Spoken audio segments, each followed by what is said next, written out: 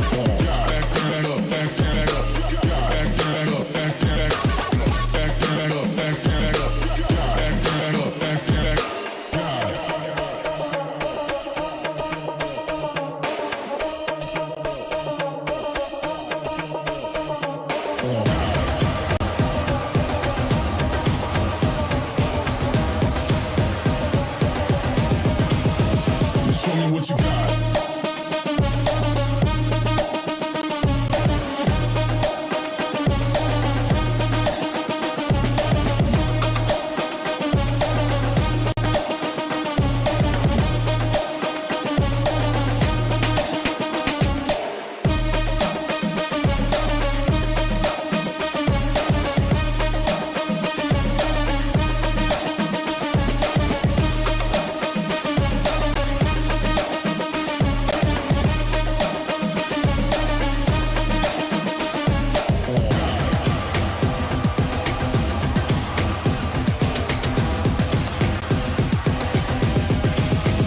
Show me what you got. Down, up, back, up, God, down, up, back, God, down, up, back, up, God, down, up, back, God, down, up, back, up, God, down, up, back, God, down, up, back, God. Ain't no reason to back down, so step it up. God, down, up, back, up, God, down, up, back, God, down, up, back, up, God, down, up, back, God, down, up, back,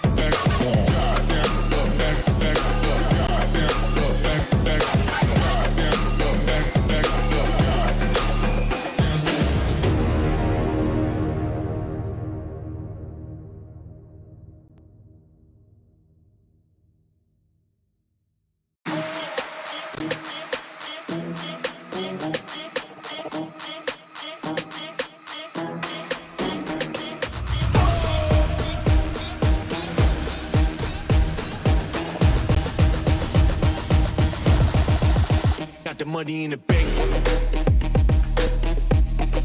Hit you with the. Hit you with the bank. Hit you with the. Hit you with the 808. Hit you with the. Hit you with the 808. Bang to the break. Bang to the break. Bang to the break. Bang, bang, bang, bang, bang. I'm a boss and you know that I'm finna shine. Got the money in the bank.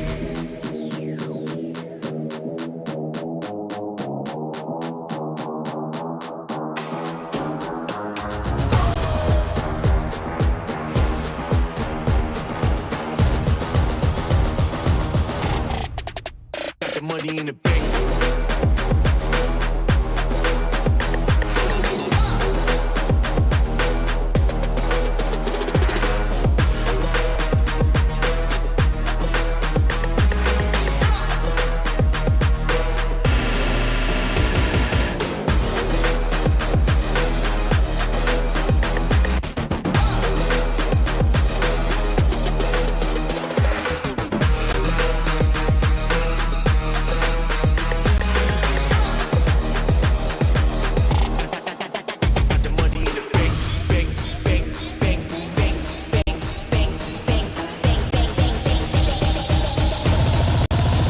Money in the bank. Hit you with the 808. Hit you with the. Hit you with the bank. Hit you with the. Hit you with the 808. Hit you with the. Hit you with the 808. Bang to the break. Bang to the break. Bang to the break. Bang.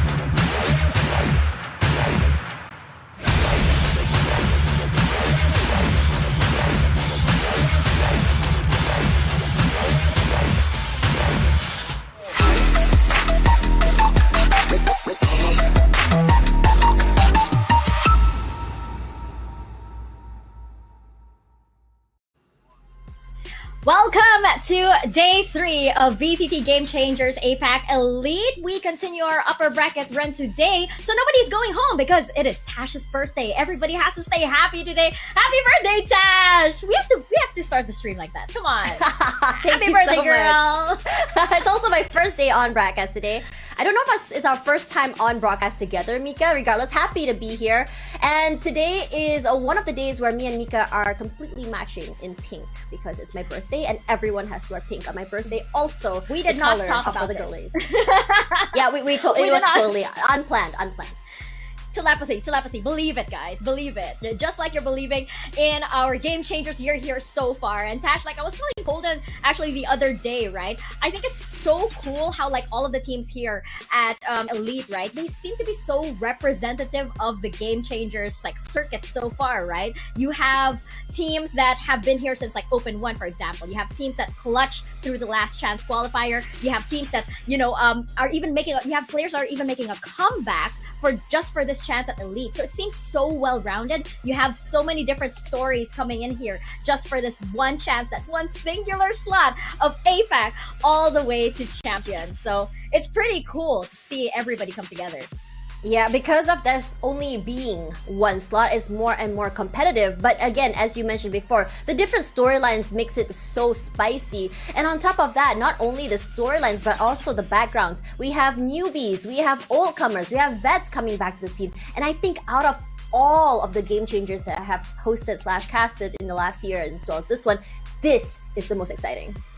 Definitely. We can also see how much these teams have changed, right? Throughout all of these years, right? You have SMG in top form right now. And you have FULLSENSE, Sapphire not too far behind as well. You have RRQ with these like amazing plays. There's so many players here whose arcs we're seeing develop before our very eyes. And it's so great to watch. And right now, as we take a look back at our roadmap, just to refresh your memory, everybody, we did have 3 open so far. And our last chance qualifier where we had 2 slots. And those slots were taken by Nix Kyose. And of course MLT Esports. And right now we have this, our final step to champions, right? And we also have a $35,000 prize pool here for all of these teams. And Tash, that of course adds more pressure, but not so much than that singular slot of APAC to Sao Paulo, Brazil, right? 2 champions to be up against all of the other Game Changers teams throughout the VCT regions. I think that everyone has their own motivation to go to the grand finals. Like RRQ, Kaguya, I'm sure that for the girls who were previously in Alter Ego Celeste, that slot was, last minute taken away from them by FULLSENSE Sapphire. FULLSENSE Sapphire wanted to show everyone why they qualified in the first place and actually go a lot further than they did last time. We have SMG who felt like they were always at second place. Orangutan X, the newcomers from last year who wants to make a bang. We have Ascent and WJ who last year didn't seem to really clinch it, but this year looking very, very strong. Global Esports Phoenix, who just, I would say, a team that really wants to make it on top and just showed all of India that they are the best. MLT new from LCQ and also Nix Kyose for Fifi, obviously. With a $35,000 prize pool, this is the bonus they are looking for on top of a full expense paid trip to compete in Brazil. To match up against all of the other Game Changers teams all around the world. And that's what's so exciting, to be on that global stage, right? It's what fuels you as an athlete, as a competitor, right? And for all of these ladies, it's that pinnacle, right, of a year thus far. For, like, as you mentioned, there's so many stories now that have come into fruition just because of how long Game Changers has been going on. That grudge match between RQ, Kaguya, and Team SMG and FULLSENSE Sapphire, this 3-way kind of grudge match, right? FULLSENSE Sapphire definitely scrambling to defend that title, and Team SMG, as you mentioned, formerly always the bridesmaid, never the bride, but now they have been undefeated thus far. Are they going to continue their win streak over here? They haven't dropped a series yet this entire year, Tash. That's amazing. They have not lost at all.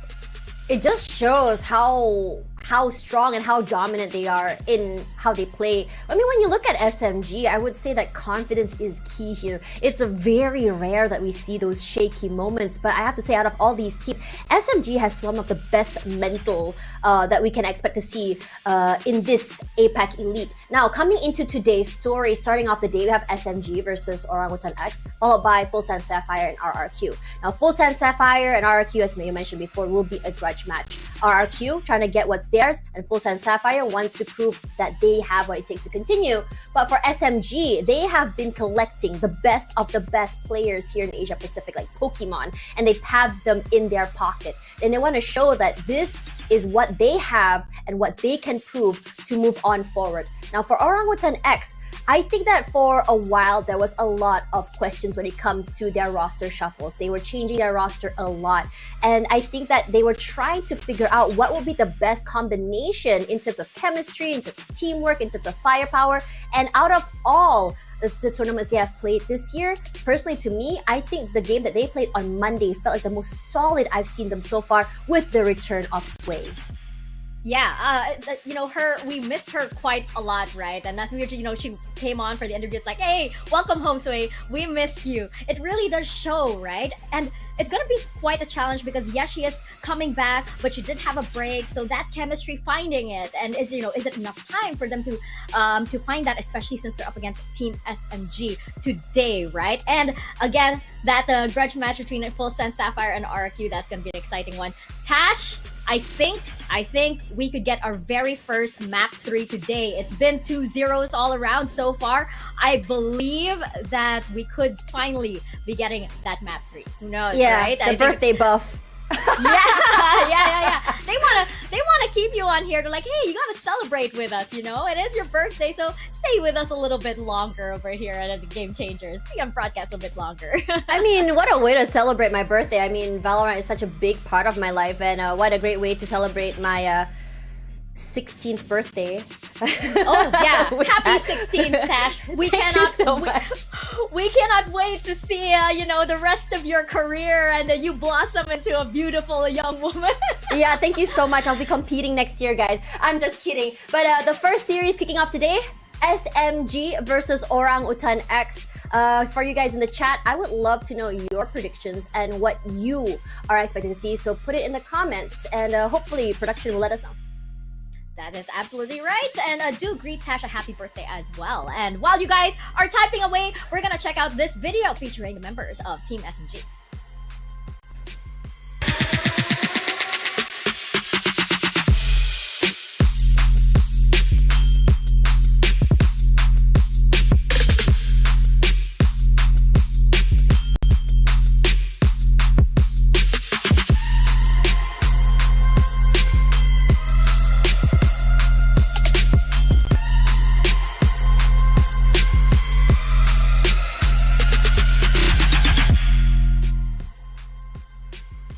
We talk a lot about firepower and individual prowess from SMG, but we don't really talk about like what it takes to make a good team. Now, SMG, when you talk about them, again, I will always highlight this. They are a team, one of the few teams that has a mental coach to keep them in check. When that tilt happens, that I would say that timeout happens, they know what exactly to do to just bring themselves back into their mind, from their minds into their bodies, to just really refocus on themselves. And on top of that, with the change of their coach as well, from Fall to Cobalt, I did have a few questions as to what is going to change in the team, but it feels like nothing at all has changed. They have worked with them before, it looks solid and really, really good. And most importantly, the chemistry that they have is because they are literally besties.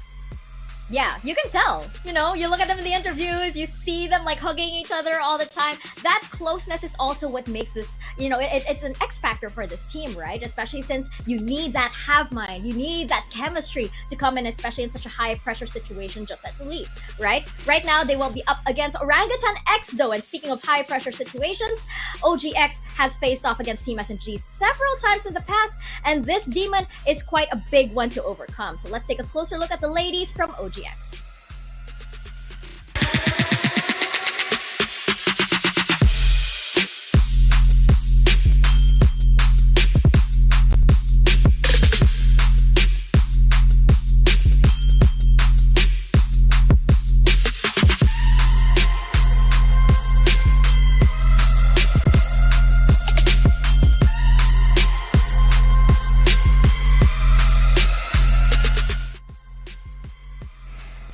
return of Sway as well as Mythica to this roster is sort of an ode to their former roster, plus their new one. Their firepower is looking so good, and I have a feeling that this is one of their most solid rosters of all time. Again, Orangutan X showing us that it's not over until the orangutan sings. They are a team that can go 4-8, 9-3, 10-1 at one point, and they still can come back and win it till the end. So that's just how good these girls are in terms of mental, in terms of coming back, and in terms of really solidifying the rounds. Yes, it is a little bit slow in terms of their start, but once they figure the other team out, the other team better watch out.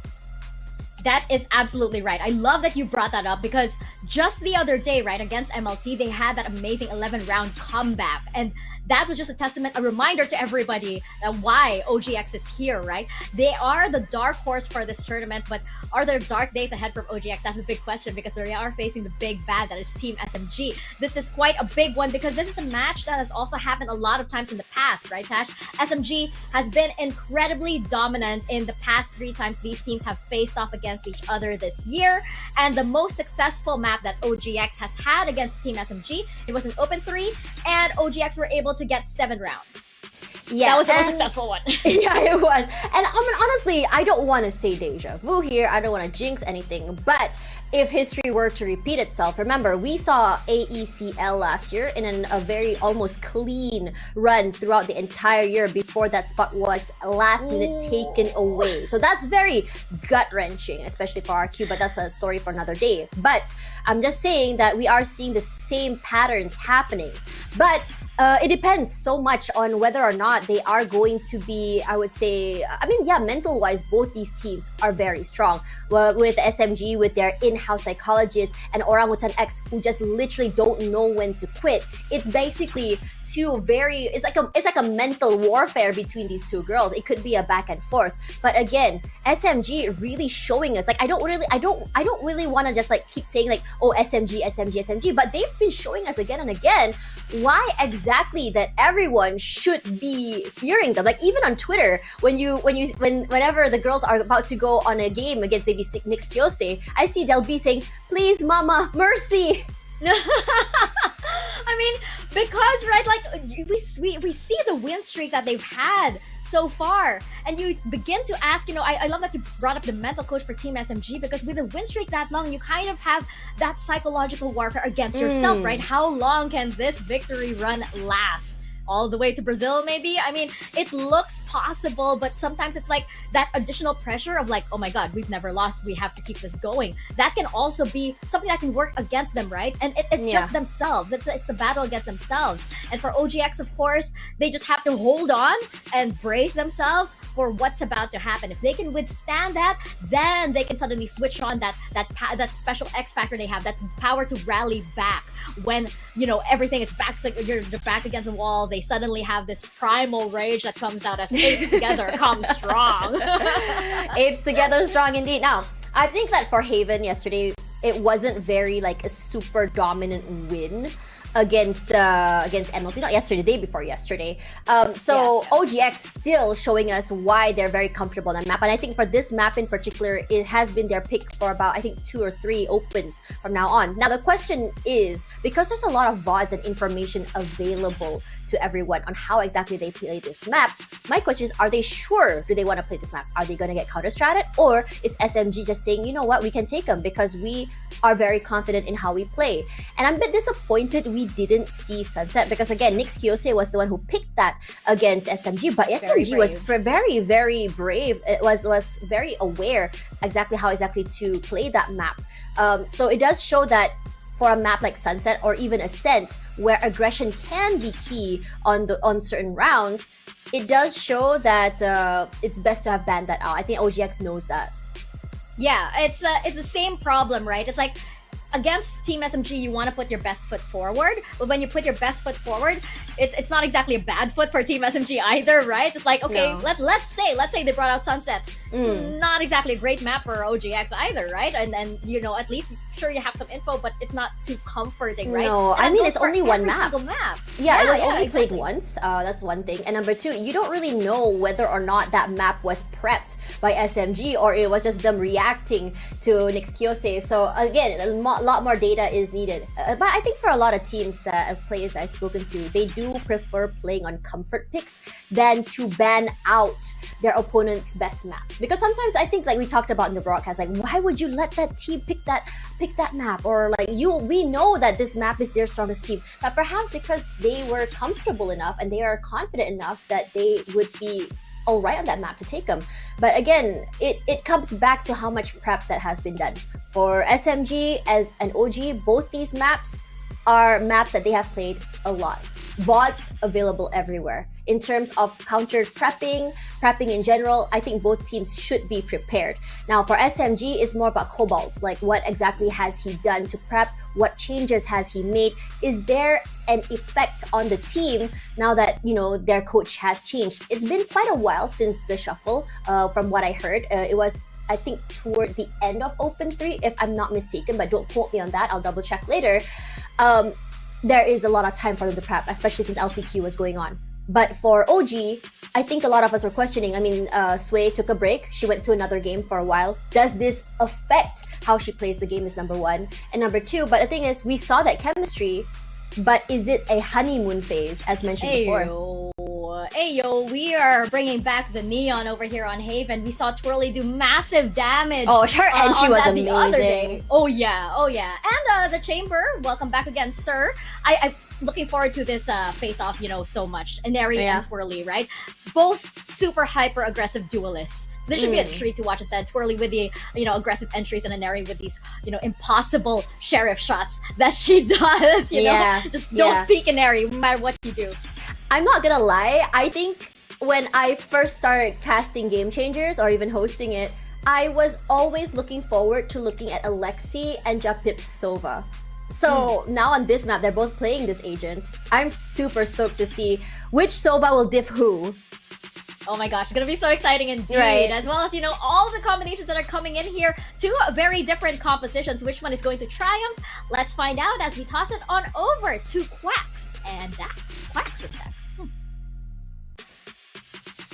Mika, you want the duo? You want the solo? Pick a name already. But come on, we're gonna pick apart, of course, an incredible series for you, ladies and gents, because this is a blast from the past, Quack. This is practically a rematch of Open 1 finals, and I fully expect to have some of the best games moving forward from this point on. But just to reiterate, I am Dax. He is Quack.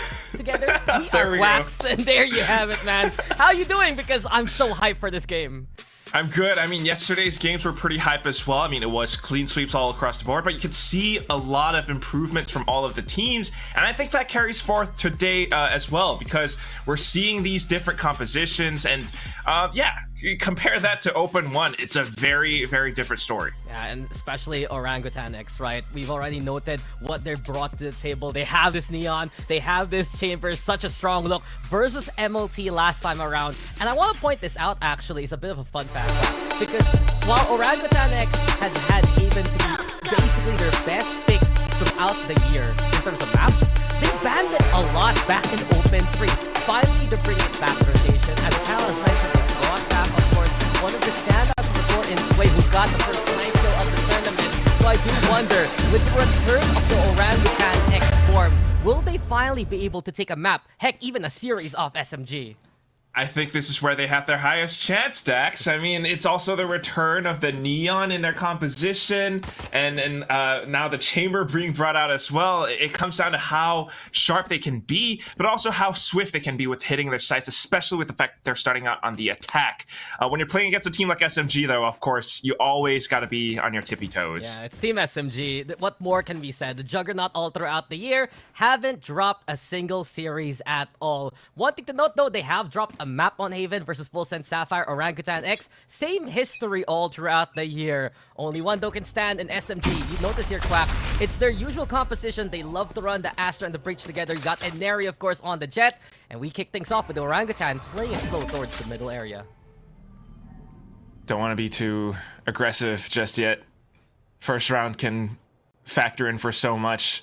And especially up against SMG with such a composition, there's so much they can do if it's timed correctly, right? The gravity well, the fault line, which has already been used. But here we go, just walking straight into B site. Yeah, and I'm watching out for Twirly here to find ways to break the usual pace of SMG plays that Neon can get into places you don't expect from. B site taken here by Orangutan, and Alexi has a plan. Signature Sova perhaps. Let's go Hybe, finding Sway, cameo on the board as well. Oh my god. Is this a good clear from SMG towards the site? How about here offside? Japip still with a fight back at the very least. Window position usable here for Orangutan X, and Neri trying to find the angle if ever. The smoke is into play. Shirazi on the shot start flies, but SMG will deny any kind of glory. All left to Twirly, no chance whatsoever.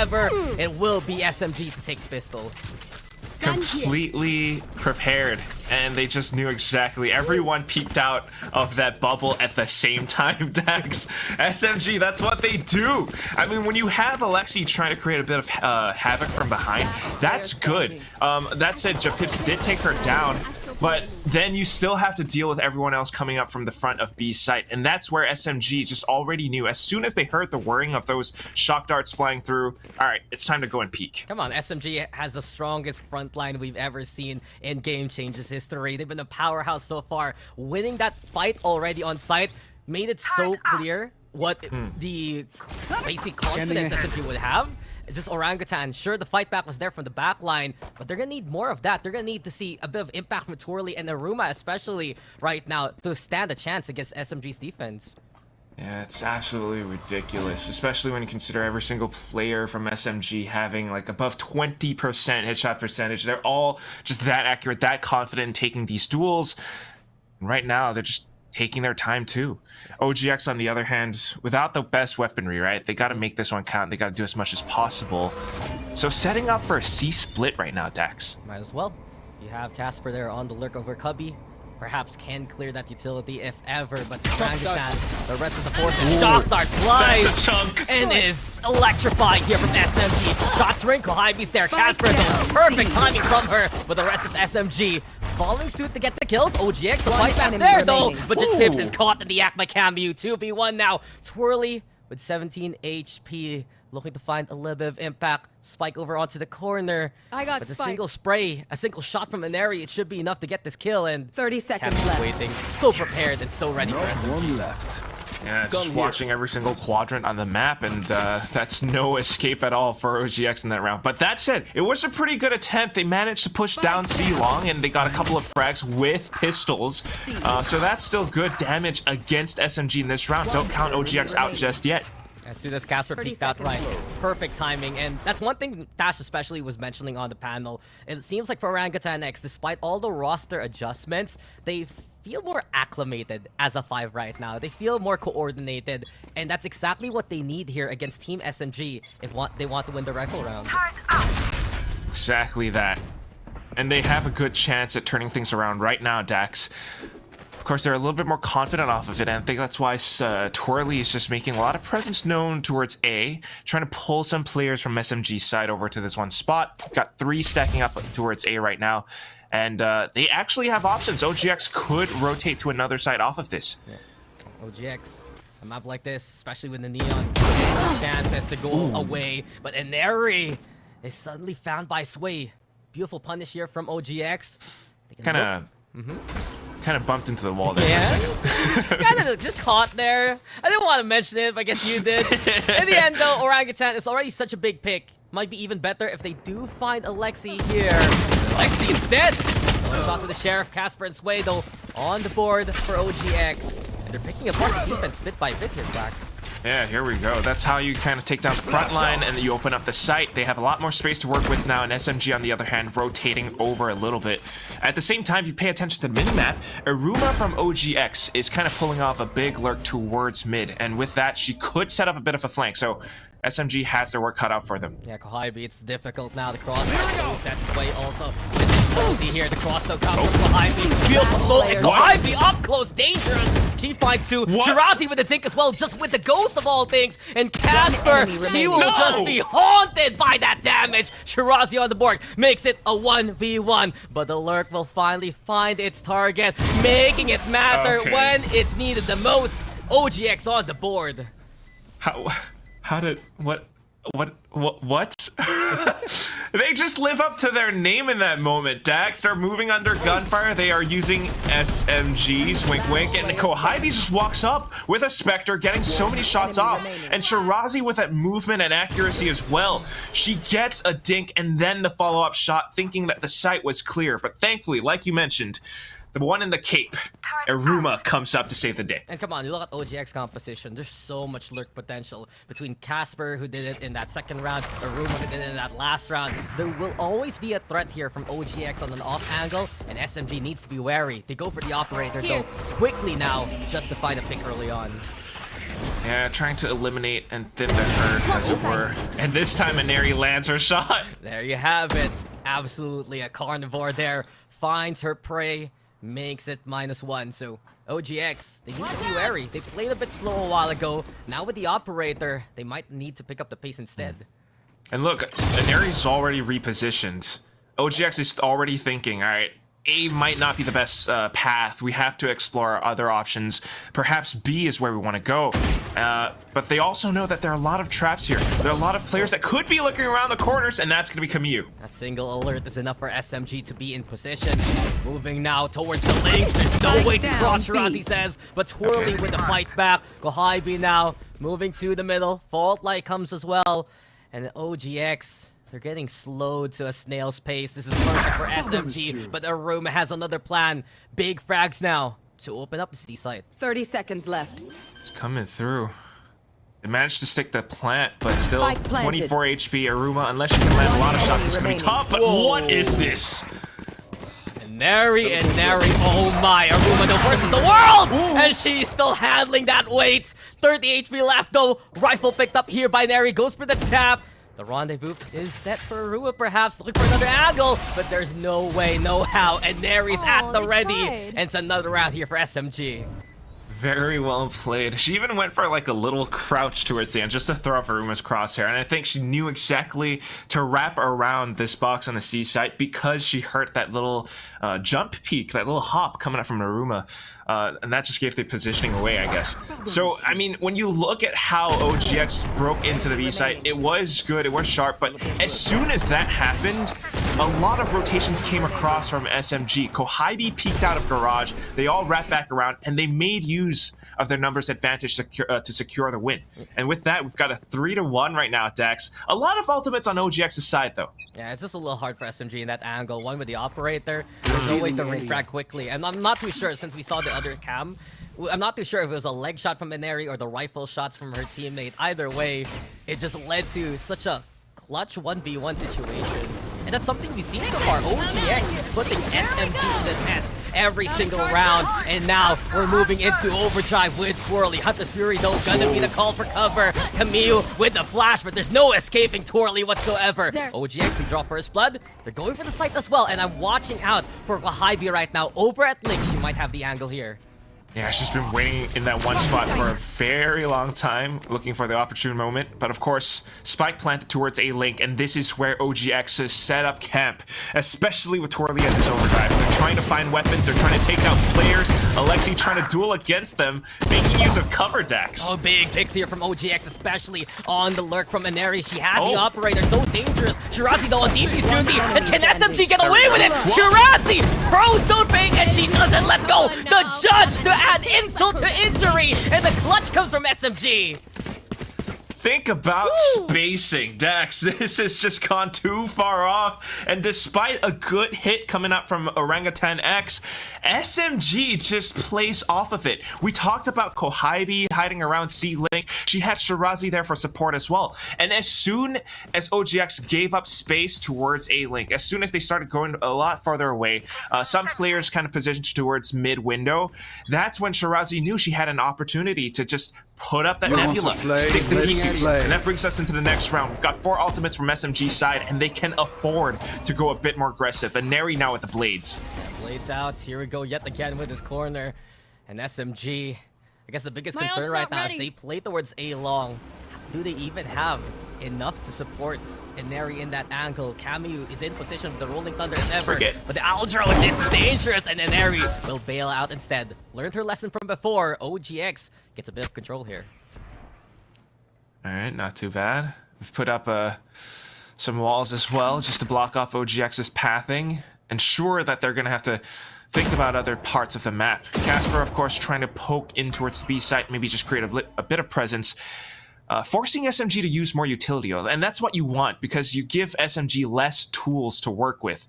However, they're switching up positions as well. Look at Kohibi hiding inside of garage. Warp. And look, a Twirligo slides in like a hero, but unfortunately he's zeroed in like Kohibi. Here comes Kohibi yet again. 2 for her before her rampage is ended. So 4v3 for the time being. Casper in 30 position now seconds left. towards long. Just waiting for anyone to peek Concealment. if ever.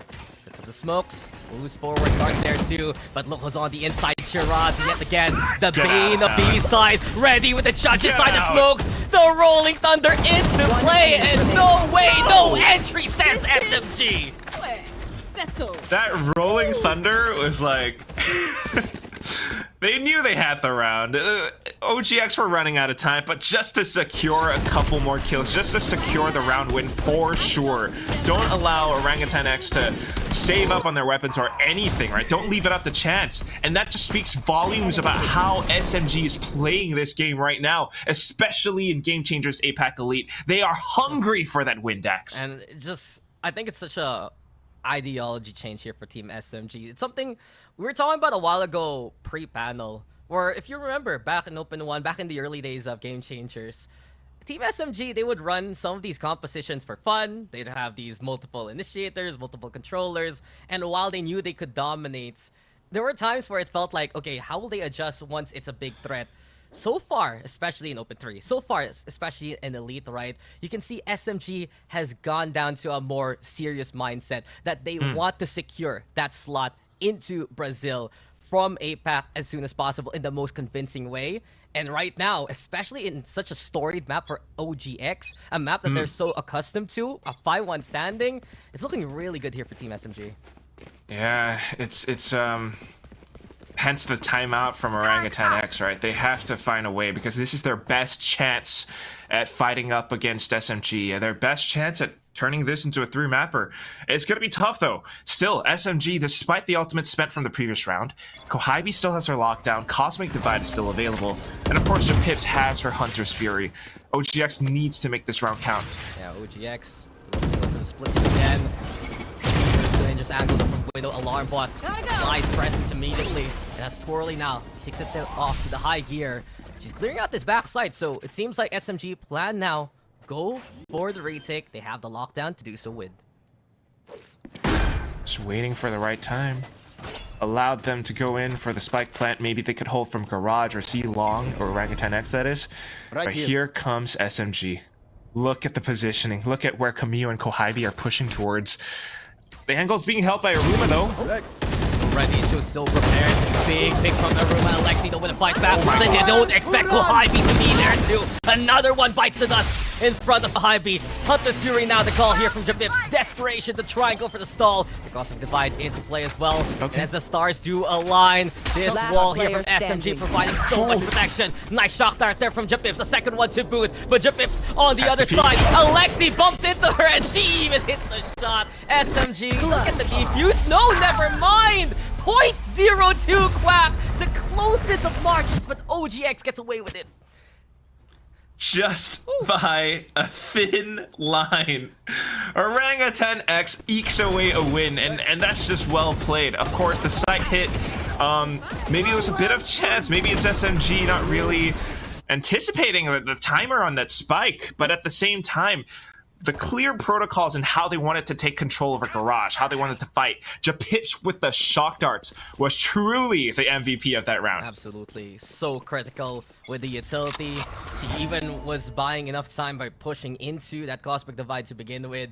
And sure, it got very, very close. I looked at the meter and I was like, no way, that's a defuse, right? And oh, it pops. Oh, 0.02. How do you even react to that, man? With OGX, you can see how strong their Pokesplat has been so far. They're gonna go yet again with Twirly leading the forefront. Big pick towards Link. Here comes Alexi with the trade. 4v4 for the time being. And it's another one of their default B hits. Here comes the lockdown, of course, but then it just creates a bit more space. What we saw from before was Shirazi with her Nebulas, and this time it's blocking off, doing the same thing. Can OGX fight back against this? Yeah, Sway leading the charge. No! Flashes, and Alexi already on devious duty. SMG, they win the round before the battle even begins. And so many people still alive. 8 players at the end of the round still up there, Quack. They just keep doing it again and again, Dax. I mean, they know that they have the space. They know that they had that lockdown, and that was the whole game plan. As soon as Twirly was taken out of the equation, That's it. that's exactly, that is it. But it's also a little bit of a feels bad. Like Shirazi and Alexi being ex-teammates with Twirly going up against your teammate like that. Yeah. Wow. It's familiarity, man. They just know what's happening. And now we finally get the contest that was promised from the last round. A hit towards B, perhaps. A battle towards the window. It's 4v4. And OGX, they're moving towards C side instead, where Shirazi's waiting. Look at all those stars, too. It's a constellation. Take flight. Is it a Big Dipper, or what are we looking at? It's I our think- North Star. I think it's the Owl constellation. As the Owl drone looks for intel, and Swirly will hit that punch. Hunt the Fury, though. The call from afar, Alexi can't find much with it. And as Twirly yet again, the tip of the spear. Hey. I think that's a concern right now, Quack. Like, Twirly is so incredible at making space. But how far can OGX help her with the Neon making that much space to begin with? Camino already with the flashes. Casper on the board. Alexi with the trade. And as Neri provides pressure from afar, it's 3v2. Shock Dart rings. Here comes Alexi again, making space for herself. And it's a Roomba stuck in the corner. SMG What? with a duo to clear. It will be enough to still win the round. This was a 3-on-4 situation turned into a 2-on-3 or whatnot. And yes, the duo just makes it work. That synergy, the chemistry they have between them, but also just sharp senses and mechanics. Look at how Alexi takes fights up around this box. The angles are isolated perfectly. She's never ever exposed too much to any unnecessary risks. And at the same time, I mean, OGX, unfortunately, despite, like you mentioned, Dax, amazing entries from Twirly. She's top fragging for a team right now, but the follow-up, the site holds, they're kind of falling apart whenever SMG kicks it up a notch. Yeah, it's just the gap between Twirly and another player, and it's not even on the scoreboard. It's the literal sense. The space created by Twirly, I feel like for OGX, their post plant relies on staying away from the site, staying away from those kind of angles, and it's just that parallel right now that might be the problem here for OGX, and SMG is finding the middle to squeeze themselves in. Here comes Aruma with one, and Neri though with a quick trade. The Rolling Thunder, so the answer, they want to punish Neri as soon as possible, and Twirly now looking around on the side, zapping down Kohabi, searching towards short. Here comes the stun as well, but Neri has other plans. Gets the peek out, Op is here, but the stun will get the connection, and Sweet Princess good night, as Neri will fall in the hands of Twirly, swinging on the angle, but Twirly just zapping them all down. The overdrive, enough for OGX to get the round. She's just twirling up in there like a ballerina, Dax. She's sliding all over the place, gliding across the battlefield, and like you mentioned, just zapping them down. Look, I got one. I'm waiting for the moment. Look, Twirly in position everywhere and anywhere. She cleared out backside. She cleared out short, and she's like, Everywhere. oh, I gotta go back to backside. I gotta check out everything going on here. Would you say it was everything, everywhere, all at once? Yes, sir. There you go. There we go. The best picture thanks to Twirly and OGX. There's always a lifeline for them. There's always a chance. Still gotta be careful though. SMG, the trigger fingers are sharp. Alexi doing it yet again to get 2. Okay. But with that, it was a lot of players towards B, and OGX instantly knows another part of the map, A, probably is open. They go in for that spike plant. But again, we need those holds! One enemy remaining. Oh no! Not like this, SMG. Unbelievable shots for yet again. And Neri just failing out with the dash. Casper all alone now in a 1v4. Will look to be success for OGX. Falling apart at the seams. Takes out the plant though. The owl drone will confirm. Oh, breaks that down. One falls. Casper gets the second. There's still a chance here for OGX. Hold up, look at the flank. Kohabi so far away though, and Dark's there. One comes down here, Quack. Got a SAR. It's low HP here for Alexei and Kohabi. Big chance now for Casper yet again. Inside the smoke, looking for a target, and Kohabi will find her so quickly. Clear sight lines and clear skies thanks to SMG. What? Out of charges. A reversal of fortunes in the round. That's a thrifty. This is unbelievable. After such an amazing round, a quadruple kill from Twirly, insurmountable round efforts, in and the then half. SMG just comes in and like, we got sheriffs. You know what? We'll do you one better. We'll just take this whole round away with our sharp shooting. They went in for duels outside of B. They went back in with a retake. They managed to pick up some weapons, and they turned it into a 1vx situation where, of course, Kohabi just has the sensing to go in for that big old flank. And this is something that speaks a lot about how much Kohabi has grown as a player ever since, last year playing for Renata Sweat and whatnot. And now being the IGL, playing at Sentinel, she has grown so much, man. Yeah, the stand-up of SMG, but stand-up Twirly take a bow after that shot. OGX, they get rid of the operator, so a big threat gone already. Shirazi, though, she's made this angle work before. Jump Peaks now doesn't get any intel, as OGX decide to move towards A instead here. Alright. Taking things slow and steady. It is an 8-3 at the current moment. And if, as much as possible, they can turn this into an 8-4, they might have a better chance in the second half. That said, they will be on the defense, so you never quite know what's going to happen. But right now, SMG, given their current positioning, this suggests that they are just going in for a full-on retake setup. They know that OGX has a lot of weapons available to them. They know they have Aruma, possibly with her ultimate as well. So, just taking things carefully. Wait for the Cosmic Divide to drop. Might as well OGX to get in position. And as SMG are looking for angles to clear, needs to be Camu. Looking to set things up well. She still has the utility for the team. Bolt line especially. area. Dark rings from Alexi though. Here comes the aftershock as well. And the way in a bad position. Aruma makes it for the fourth work, but SMG are just so confident and so ready. They're clearing out the site so quickly. It's all Aruma now, and there's just no way when SMG are here to play. 9-3 to end the half with. You gotta keep looking at that round. The way that they retake this, as soon as they go Switching in sides. towards that Nebula from Casper, they start firing off the cuff, and with that, they manage to find a couple of frags. Even with the off angle being held by OGX, it's just not enough. And you know what? I'm gonna stop talking now because our panelists will break down how this became a 9-3. That's right, get out of the way, Quack and Dax, and let the birthday girl here say her piece, right? Make way. But no, really, I mean, like SMG, Tash, what else were we expecting here? They're just so precise here, and they're so prepared, especially up against, OGX, who they know so well.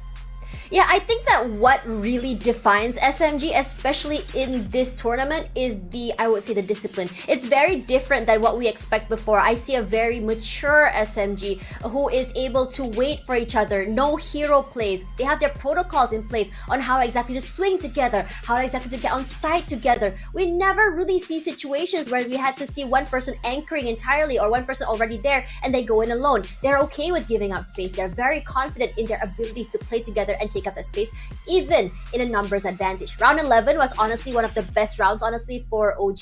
I mean, Casper, she managed to get that double kill before she finally got onto the site. But you know what Alexi did? Even though it's a one-on-one in that situation, she would rather wait for Kohabi to finish the rotation before actually taking that space. So this shows that they do have the understanding, they have the respect as well to make sure that they don't throw the game.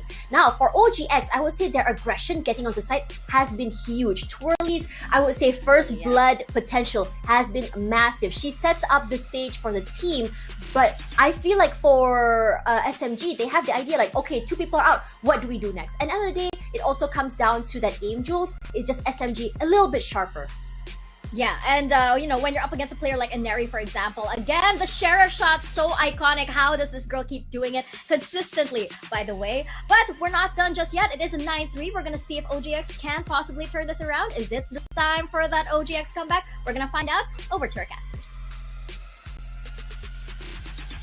Quack, the birthday girl's very nice about things. I just want to say it outright. Team SMG, they're just the sharpest we've seen, I think, in the history of Game Changers APAC.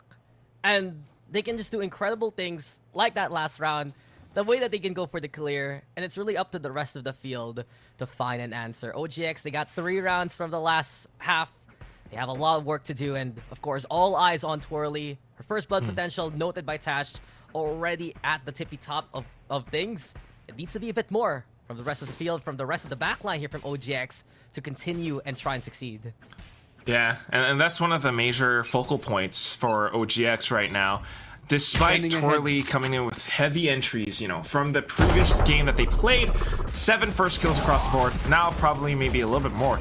You need the rest of the team to be able to hold down sites, but this time it's going to come into retakes, and that's another thing that we have to look at. SMG's already swarming the A site, and they have set up observation points towards A short, A long. How do you retake this? Yeah, it's difficult. They still have the breach. They still have the Astra to work with. Chirazi already holding towards short flank, being covered here by both Chirazi and Kohibi, actually. And over onto the corner, familiar territory here for SMG, and Kohibi gets the connection. Usual stuff from her. Sway though with the trade. Fantastic. But she realized, checks out the lobby, notices someone going for the tap behind her. But SMG in the front lines, winning it with Alexi yet again. Sway though on the board. The room also there to stand. It's 2v1 now. Chirazi finding a kill with the ghost, yes. The Ruma running out of time. Crossfire being set yet again. SMG so prepared for this. So sharp, just so secure. That's SMG for you. It is ridiculous, Dax. I mean, you're talking about, you know, the sharpest they have ever been. They really feel like, I mean, I don't want to do a lot of comparisons, but they feel like a team like maybe like Fnatic. You know, everyone is the cream of the crop. Everyone is in their tip-top condition, peak performance. And when you look at, yes, Kohibi with the sharpshooting, Alexi, maybe even Aneri as well when she's like popping off on the entries, you have a player like Chirazi, and she has that sense to just push out of A short to buy time, to keep Sway distracted before that retake finally comes in. Oh, it's early, taking damage early. I love the attempt there from OGX, but SMG understand exactly how they're going to play out this round. Playing it slow on the anti-eco. I just want to say, man, I look back at the history of like basketball. There used to be a big 3 in Miami. Now there's a big 5 here for Team SMG, and ever since the start of the year, it's really just the powerhouse of this roster. Then you add in Aneri by open too. It just gets even better and better for SMG. Ooh. Yeah. It really is. Do you remember when they used to like fight? It was SMG versus Bren Victress, and then of course you have Alter Ego. Now we just combine them all, might as and then well. you get this squad. They're so good. And they're flexible is what I want to say. I mean, in this round, you know, not blindly aggressing into sites. They're controlled, in fact. And teams have to watch out for this. OGX, unfortunately, this could potentially be a flawless round. SMG already on site. Spike planted. Looking at the Ruma, perhaps just tells 2 as bullets on the Headhunter. Looking for a pick or 2. Orangutan X struggling to find any kind of reprieve here on defense, and moving towards Garage right now, stacking a triplicate. Just want to do a bit of damage, but the turret spots them first and foremost. Sway here with contact. Kohibi tapping away. And yeah, OGX, there's just no way for them to really push into this. You have Kohibi and her turret. That's already enough by this point. You add in Aneri, prepared at the front line, that smoke, ready to dissipate soon. This is a surefire win for SMG. Yeah, OGX looking to die to the spike, perhaps. Okay, that's a nice consolation prize. But Kohibi comes. Oh, okay. Oh no. Okay. Oh no. Sacrifice 1 to get the 2.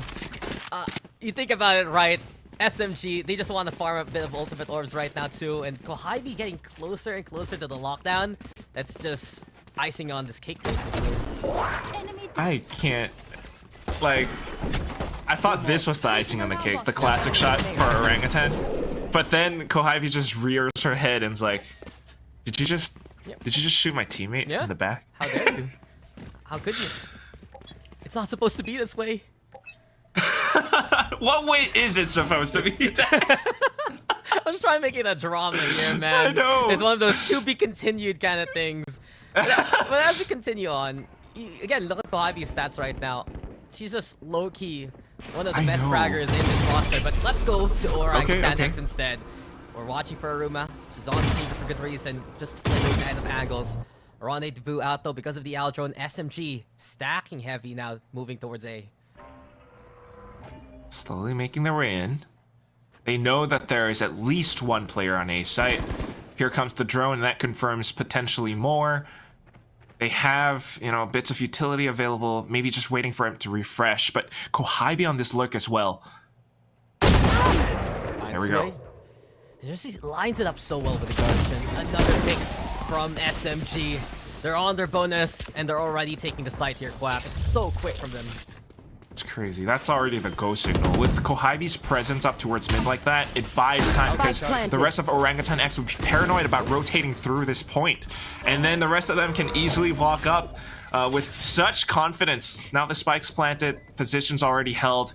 Orangutan X needs a bit more vision, but it's being blocked up by Shirazi. How can you see through the stars? And here comes Twirly though to find the impact, and Neri over at Graffiti making a masterpiece, making an artwork with the hips has the paintbrush also in hand. 3 for her, 3 for Neri. It's 1v1 now. Shorty versus the classic. The chase is on, and it's apparently Neri who wins it out anyway. Bonus 1 and match point now for SMG. Match point. Ugh.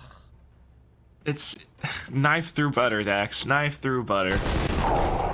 I mean, it's a good attempt at a retake. The way that they waterfalled off of Heaven from OGX, they managed to, you know, deal a little bit of damage. And it always comes close, like you mentioned.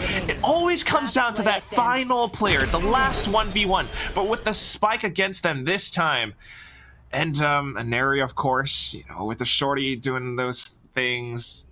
It's a little bit painful, but here we are, match point, timeout being called once again. Bro, they already nerfed it, they already gave it a price increase, it still gets away with the most zany things from time to time. I gotta give it to Orangutan X. That retake looked to be strong at the very start.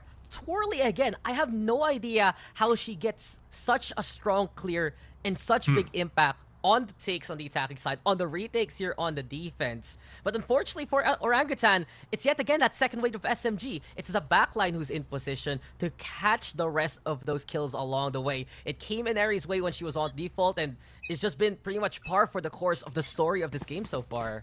Yeah, it's like they have a big old net, and they're just waiting for the fish to jump in. Yeah, and Twirly's that fighting fish. It's the one that tries to slap away, that refuses to get out of the water. But in the end, it's just such a wide net cast by SMG, and that's why they have such a wide lead. I mean, you think about that, you know, you gotta find ways to support Twirly and to follow through with that, whether it's through utility from Japips or just timing everything together and make it so overwhelming. But whatever it is this time, match point, Twirly's on the judge. Maybe we can play for one more round. If she can find Kohaibi early on, that'll be huge here for Orangutan X.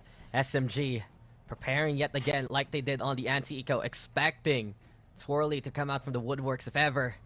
This patience play from Orangutan. This is from Aruma. This is gonna be big.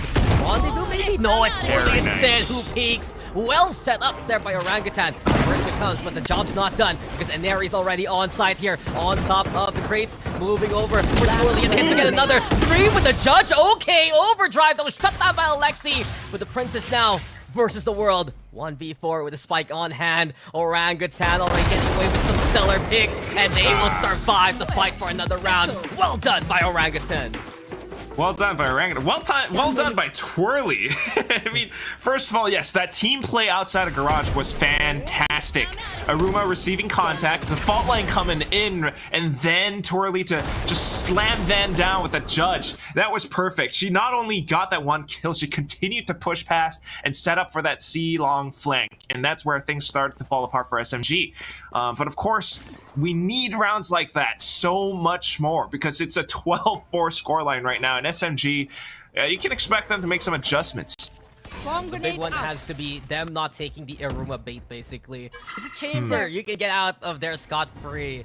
And they'll look to try and help out the front line, but Neri needs more than that. Might need a band-aid after that one, man. Spam through the smoke. 20 HP left. All right, Sway. Okay. Just getting a couple of taps. SMG rethinking about heading into A now. They need a Neri to kind of open up that site and create that space. So just kind of waiting out this drone right now. Oh, she does not see it. Yeah, SMG staying in the shadows, waiting for the timing to move slowly into B sites. Set up the stars though, and now Neri dashing on forward. No fear despite the low HP. Lockdown's there to help out in a pinch. The Hunter's Fury going to be the call. They know it's aimed towards that lockdown. And just finding Alexi along the way. Sway on the board as well. And it's Orangutan already getting to. Seems like the lockdown, it's going to detonate. Doesn't find anyone though. 4v2 for the time being. Orangutan prioritizing well on those targets. And as a spike now 30 is seconds bound, left. the dart gets some big intel here for Orangutan X. It's SMG stuck. They need to fight back as an army of two here, Quack. Spike's not down yet as well, so everyone's just kind of taking their time. But Kohibi, look at how she holds these angles. Again, SMG still a threat.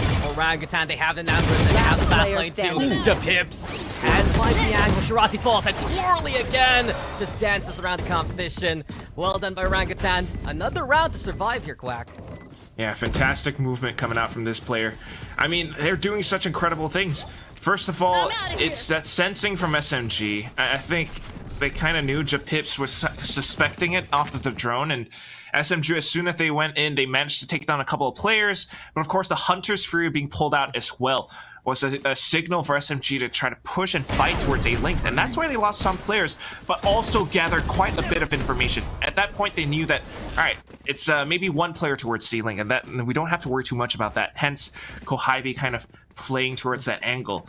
But once the retake began, it was Twirly with that fast lane and then kind of halting her movement for a second, going for that double peek with Japips that really took down Kohibi and turned everything around. So 12-5, we go for one more. Dude, these bait plays have been strong from Orangutan X so far in the past two rounds. Luma now up in hand. Alexi will be sent packing.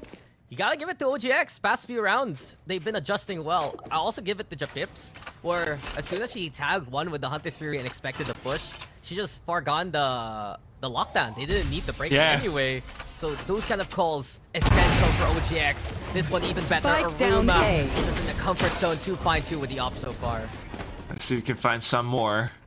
You gotta plot the sportsmanship from OGX. They're not backing down. They're not giving up.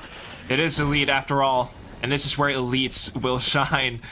SMG, they're still going for this round regardless. We've got Sheriffs, we've got the Blades. Spike is down. I mean, we've seen what SMG can do with these Sheriffs before. The numbers are a problem, and the scan is even better. Aruma with 3 already, and Shirazi can't find her target. The cleanest round so far from OGX. The up in hand and the flawless to boot. Yeah, we're playing a movement shooter. Twirly's just like all up in your grill. You can't really guard against that. And then teammates come back in, and that's that follow-up that we've been wanting to see, especially from their attack side. But nonetheless, it is finally here. It is finally OGX coming back and punching through with all of these frags. The operator, the movement, everyone following in. Let's see if we can have that for one more round. I really like the combo with like Twirly and Japips with a recon as well. Yeah, these are the strengths of Orangutan X's composition that we've been expecting so far. The safety of the angles that can be taken by the chamber. The space that Twirly can take, now assisted by the likes of Sway and the likes of Casper especially. And SMG are the ones who find the adjustment instead. Orangutan showing a lot of fight here, Quack. Let's see more. Tapping the pause button for a little bit. They know that SMG has guns in this round, and they don't want to challenge them unnecessarily. But look at the setup towards C. You've got Aruma with this operator in such a forward position. She can always rendezvous out, like you mentioned before, Dax. And that's exactly what she's looking to do.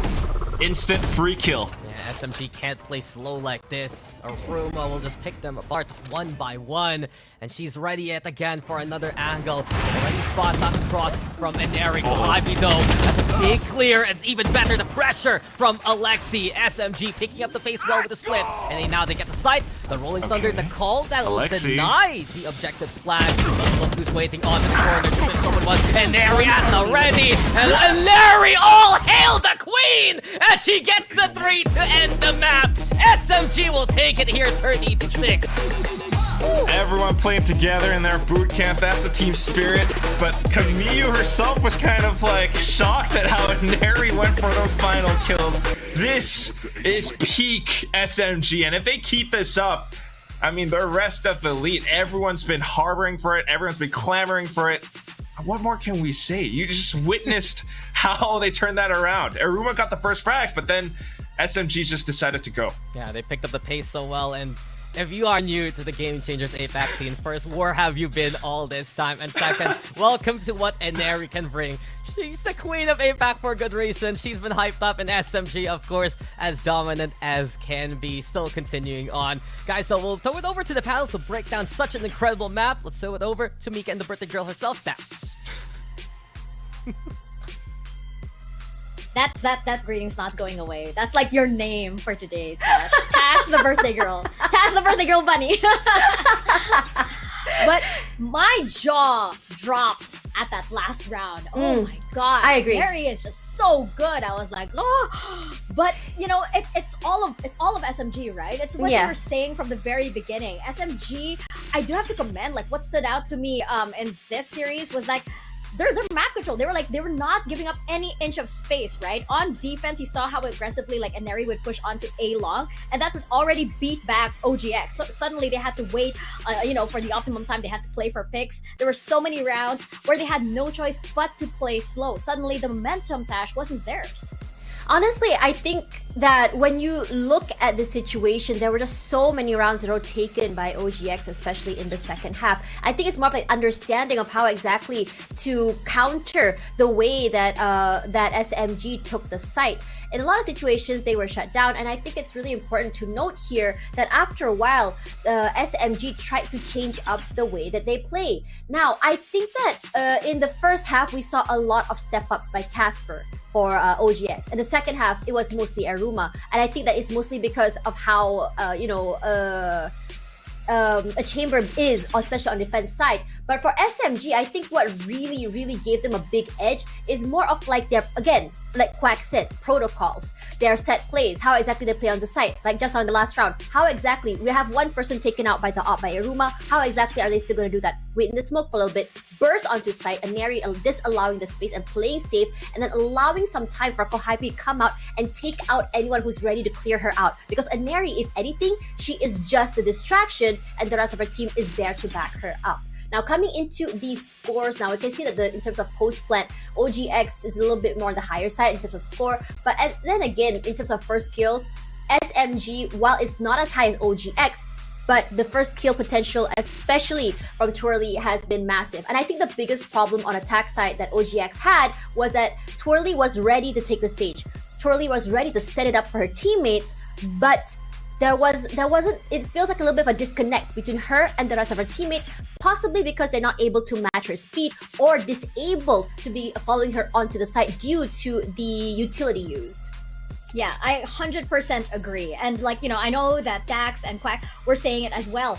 Twirly was just so fearless. She was so excellent at creating space, but the follow-up in the seconds after, right? She would entry, and then the wake that she left in her entry, there was that disconnect that you mentioned, right? For example, there was that round where Twirly, pushed onto A link, they were on attack, and you'd think there was opportunity for OGX to actually push in to B, but it wasn't there. It wasn't there. Perhaps, it was a different strategy or something, but it just felt like a missed opportunity at that point, especially since suddenly it was like Twirly went in, but for what? And then ended up just like, just fizzling out.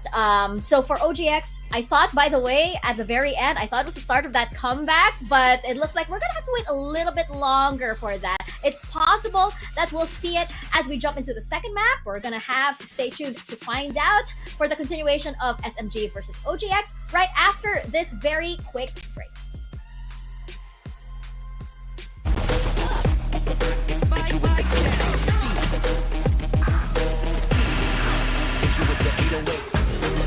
One enemy remaining. Last player standing.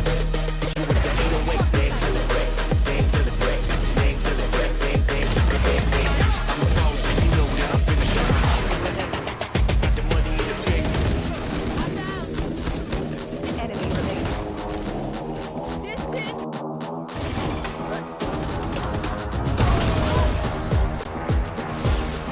Spike planted. One enemy remaining. Got the money in the bank.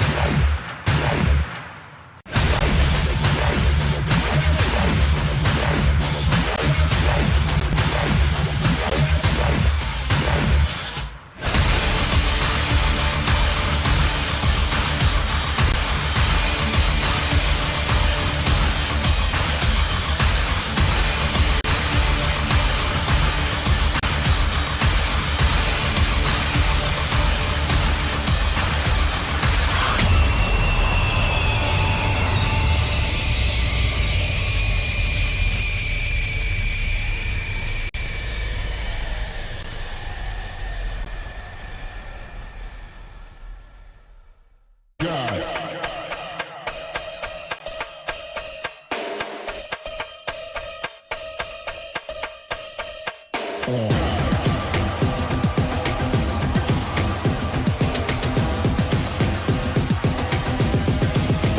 Show me what you got. Back that up, back that up. Back that up, back that up. Back that up, back that up. Back that up, back that up. Back that up, back that up. Back that up, back that up. Back that up, back that up. Back that up, back that up. Back that up, back that up. Back that up, back that up. Back that up, back that up. Back that up, back that up. Back that up, back that up.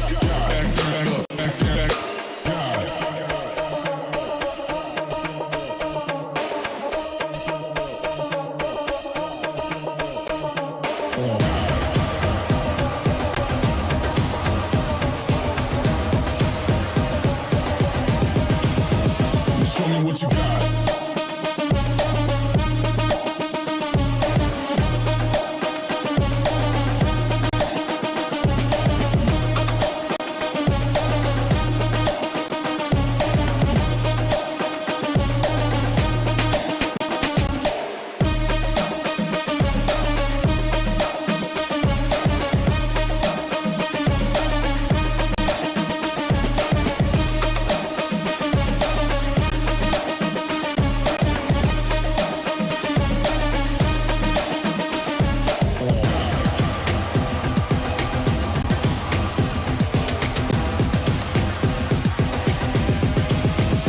Show me what you got. Down, up, back, back, up, God, down, up, back, back, God, down, up, back, back, up, God, down, up, back, back, God, down, up, back, back, up, God, down, up, back, back, God, down, up, back, back, up, God. Ain't no reason to back down, so step it up. God, down, up, back, back, up, God, down, up, back, back, God, down, up, back, back, up, God, down, up, back, back, God, down, up, back, back, up, God, down, up, back, back, God, down, up, back, back, up, God.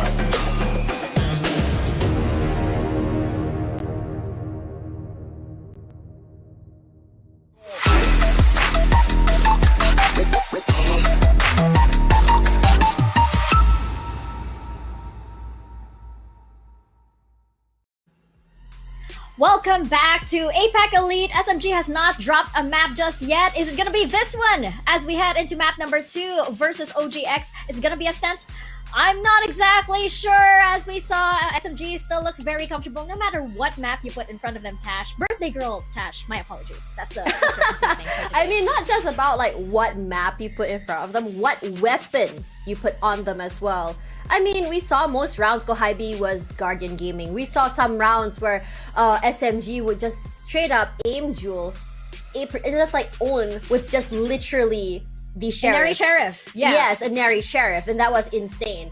And I think that in this situation, this is SMG's map. Again, reminding everyone that this is a very defender-sided map. And I think for a lot of people, they were complaining how hard it is to get onto site as attacker.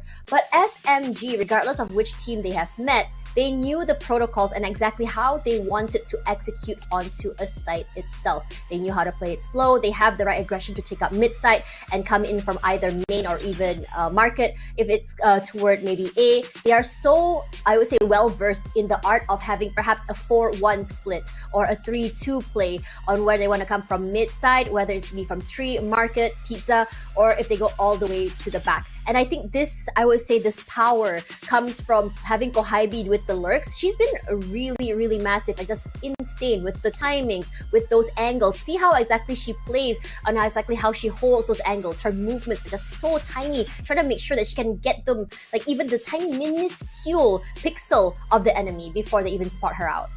She's been fantastic. I mean, like she didn't get, I think she's been consistently getting MVPs for the side of SMG since we started Elite. So it's no surprise, right? Especially since we do know that she is, I believe, IGLing this time around, and it's working so well for SMG. I love what you mentioned earlier, Tash, about how SMG, it doesn't look like they're leaning too much into the hero plays as well, right? It's very much strategic, team plays, the set plays as well. So we're seeing this super well-oiled machine come out through the entire game changer circuit into this final form that they're at. They're looking so good. On the side of OGX, though, as we noted earlier, it seemed like there was a little bit of that disconnect. Twirly perhaps getting a little too far ahead for her teammates. I do hope that coming into Ascent, a very default map, as we say, a map that everybody wants out of rotation, but for some reason it just won't be taken out of rotation. Right now, we are seeing. Oh, I thought we were going to see a mirror match here. It doesn't look that way though. Very interesting, OGX. It hasn't really been that way, in my opinion, for game changers, because a lot of the girls are more, I would say, well versed in playing what they're more comfortable as opposed to meta, which is what makes it a little bit more fun. Now, instead of a Sova, Pips is instead going for a Fade, which is very interesting because I feel like a Sova is very needed on this map. It gives you so much value in terms of those hard information that you can get from two different sites, and also, we always love to see the Sova Odin come through. But regardless, coming into this particular game, I think we will see a showdown between Aruma as well as Kohaibi, the battle of those lurks. Who's gonna catch who in the middle of the mid rotations in the mid side? Who's gonna go a little bit more aggressive? And I think what they're trying to do here is they're trying to see whether or not they can stop the aggressive attack side that we can see from SMG. Who has more stopping power here on Ascent? So we are going to find out as we get into map number 2. So casters, over to you guys. Thank you to our incredible host and our incredible birthday girl yet again. Birthday girl. I gotta say though, we're in Ascent, Clack, and I quote a man saying this to our work chat before this map started. Here we go again with an Ascent mirror competition, probably. And lo and behold, Orangutan X has answered our prayers. What do you think about this one? Raise KO Chamber. What is up with this? I like it. First of all, are you not happy that it's a different composition? Are you not entertained, Dax? I mean, I am entertained, but you are still a liar there, good sir. In the end, though, SMG, they are up on this series. Orangutan X looking to fight back with something pretty much coming out from the left field. And I do want to say here for SMG, I agree with Tash and her statements on the panel. They love to start on the attacking side. They have such an overwhelming approach, especially during these first halves. And I fully expect them to make those split plays happen, to get a bit of that mid control, give them avenues to hit these sites. And Orangutan X, they're going to need to find the X factor here to try and stop SMG. They really do. I mean, just a couple days ago, SMG played this map against Nyx Kiyose. It was their map pick, so that tells you how comfortable SMG are on this map. And they ended their first attacking half 10-2. That's already incredibly strong. But of course, with an OGX that is trying to change up their composition a little bit, it's going to be a little bit interesting. I do think Raze with the Fade has a lot of synergy, and if Aruma can give us that same performance with her operator, like what we saw in Haven, things could happen. You might be able to shut down players and make use of a lot of space on the map. Yeah, my biggest concern for Aruma, perhaps going to get suppressed along the way, but immediately contact towards the middle, early to fight back versus Kohaibi, but Neri will get the refrag along the way. Aruma, though, second shot gets the connection, 3v3 for the time being as we move towards that A site. And Neri down to 22 HP as well, and that is something that OGX can take advantage of. Right now, we do have Casper just kind of positioned around Garden, and with that, it's a lot of information. They know that they have a bit of an advantage. They just need the coordination to make it happen. Spike planted. Window, and now the spike is down. Window, trying to back spam. online. Looking to go for a doorway, especially. Knife though, you mentioned. Back online, ready for the suppress and for the intel if ever. Paranoia? And there is the low HP. The fragment is enough to confirm that kill. Alexi though, with a trade yet again. Crossfire being sent here by SMG, and X marks the spot as SMG wins the pistol. They just keep doing it. It's happening again, Dax. And then pistol round goes to SMG once more. I mean, yes, the fragment was really nice. Twirly going out for a little bit further. Maybe kind of, you know, it's hard to say with these things, but perhaps just overstayed her welcome for like 1 extra second. Tried to peek out into, I think, tiles perhaps, or maybe wanted to pick up a ghost, but that said, she unfortunately got taken out. She did do a lot of damage to a Neri, but when it came down to it, it's that hell hold, and the paranoia from Casper didn't really hit anyone, so a little bit unfortunate, but that is it. And now we've got SMG Guardians again, Dax. Guardian Gaming one more time. We've seen how good Kohibi has been so far with it, the MVP of the last round especially. But just goes to show how confident SMG is. Even if they tuck themselves away in a more committed position, they know they have the firepower, then the mechanics to hold down the line with. Dude, they're holding as well. It's their, not a lot of... It's their play on the anti-eco, if you notice, because Yes. they know how aggressive the rest of OGX can be. Aruma gets one of the collapse, sure, but the rest of these kills funnel in towards the SMG way inside the smoke, though. Big surprise! Defensive position, so at least OGX, they're making this costly. They throw the C's out as well to slow down SMG. That's a classic. We're just holding on the other side as well. Casper, and it's a little bit dangerous now. The smoke's dissipated. Okay. She's been found, she's been caught, and Japip's also tagged by the dart. They know exactly where she is on site. A try perhaps with a classic, but SMG will get the second round. At the very least, a few eco frags there for OGX though. Yeah, not too shabby. A bit of damage. Kind of funny. I want to see Japips again in that little last clip. She hops out like peekaboo. What you doing here? But yeah, you know, you try whatever you can. You've only got classics in that round, and it was really nice that she just hid inside of that smoke for a second longer. But that said, yeah. SMG, like you mentioned, anti-eco, it's always a bit of a slow pace. They did that on Haven. They're doing it again. And once more, it's just an SMG that's taking this seriously, an SMG that's really careful. And if they keep this up, we might just see another 10-2 first half. Look, SMG, they built themselves a dominant resume all throughout the year. 3 championships in the opens. And reminds me of a team before that had multiple championships and game changers, but they didn't make it to the world stage, right? So you can see why SMG is so disciplined this time around. You can see why SMG is taking every single round so seriously. And I wonder, this round? And let's see what we got here. Okay. Very careful. Waiting for util, and then once they confirm a little bit more presence, they're moving out of tiles. Aruma on the other side, though, and the rendezvous is such a useful tool that she gets away with it scot-free. Man, I wonder how SMG is going to adjust to that, because Orangutan X, you put the chamber on paper, and if you hit that suppress and you push that angle, there's no way for that chamber to escape. If Aruma can get away from those 0 points, the Camu tosses early on, then it's a perfect way for OGX 30 to find seconds an angle left to get a pick for free. And her trips just give her a little bit more presence across the map as well, just a little bit, and it's something that they're making use of. So SMG kind of needs to suss out her positioning now. But here we go into the A site, and OGX is already on the scene. So ready and so prepared. Rifles are out, and SMG is kicked to the curb. Orangutan X, a flawless buy round to keep the pace going. This is inspiring confidence. I mean, first of all, the frag from Aruma, positioning the way that she held this angle, really lovely stuff. But the rest of the team as well, instantly rotating over. They knew that they had players on B, so they didn't worry too much about that. But then the angles being held on A site, the C's being tossed out, Japip's holding the off angle. Again, it's just what we need to see from Orangutan X. And all right, I don't think it's going to be a 10-2 anymore. Yeah, no way. It's Orangutan X ready to play.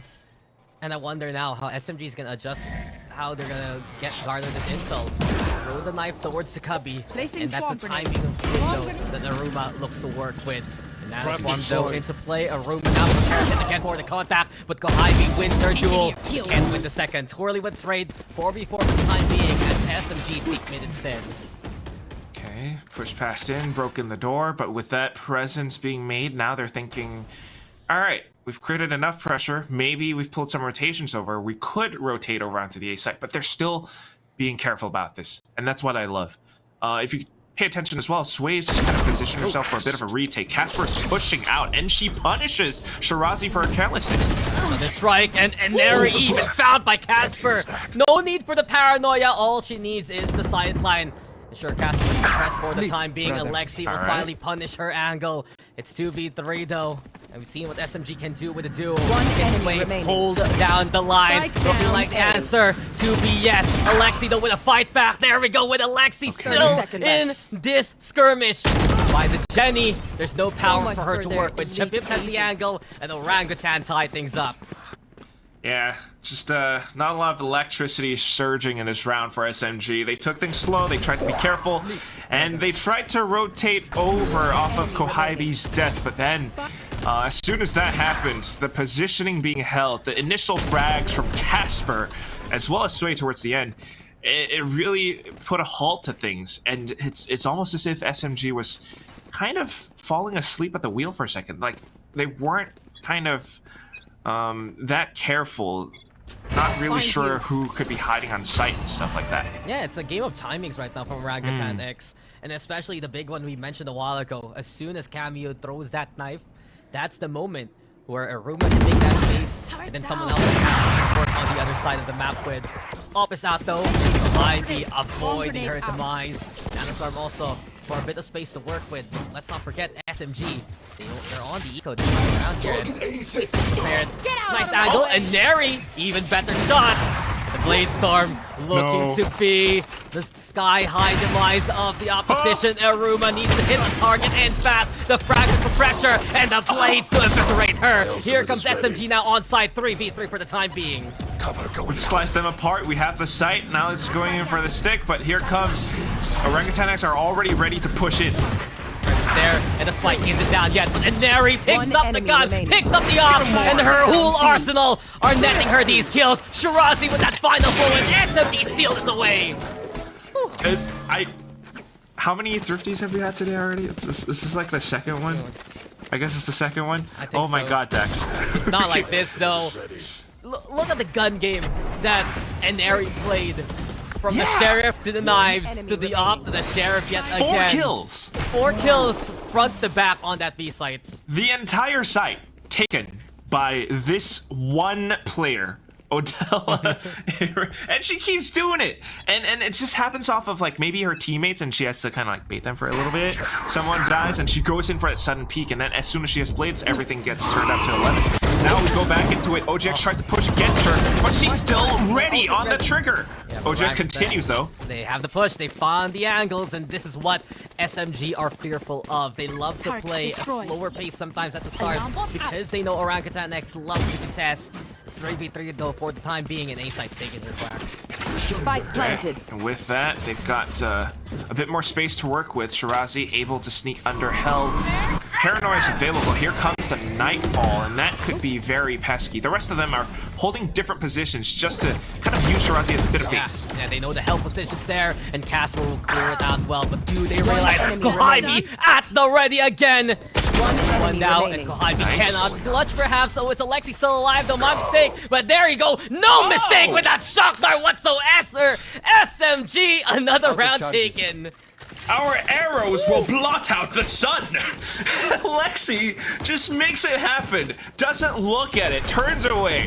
Kohaibi in that moment with the way that they play off of each other as well. Look at how she peeks out. The timing on this is pristine. She makes use of her teammates as a bit of a distraction and then peeks at the right time when they're not looking at her. They had no idea that she was hiding under generator. They might have assumed it and might have maybe suspected it, but they weren't prepared for it. And that's why we go into round 7. 4 ultimates on the side of OGX. Maybe they can make something happen with Aruma's tour de force. Look man, I'm only human, I make mistakes, but Princess Alexi, she is a machine. Just SMG, they always put themselves in these positions where they have a way to clutch out these scenarios. And the biggest chance right now OGX has is finding this early on. Here comes a flash though, and Aruma has back on the way with tour de force. The lockdown though gonna be the call here from SMG to make more space as needed. Alright, and with a little bit more time as well, Sway comes back in to hold the angle for a second, just making sure that they can't really get into sight for free. But Inari does her thing, opens up space. Everyone is able to kind of sneak onto site now. Spike still being delivered, however. And with all this time, OGX is ready to retake right on the go. Oh, big paranoia though, keeping Twirly at bay. Judge And now the held. KO You also ultimate. get the ultimate, as you mentioned. And Camu, the 1-2 punch, the knockouts come! And it's all SMG on the board! What else can Orangutan do by this scenario? Seems like absolutely nothing. Convincing is an understatement. It's SMG's flawless round. Flawless round and a perfect counter! The way that they just went in for this, staggering the ultimate stacks. First a lockdown, yes, Inari dashing in, and it's just more, I guess, tempting signals for OGX to peek out. And once she heard that showstopper, Camille pops her ultimate, perfectly canceling any game plan that OGX had in mind. And I don't know if they were aware of this possibly happening. They just tried to go in for it, but Camille just did everything in that round, and everyone started holding angles. Of course, OGX on the eco wasn't quite able to fight back against that. So round 8 now. We've got a timeout from Coach Gunner. Orangutan X, what else can they do by this point? We saw how effective their early peaks were a while ago, but now SMG's finding the answers, coming into these post plants, having the answer in their arsenal. And you notice the angles that they take. It's something Tash has been hyping up to us even before this series. You keep an eye out or SMG plays off site from. You have big players who put themselves in strong positions. You saw from Shirazi, you saw from Camu, just those angles, they don't just get like peak angles, right? They don't just not for the firefight, they're also for that incredible utility that can help them out. Yeah, it's always just this insane teamwork that they have. Angles being held not necessarily linear, and they're always isolating and making sure that they're not exposed to too much risk. And also, like you mentioned, the utility that comes in off of it. Now, we go back to a slightly slower play. SMG not rushing blindly, maybe a little bit more default in case anyone from Orangutan X pushes out. And that's it. It's the operator from Aruma that sounded off, and Neri getting a tag. Yeah, Neri's still alive, but barely breathing. The pressure there from the utility towards Aruma, but still SMG. You need to be wary playing that long sideline. OGX has been goading them so far to play that angle. Instead though, Quack, we move towards short, we move towards three. And on site already for Inari, looking around, trying to find Cash. He gets one, Inari, quick trade to open things up. And that's how we break even, Dax. We've managed to get into sight now, 4-on-4. Inari still online despite being a little bit low. This, our cover, might just enable her to push in a little bit deeper. Smoke now, the drop the hammer, Twirly though breaking the door, the blast backs, enable her movement, but as soon as the smoke falls, it's Inari who gets one, traded quickly, SMG on the board, Japips still with a fight back, here comes Camille though, to get another one, clears at the doorway, everything left to Japips here. Rubbing high ground, tries to go towards Jenny, but Camille is just so ready, so stealthy, so prepared, it's SMG with another one. It's that positioning again, man.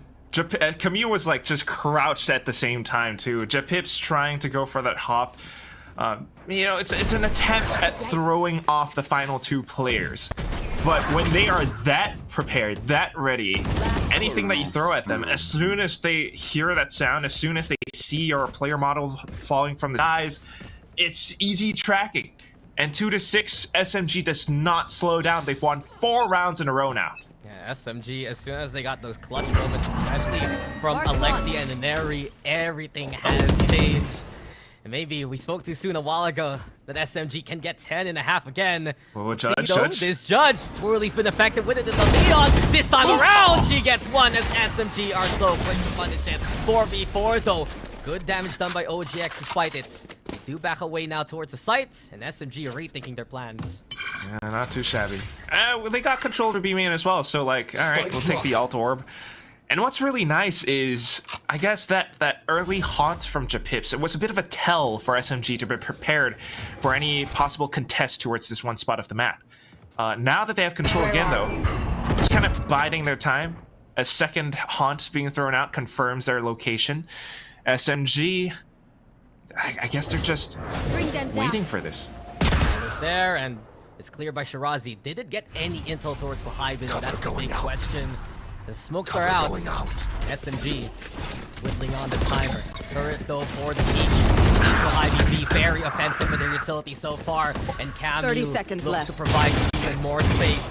Now then, B side right for the taking. Aruma though with a fight back. Alarm bot broken quickly. As Shirazi goes to the plant, Spike though, Aruma's planted. still around here on the side quack.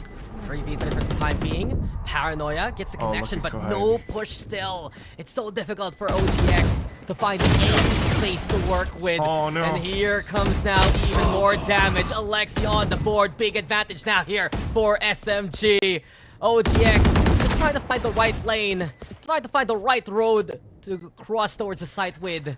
But there's no way, no how. This tall. It's too steep for them to pay. And as saving? time's running out, they have to save. Maybe exits here from Sway and Casper. They look to do some damage, and not Casper bad. provides it. There's the first. There's the second from her. Looking for a third. Even runs out of bullets. Gets it to cover in enemy time, though. remaining. Here comes another one from Casper. But that's all she will get. The round taken by SMG, but OGX taking lives at the end. And that's always the thing. You can see the difference between the two teams.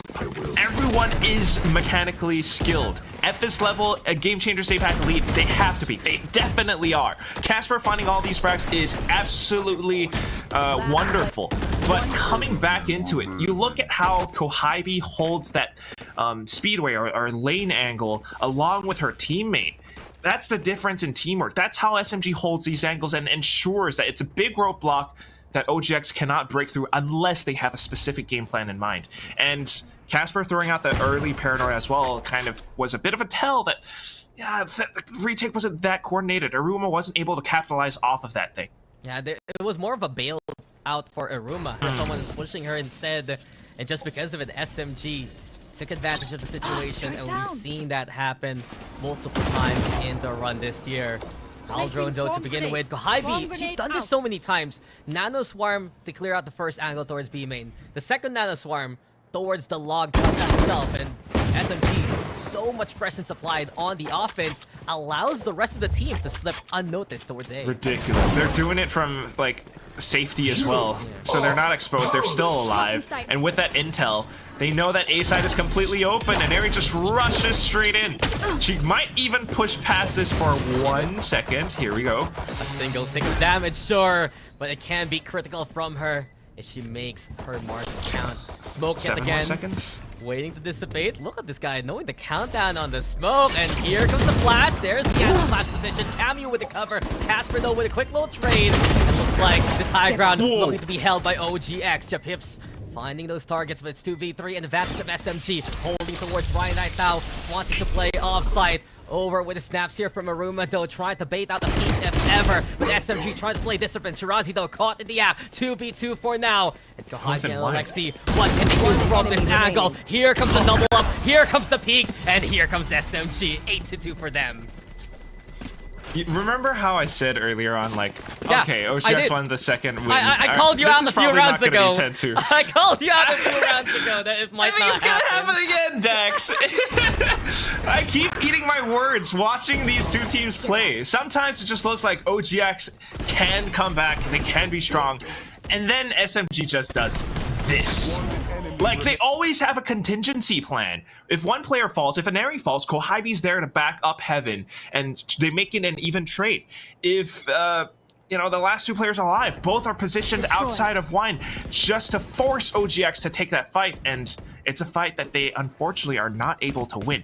OGX's round wins so far have come out from aggressive picks, aggressive takes early on in the round, and Aruma, with this operator right now in her hands, might be able to make something happen. I think the biggest concern also is, if you look at the trade system for these two teams, SMG, you mentioned how Camu positioned with Mary, more proactive rather than OGX, who has been reactive in trying to even up the numbers. Let's see though who can lead this dance as Casper versus Aneri. And it looks like Casper gets away, but it's Aruma who's caught by Shirazi instead. Another peek though from Casper, the second chance for the second frag, but Aneri's there to pick up that kill. Nightfall though, essential on the retake. Japips getting some good decays done, but Kohaibi playing away, finding the target, and Neri on board as well. And here we go again, the SMG standard looking clear. Japips versus the trio on the opposite end. Turret spots her immediately.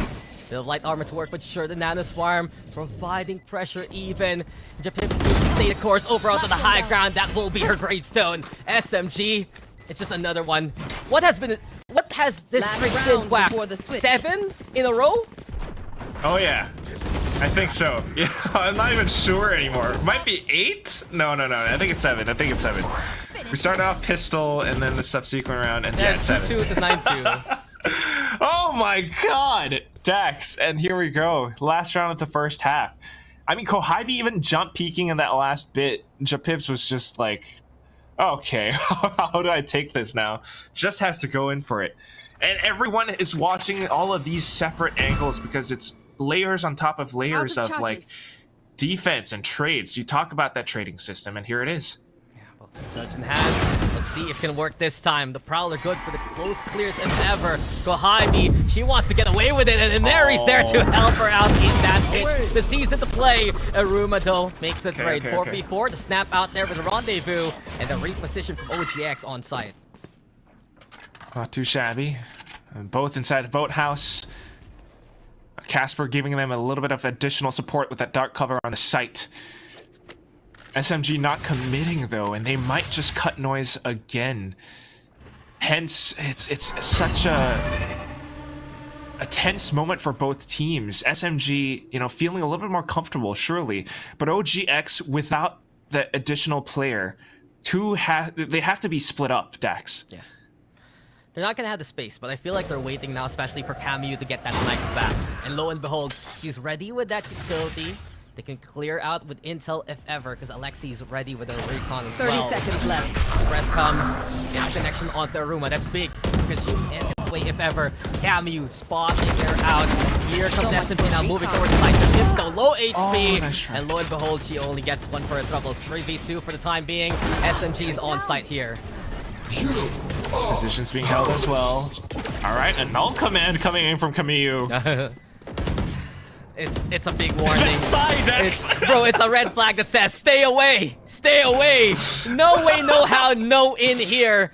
And Sway and Casper tries to South Asia. What can they do here? Absolutely nothing. Kohaibi connects again. And 10-2. Looks like you're wrong again, Quack. It's happened. It's happened! It's a 10-2! I thought it wasn't gonna be, but alright, I'm gonna eat my words. We saw 10-2 against Nyx Kyose a couple days ago. It's a 10-2 again today, and that is how strong Team SMG is in Game Changers APAC Elite. Our panelists will tell us exactly why.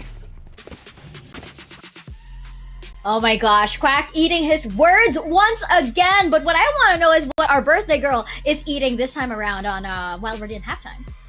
This is called the ritual broccoli. It was brought first on air last year during APAC LCQ, and I'm bringing it here during Elite APAC. Now, let's talk a little bit about what we saw just now. We saw a lot of step-ups. We talked a lot about Kohaibi from SMG in the previous map. I really want to zoom in on Camille in this map.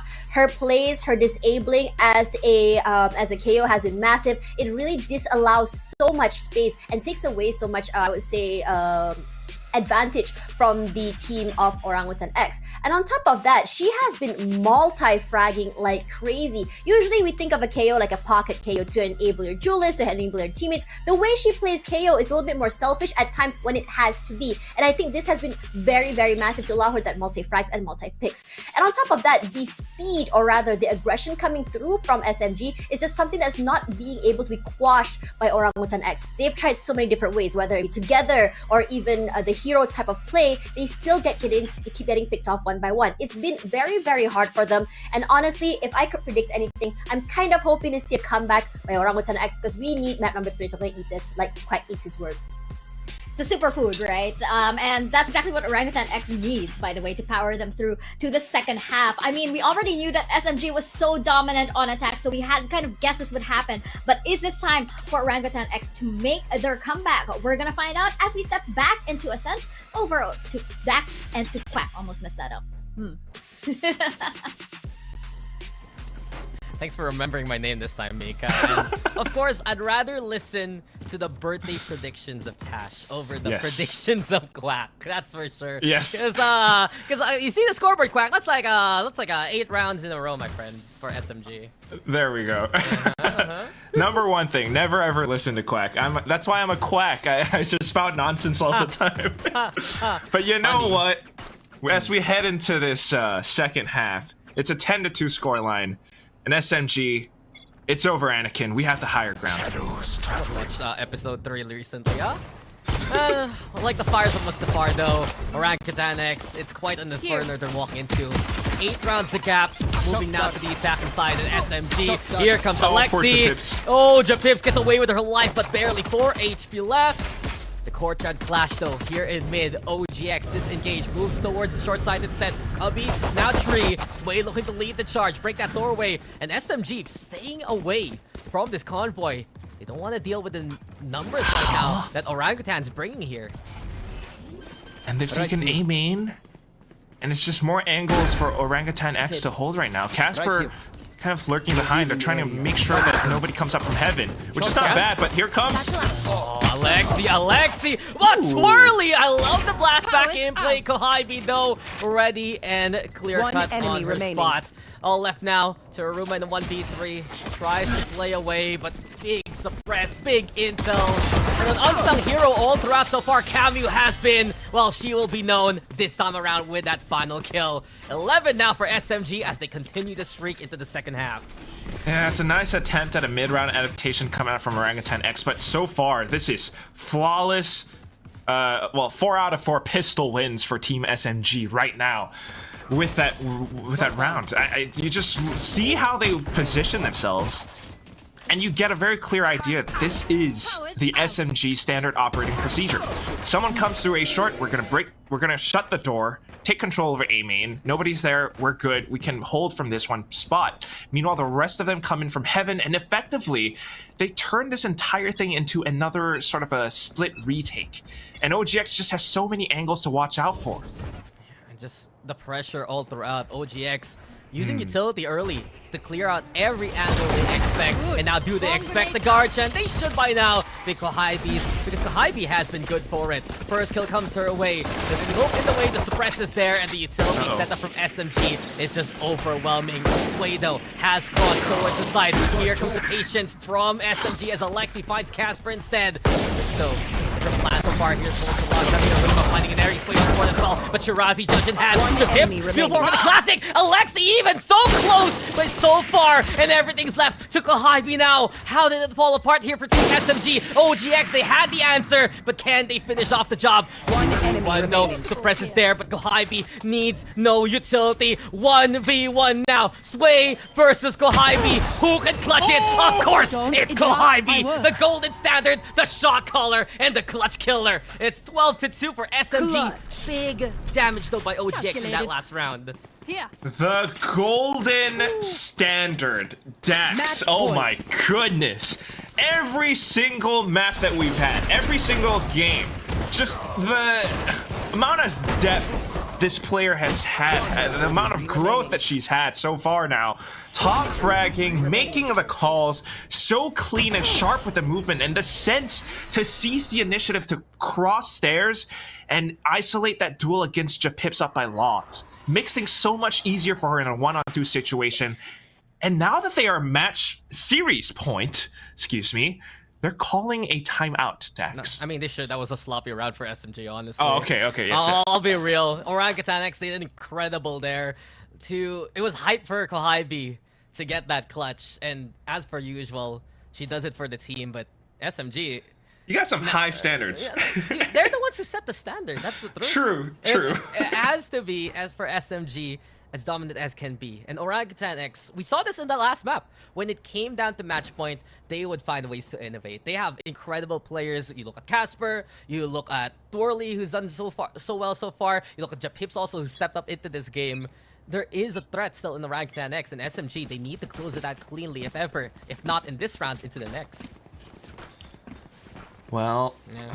I'm sorry to be such a nihilist, man, you know? I got a real talk here real quick, you know?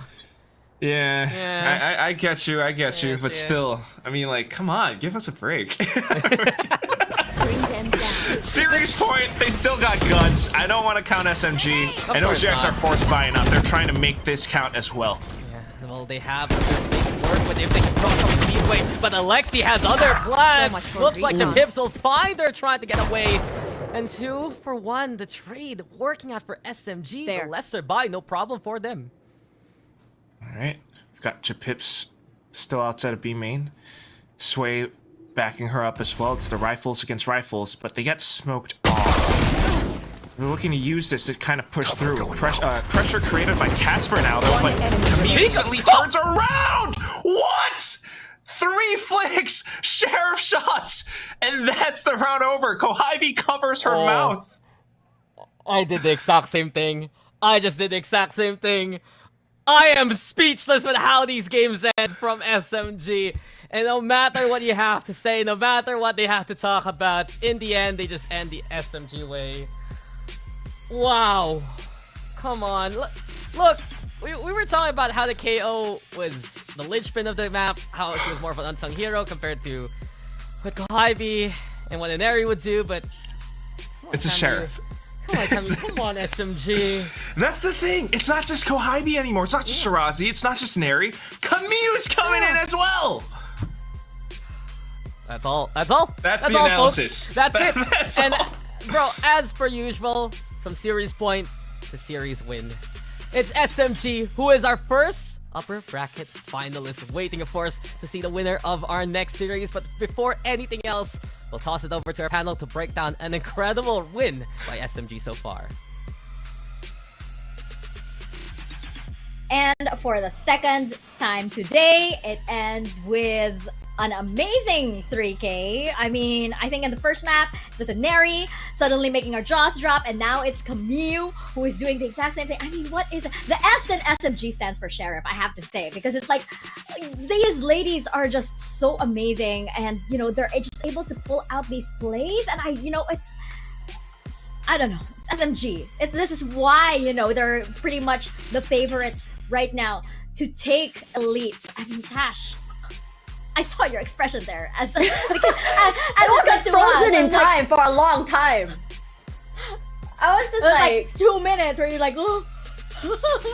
I mean, I appreciate good plays, but I was not expecting that Sheriff play. Somebody check her PC. But anyways, jokes aside, I mean, I did mention her in the halftime just now about like why you should keep your eyes on Camu. She's been a little bit more quiet compared to the rest of her teammates. Her job has been more towards support. But today, I think she's trying to make a standard that support can also be as flashy and as fraggy as the rest of the team. And I think that for her, end of the day, I mean, I did say that how she plays with her util can be very selfish. I want to take that back, because end of the day, just now, it was just straight up aim jewel. It was just straight up really, really good aim, really, really good flicks. And coming into this, a 13-2 on this map, yes, they were able to come back from 11-1 before, but this time around, SMG says the Orangutan doesn't sing twice. 13-2. I mean, the scoreline speaks for itself at this point, right? And it was just so difficult for OGX. You know, in the first map, we were talking about how there was like a little bit of a disconnect, but they did have that fight. Here, though, it was just so you know, the gap was there, and at the same time, it just didn't feel like OGX had the ability to push back against SMG in any point during this. You know, it's like it's again, it's very, very difficult because it is Team SMG, and at the same time, I felt like their composition also didn't set them up for as much success, right? As the, you know, compared to the default composition that everybody has on Ascent. You know, you didn't actually see Twirly, you know, able to get in the sites as quickly as maybe she would have done if she was on Jet, for example. I just think that also like on the side of SMG, it's just way too oppressive, right? Kohybe, I have to mention, we were talking a lot about Camille earlier, and that's like, okay, we already saw how powerful she can be. Hybe, I absolutely love that she's playing the role of the sweeper, right? Throughout this whole series. In Malaysia, we call it DBKL. What's DBKL? The Kuala Lumpur Council that cleans up the city. Oh! right. Exactly. That's her, right? Because like, for example, there was a round wherein like for example, you had Alexi and Neri in Hell on A side, I believe, and they were tagged. And as OGX were in to cover to corner them, Hybe was there to provide cover. And in another case, you have everybody on SMG who falls, and it's okay. Kohybe's there to clutch. She's so decisive. And she is just so clean, and she is keeping these maps clean for Team SMG Dash. Speaking of clean, Camille has been exactly that. I mean, in terms of how she really helps the team not only take the site, but also in terms of disabling. In so many situations, I want to bring back the attention to their utility management. Because if you remember in so many rounds, yes, they do get the site pretty, I would say, aggressively. And they try to in a way where they don't have to use all of their utilities in one go. They don't utility dump, I think is what I want to say here. And in so many situations, we see a lot of rounds where they're able to just really, I would say, be able to play post plant because they still have some utilities left over, especially on the side of Alexi. Regardless, I think that was a really good game. And what's coming next, Mika? Yeah, and we do have an interview coming up next before we get into another heated match, by the way. But going back to, what you mentioned about, like, the usage of utility, that's so interesting because, like, it's part of why you never really see SMG sweat. You don't really see them scramble because they have this, rotation wherein it's like they're able to still pull out things from their hands to be able to use every single round, right?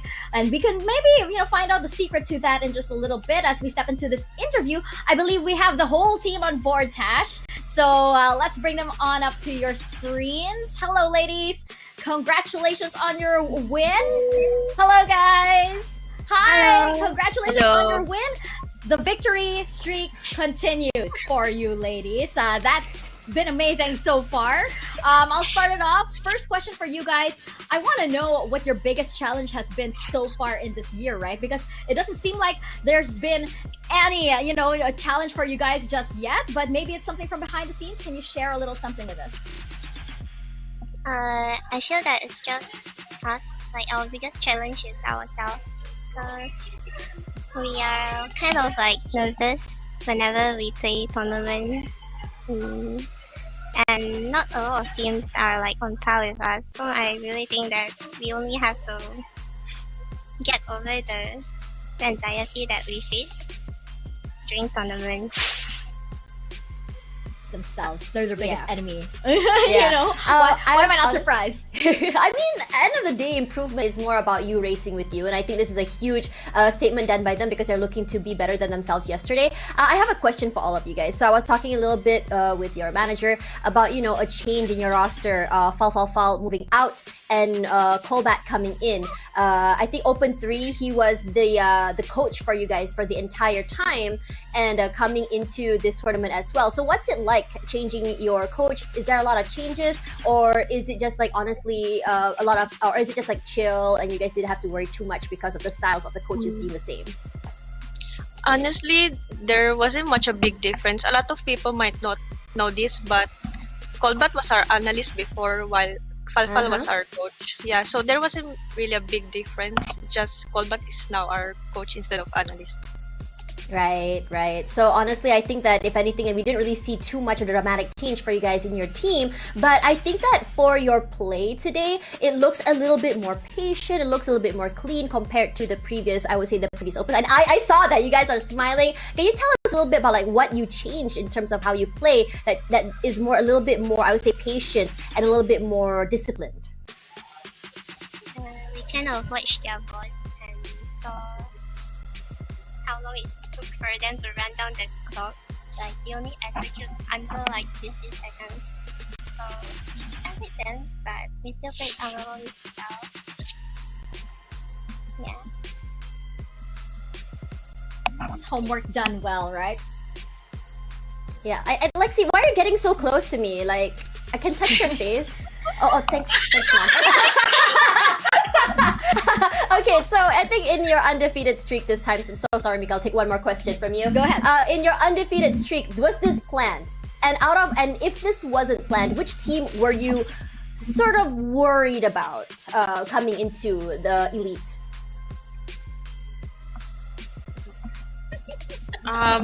For this elite, I think we prepared a lot. Like, we didn't expect much from wait. Huh?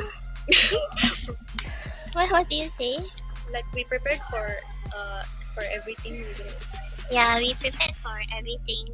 Every team, like, none of them is a threat to us. It's just we are well prepared. We don't look up to any team but ourselves. Yeah. Amazing way to end the interview. There is no threat to SMG so far. And of course, the biggest threat is themselves. Thank you very much, ladies. Congratulations on the ongoing victory run. And we wish you the best of luck. Happy birthday, Happy Tasha. birthday! Oh, thank you! The squeals from both of us, they're just so adorable. They are. Thank you so much to SMG for the birthday wish, and honestly, well played by them. Looking forward to see more of them. Let's see how they go in the upper bracket run. But after this, lower bracket run, what do you think, Mika? Well, gonna be really, really dicey indeed. Before that, though, we do have FULLSENSE Sapphire and RQ Kaguya coming up right after this very quick break. Don't go anywhere. Game Changers will be right back.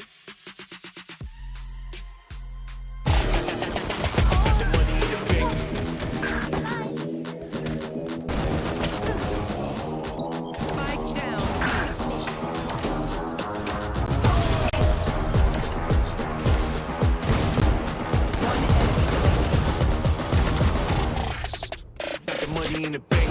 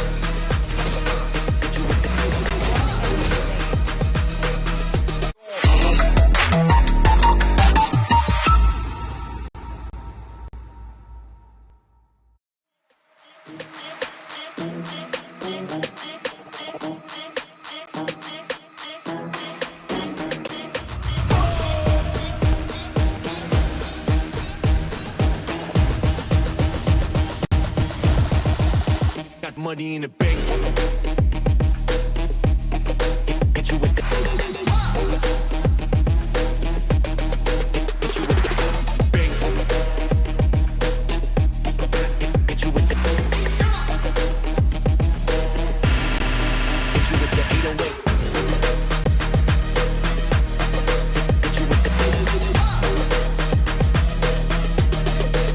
you with the 808. Bang to the break. Bang to the break.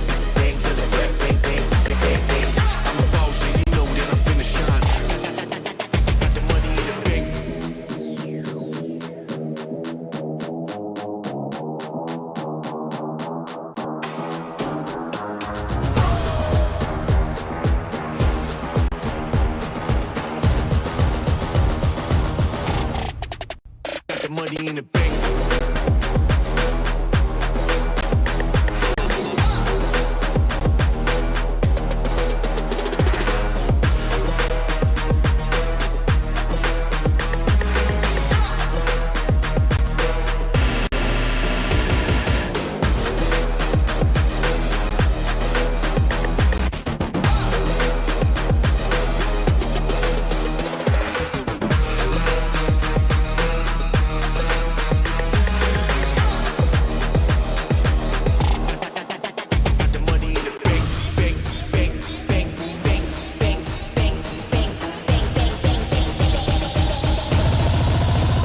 money in the bank. Hit you with the 808.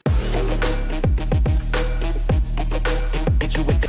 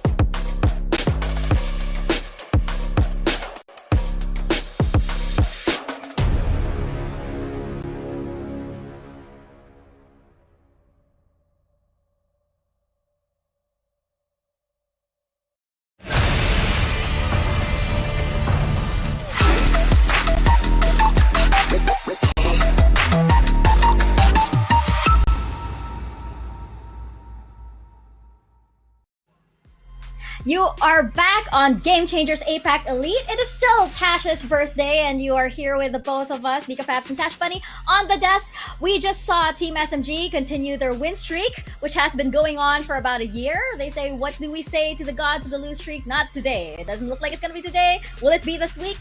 That's the big question for Team SMG. Unfortunately, this means that Orangutan X do fall to the lower bracket. That story is to be continued tomorrow. For now, though, it is our second series of the day, Tash. RRQ versus FULLSENSE Sapphire. This is a big revenge match. It is a big event match. So RRQ FULLSENSE Sapphire, previously AECL versus the team that took away their ticket to Berlin last year. Now for FULLSENSE Sapphire, there was an interview already with Ginny, how she said that she wanted to bring the girls again to championships to show them that they're able to go a lot further than they did last year. And as for AECL, or at least the girls formerly from AECL, RRQ Kaguya this time around, they want to get that ticket back into their hands to prove to the world that they're able to go far. Now, coming into this tournament, let's introduce our teams that will be competed in this series.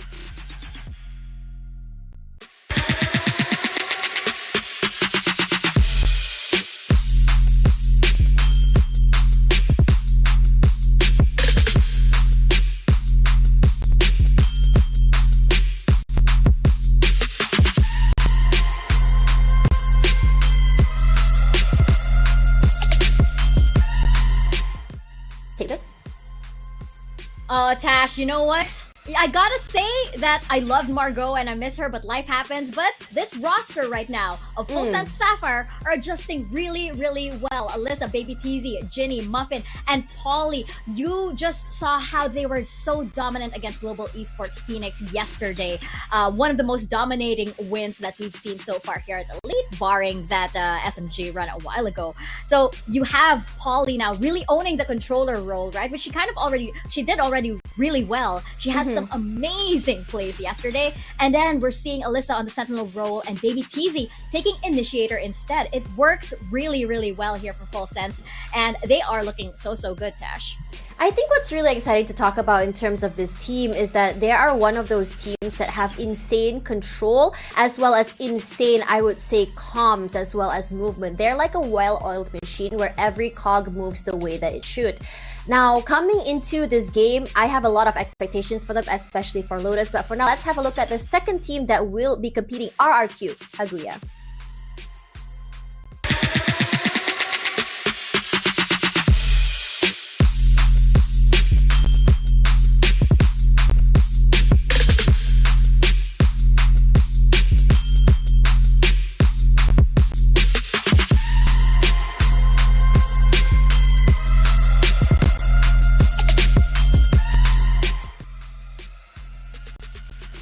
This team may have struggled a little bit against NWJ yesterday, but they had some amazing plays. Never ever forget what these ladies are capable of. Aluka, Ayumi, Bess, Iceberg, and Nabsky worked so well to be able to come back against Scythe and WJ earlier, or rather yesterday. And this team, it is still part of our big three, right? The teams that have the best chance of making it to finals, especially there is a chip on their shoulder for this series, Tash. As we keep building it up, this is one of the biggest revenge matches that we have here for Elite. I think for RRQ Kaguya, there's a lot, not only just for them to prove, but more of like for them to achieve. Now, they did have a roster shuffle earlier this year. This is not their usual roster from before. Aneri was previously with them. With the addition of Aluka to the team, I think it really showed a lot more promise given the fact that Aluka was able to put a little bit more firepower for them in addition to Ayumi. I think all eyes are on Ayumi for her jet plays, for her aggression.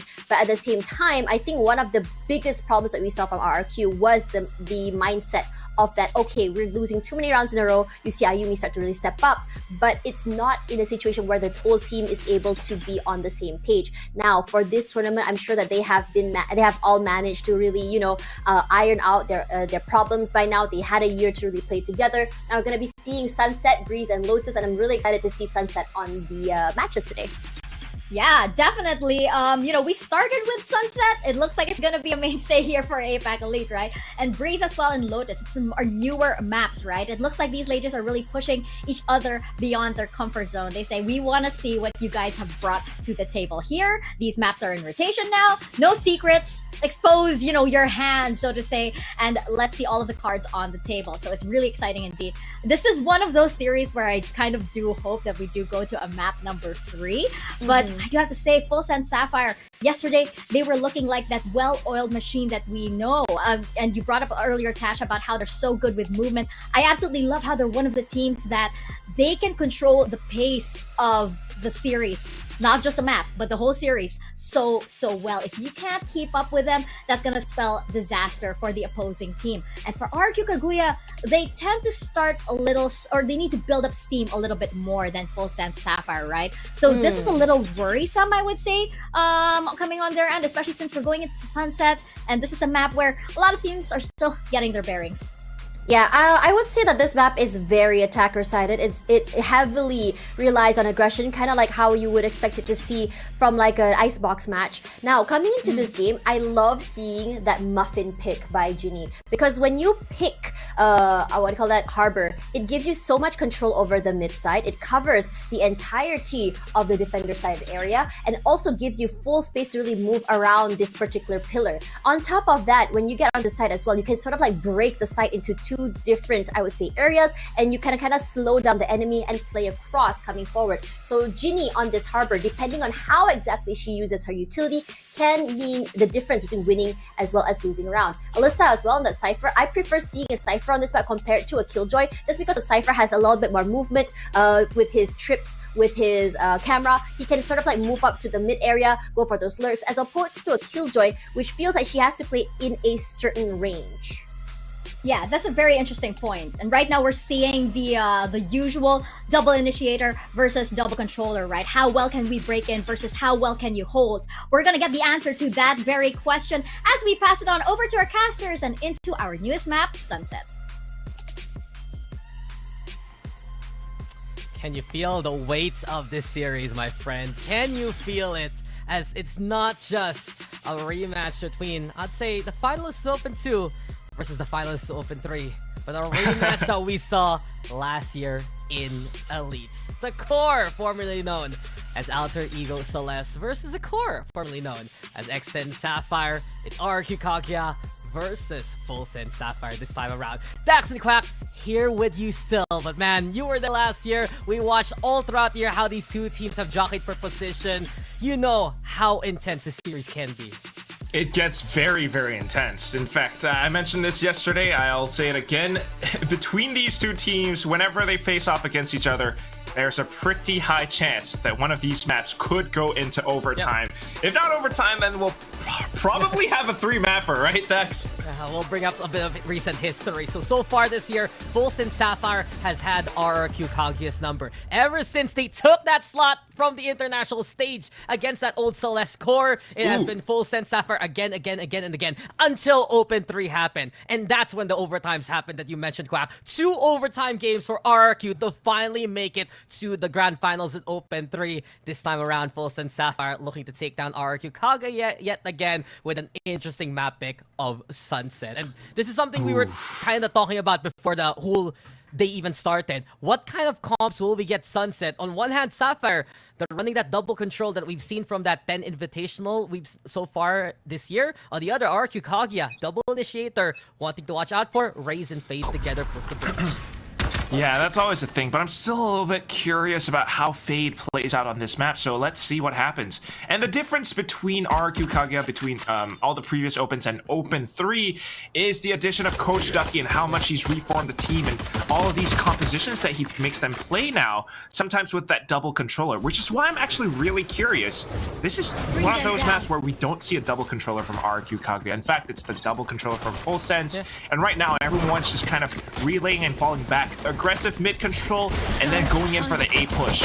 Muffin instead moving over to that rather than the raise we're accustomed to. 1-for-1 trade though. Here over at elbow seems like Alyssa finding Iceberg's number. You're talking about the additions. The Cypher is one of them for FULLSENSE Sapphire. A full tie roster now. This time around re-added after Open 3. Ayumi though dropping on down to find Ginny. Alyssa on the board yet again. And over onto the side. Here comes Ayumi fragging out. Muffin though takes the answer count. And here comes Alyssa to find the final target. It's Sapphire who takes pistol. Yeah, they managed to break in through really quickly and they set themselves up, especially up around elbow, but also a little bit interestingly enough, the breach aftershock kind of blinding one of the players for a second allowed for Ayumi to pick up the second frag. Just a little bit funny, but of course Muffin coming back up huge on top as a Jet no less. And that's the thing about this map is the duelists, you kind of want that mobility. You want to be able to break into sight that quickly and have some, get out of jail cards for free. But at the same time, we don't have a lot of data on either team, and the teams don't have data on each other for this map. Yeah, this is the first time either team has played Sunset on the official circuit. And I guess it's most interesting because Sapphire has been wanting to run this even in the last series. It was just banned out by their opponent instead. We move though towards the B side of the roster. Together, though, finding best. Ayumi, the classic connection onto 2, and RQ can look to pick up the pieces from this, but Baby TZ has other plans ready yet again. We've seen her flex over to the sky from time to time now with Alyssa onto the roster. And let's see what else FULLSENSE Sapphire can do. 3v2 though. Iceberg with the Bulldog in hand in the back line. Here comes Alaka onto the site herself. And RRQ, pinch perhaps, big pick from Iceberg, evening up the odds. The forward line there, and Alaka trying to tap away, but the firepower isn't gonna be enough. 1v1 now. Ginny versus Iceberg as time's running out. The cascade in the way, the harbor being such a pest. The turret's there, don't quack, and this is gonna be close with Iceberg. She has to go for the defuse, and Ginny says, peekaboo, I see you. Sapphire will take the second round, but a costly one at that. Yeah, still clean though nonetheless. I mean, safely enough. The turret was definitely annoying. When you're down to 20 HP, you're never quite sure if that's going to kill you. Actually, I have no idea if it's going to kill you or not.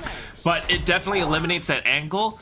But still, without that time, afforded to him, I mean, RQ just had to go in for that stick, and that's why Ginny's able to instantly walk away with that kill. But still, such a close round because of Ayumi and how she kind of made use of Alyssa's cyber cage towards the back of A main. So a little bit pesky at times, but still, this is how strong RRQ Kaguya can be.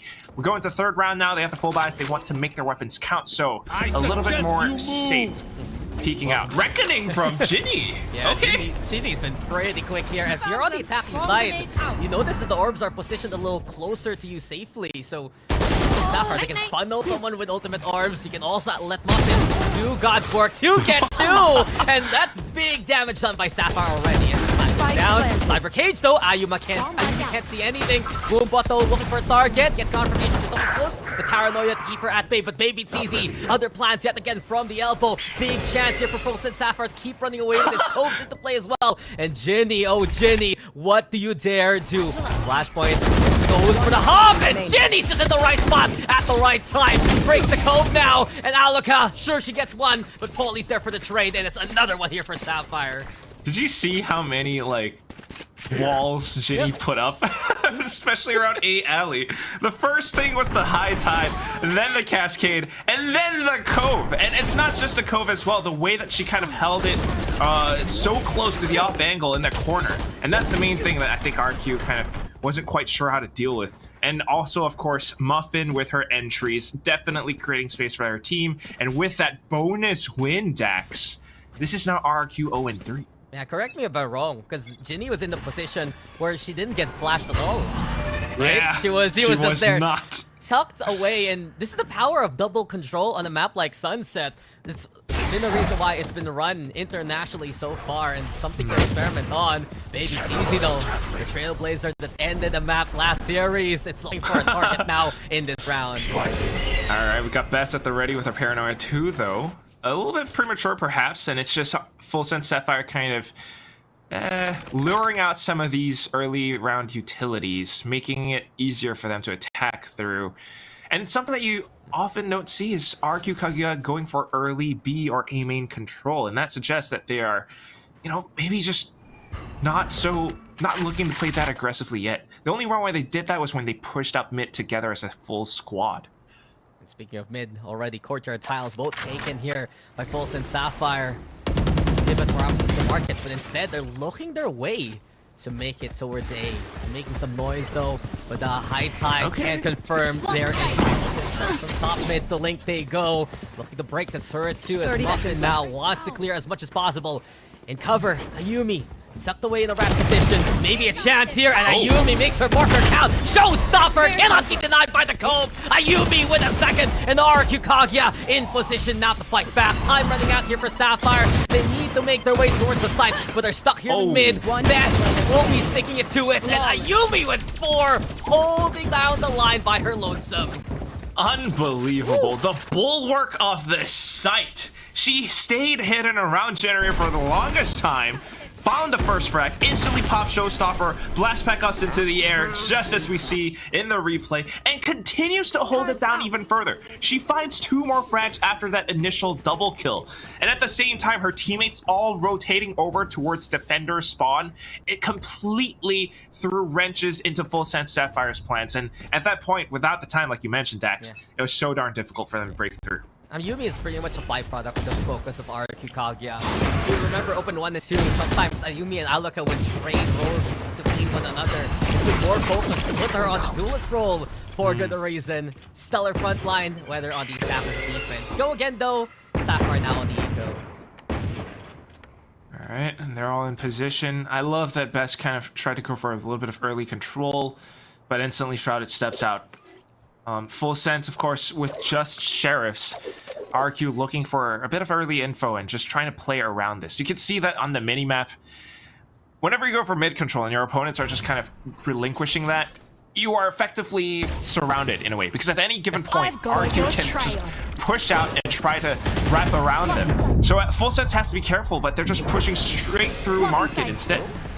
Stole from the seas, even keeping them at bay. Muffin, of course, wants to lead that charge. Cove in position now, teleports there to Polly, and Ginny will find an angle to get the plant going. So the beauty of the harbor, you make that space. But what else can you do from that point on? We'll find out. That's Muffin and Polly do not disappoint. Two big picks here from Full Sense Sapphire. Rifles also picked up along the way, as you mentioned. And now Iceberg has the angle from Boba, but Polly's a sharp shot. Alaka, though, blowing the Omen up to Kingdom Come. Alaka, maybe another chance here. Comes a Yumi, Ginny so quick on the trade, and Full Sense Sapphire, they swarm the site and they take the round with Thrifty. Dude, 4-1. We had somewhat of a semi-thrifty from before, if not for Ayumi's Bulldog. And then now it's just full-on Sheriffs, and Full Sense Sapphire turns things around. And that's the problem with mid-control. If you give it up, yes, you might have a chance, but unless you're fast enough, your opponents get so much space that they just push in from that off angle, make use of market, and they get a free plant on B. And that's something that we saw a lot yesterday coming in from Full Sense Sapphire. Always making use of these big and long walls to just cut the side in half, get a free plant, and then from there they can have more options to do things. And that's one of the things where Full Sense Sapphire pushes into Boba, and with the sharpshooting they got the rifles. That's a real call out, by the way. What's backside? It's Boba to me, you know? Probably there's like B, Boba. And there's backside, and there's Boba itself. But anyway, I like the point that you mentioned about Sapphire yesterday, Quack, because they picked Breeze, if I remember correctly. Yes. And you would see them love to play those kind of wall angles, similar to what we're seeing with the Harbor right now with the Viper yesterday. And I think it's curious that RRQ saw that map, saw their play, and said, sure, we'll pick up Breeze for the second map.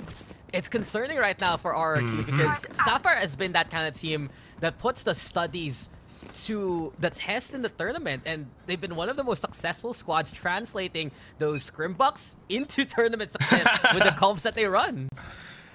Really, absolutely so. I mean, the way that they kind of try to adjust around this, and at the same time, I mean, right now, just taking things a little bit slow.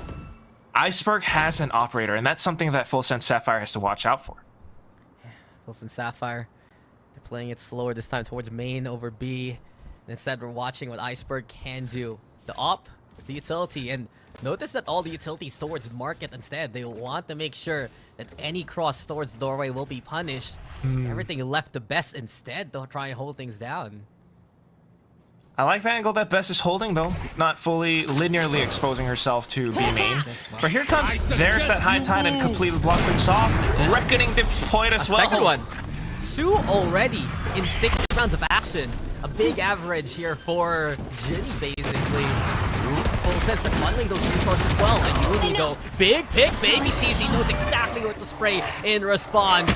And it's 4v4 for the time being. Trailblazer looking to pick up an orb or the Boba. Instead, RRQ stacking up here, lining up to try and fight back. Prowler looking first. Baby TZ over the corner. Beautiful cascade set up by Ginny. And Full Sense wading in the waters. They're drowning the opposition. And Full Sense Sapphire understanding exactly how to play this map. Napsky, though, in a 1v2. Can she get it done here for RRQ? That's the question. Ginny, though, looking to hop, looking to get in position now.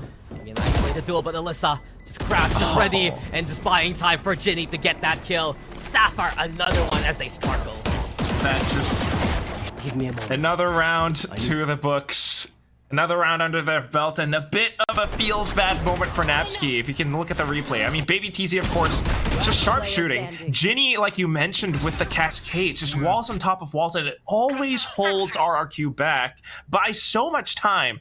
But the Prowler from Napsky was kind of it was lying to her for a little bit. She saw it fly upwards, and she thought that Baby TZ was hiding on top of the boxes, and she went in for a blind spray, but instead it just exposed herself to another angle. Feels bad. We go in for a next round, and it's RQ buying up again. We've got a Yumi on the showstopper and an aggressive mid push. Yeah, this one Doesn't find anything. Yeah, one of the first times they play aggro, and instead a Yumi will find someone on the cross spawn. There you go. Tal's finding value here for RQ. They have the advantage on the rating. They have the angle with Alec as well, and RQ Kaguya tucked away so cleanly. Muffin though, a different plan right now as he pushes towards CT side. Here comes from the shadows. Rolling Thunder. The play, Muffin avoiding it over onto the corner. Actually, Jinny sticking around on the side, and RQ letting rip the ultimates. Best though on the board. Here comes Jinny, still on side, still at the ready, and oh, Jinny, she's fine to get two, but it's 1v1 now. Paulie with a big surprise, and Sapphire still stays the course, man. 6-1 now.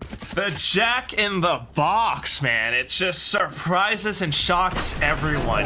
That's the thing. That's why I like what Tash was talking about with the Cypher and the Killjoy, because while a lockdown is an effective tool, it's something that might not be the most useful on a map like this, because it's just, you have so many different places that you can hide in, and it doesn't cover, the area of effect does not cover all that much. Paulie was just right around the edge of it, and Bess unfortunately had her knife out, and of course you gotta bite the bullet because of that. And I gotta agree with you. Compared to another one that has a circle AoE, the Reckoning of Jinny. Let's not forget it moves. Here we go again. It's another one. The Reckoning never ends. The flood of Full Sense continues on. And while Alaka fights back, Jinny's there to go for the trade. And the plant to Sapphire again, taking this B side, controlling the angles that they want to. And this time they were more aggressive and confident with the push, knowing that RQ Kaguya were on the eco as well. Prowler goes through, Namsky tries to make it happen, and she only gets one though. And then the trades, Paulie and Jinny, same position, same angle, outside Boba. Bro, even if they're blinded, even if there's smoke in the way, Full Sense Sapphire is a team that knows how to play Sunset. I'm just gonna say it outright. They prepped this. Their angles have been sublime. Their utility usage has been strong. And the way that they're getting Jinny these ultimates to enable all the map control, all the site control that they need, it's a masterpiece so far of preparation from Sapphire. And RQ Kaguya is the one lost right now trying to deal with it. Yeah, I am just so utterly impressed. 11 kills, and she's sitting on top of it. 4 points away from another Reckoning. And now we move slowly towards the A site. Jinny combined with Muffin and Baby TZ. This like semi-pseudo initiator combo. It works so well. Look, they've had enough. RQ Kaguya, they had to deal with the Reckoning 3 rounds already. You see their positions, they're looking to go for orb control even. But Iceberg punished immediately. Jinny's still looking to just go for the height of the orb. And now she's looking for that contact too. Nasty though fighting back. The Seekers aren't enough for cover. And instead it's RQ Kaguya getting big damage done 3v2 in favor of the defense. Not only that though, they have to deal down with the neural theft from Full Sense Sapphire, giving intel surgeons confidence there from Best. But the distraction from Melissa leads to the kill from Paulie. It's 2v2 for the time being here. Smoked off Link as well, and that gives them a bit of a possible entry towards the A site. All you gotta watch out for is Ali, Aluka, trying to peek around this. Managed to get a tag onto Paulie, but the paranoia connects and kind of discourages her from peeking again. However, neglecting to check a Yumi who silently dropped down from Link. It's a double kill to end out the round and to pick up the second win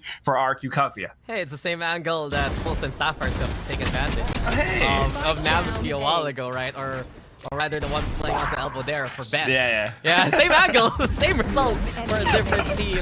But this is what I'd like to see from RQ Kaguya. They've had enough of those ultimates coming their way. And you saw the advance over onto A elbow, over onto B main, just to try to put pressure onto Jinny and the rest of the team from setting up the way that they want to.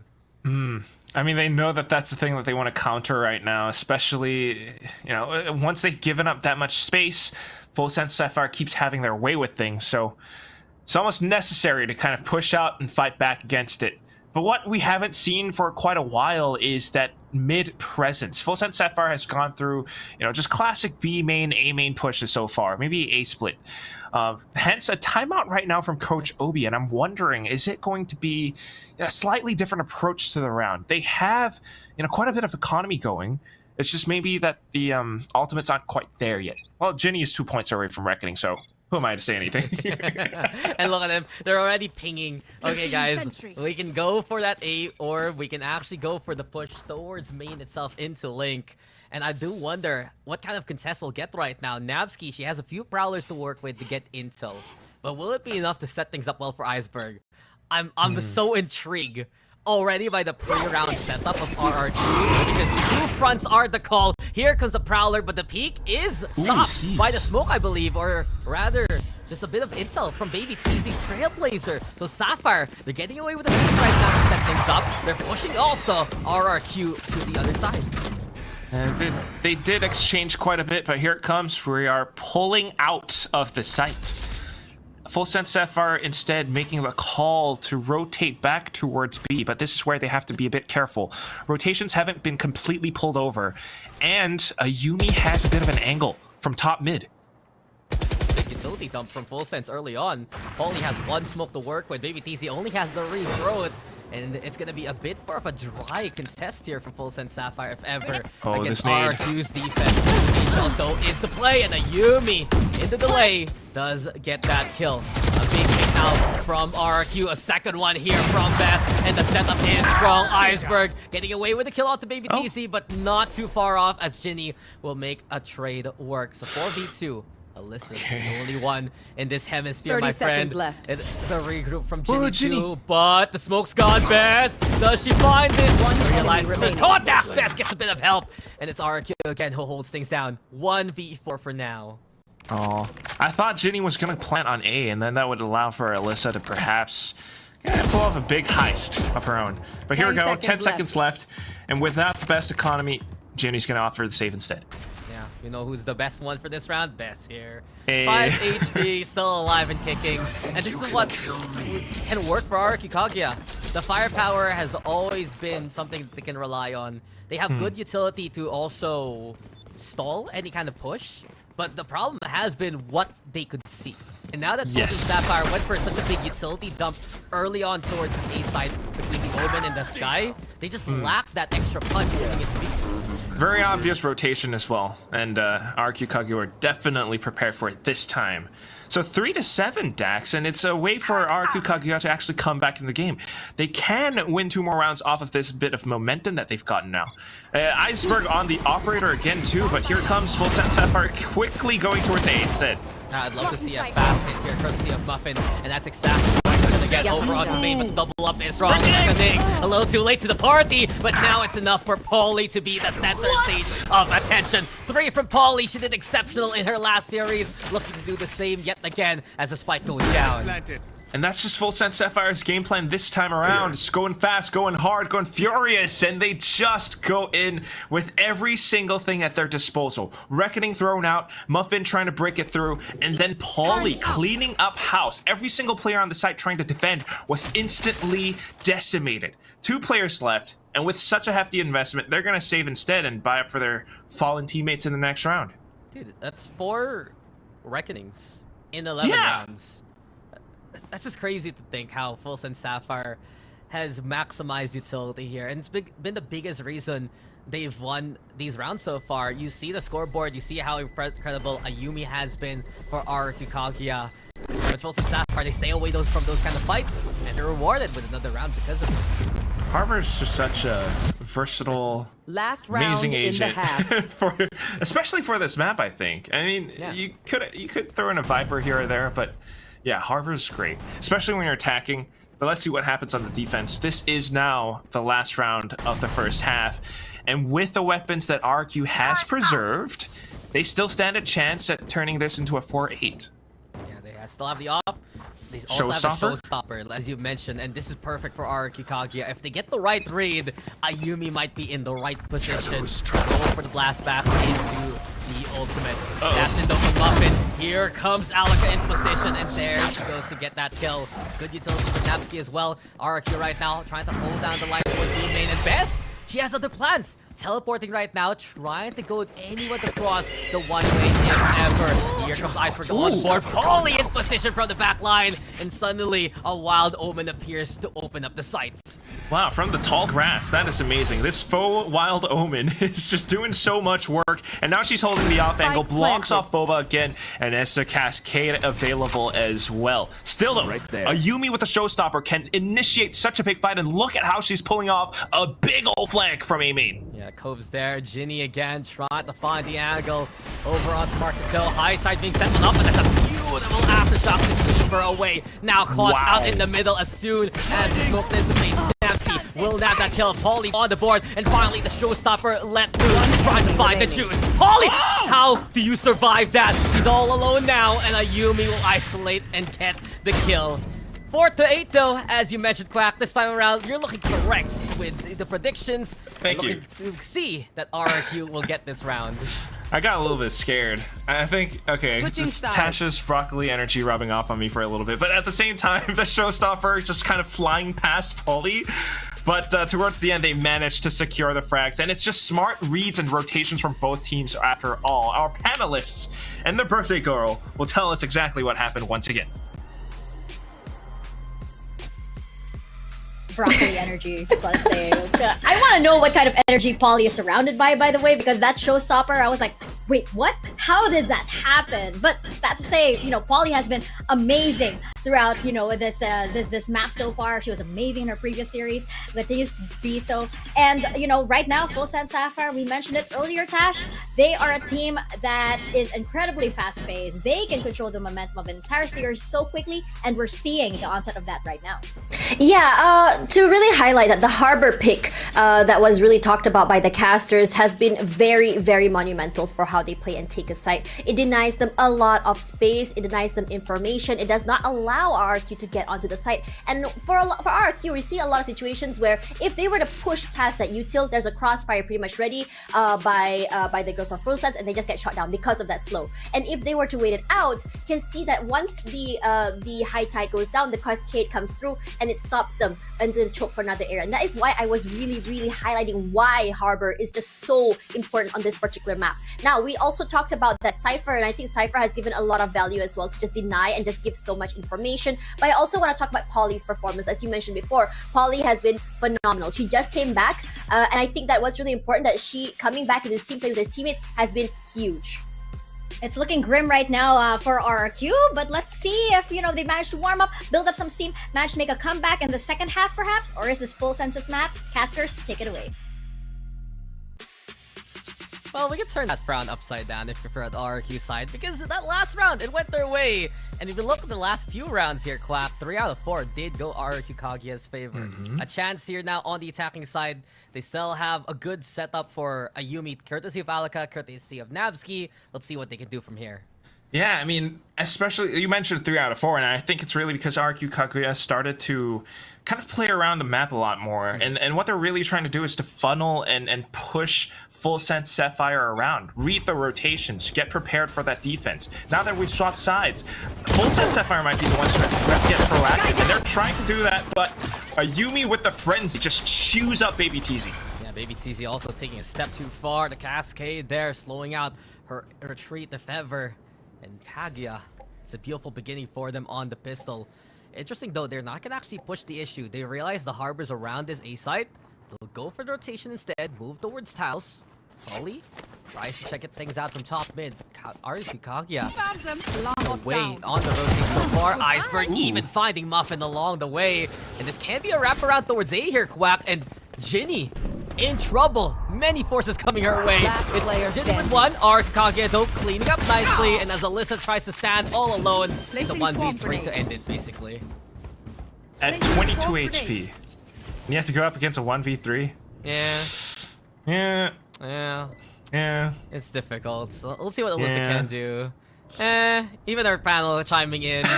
they know the plan, they know the call, and they know that Navsky has Alyssa's number. A good pistol win here for RQ. Yeah, because at that point, like a single shoulder peak, just a tiny pixel, a sliver, and that's enough for RQ to put Alyssa down. 5-8, and this is one of the first times where we're seeing RQ come up huge on the pistol, and it happens because of this aggression from, again, Ayumi. She catches her opponents by surprise, she goes in hard and heavy, and she's sitting on top with 17 frags and 9 deaths.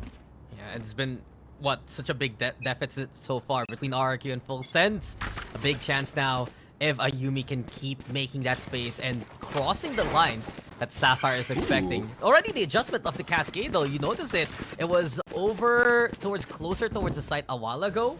Yeah. And now it's deeper into A main, but the action on the anti-eco moving towards B site instead.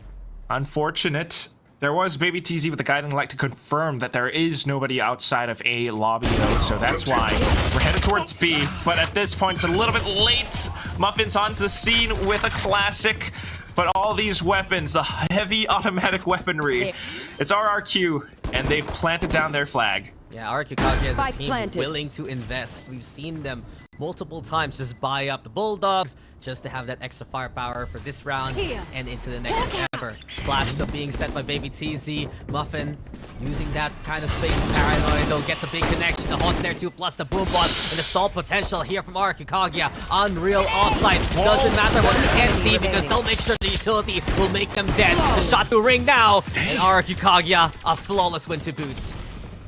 And that's smart plays. A bit of an unfortunate, unlucky guess from FULLSENSE Sapphire around A lobby. But RQ doing their due diligence, you know, checking the corners, making their way through, making their way downtown. You get the spike fast. down. Yeah, you gotta walk fast as well. You gotta walk fast, especially when we want to double back into B main and hold the spike from there. Yeah, places passed, and right now, the pass has to stop haunting FULLSENSE Sapphire. They pick up the rifles this time around. They only have the light armor, though, given the firepower that RQ Kaguya has here. Flash comes in again. Big contest we've seen so far to get that initial intel. Prowler on one side, Guiding Light on the other. FULLSENSE Sapphire making their names known towards B main. Alright. Just trying to hold this area. Funnels RQ Kaguya towards mid, where Ginny is lying in wait stacks. Smokes 2, Cascade the answer, and Ginny trying to back away in time. Gets away from Ayumi's sightline. Good check though from Ayumi. The watch out for spawn. From that point on, it's up to them to get on side. It's even better with the page shells. Alyssa, oh Alyssa, what are you even doing there? No chance, no way. This is a site to be taken by RQ. Impressive. They just W-keyed all the way up mid and then through spawn, through alley, into A. I mean through link, but here we go. Now site being held. Just an angle you can't play against a raised Muffin though. Shrugs off the shot. She does get her kill, but Ayumi's found 3 already. Kaguya in position to make this bonus count. Muffin will just back away to save that gun. And this is what I was talking about a while ago. A team so willing to invest early just to have the firepower to punch into the next round. We're getting it here from RQ. It's that return on investment is looking pretty good, Mr. Dax. Yeah, to the moon, to the moon. Skirt, to the moon. I mean, it's paying off dividends, and right now they get to pick up on some of these dropped Vandals and Phantoms. Oh.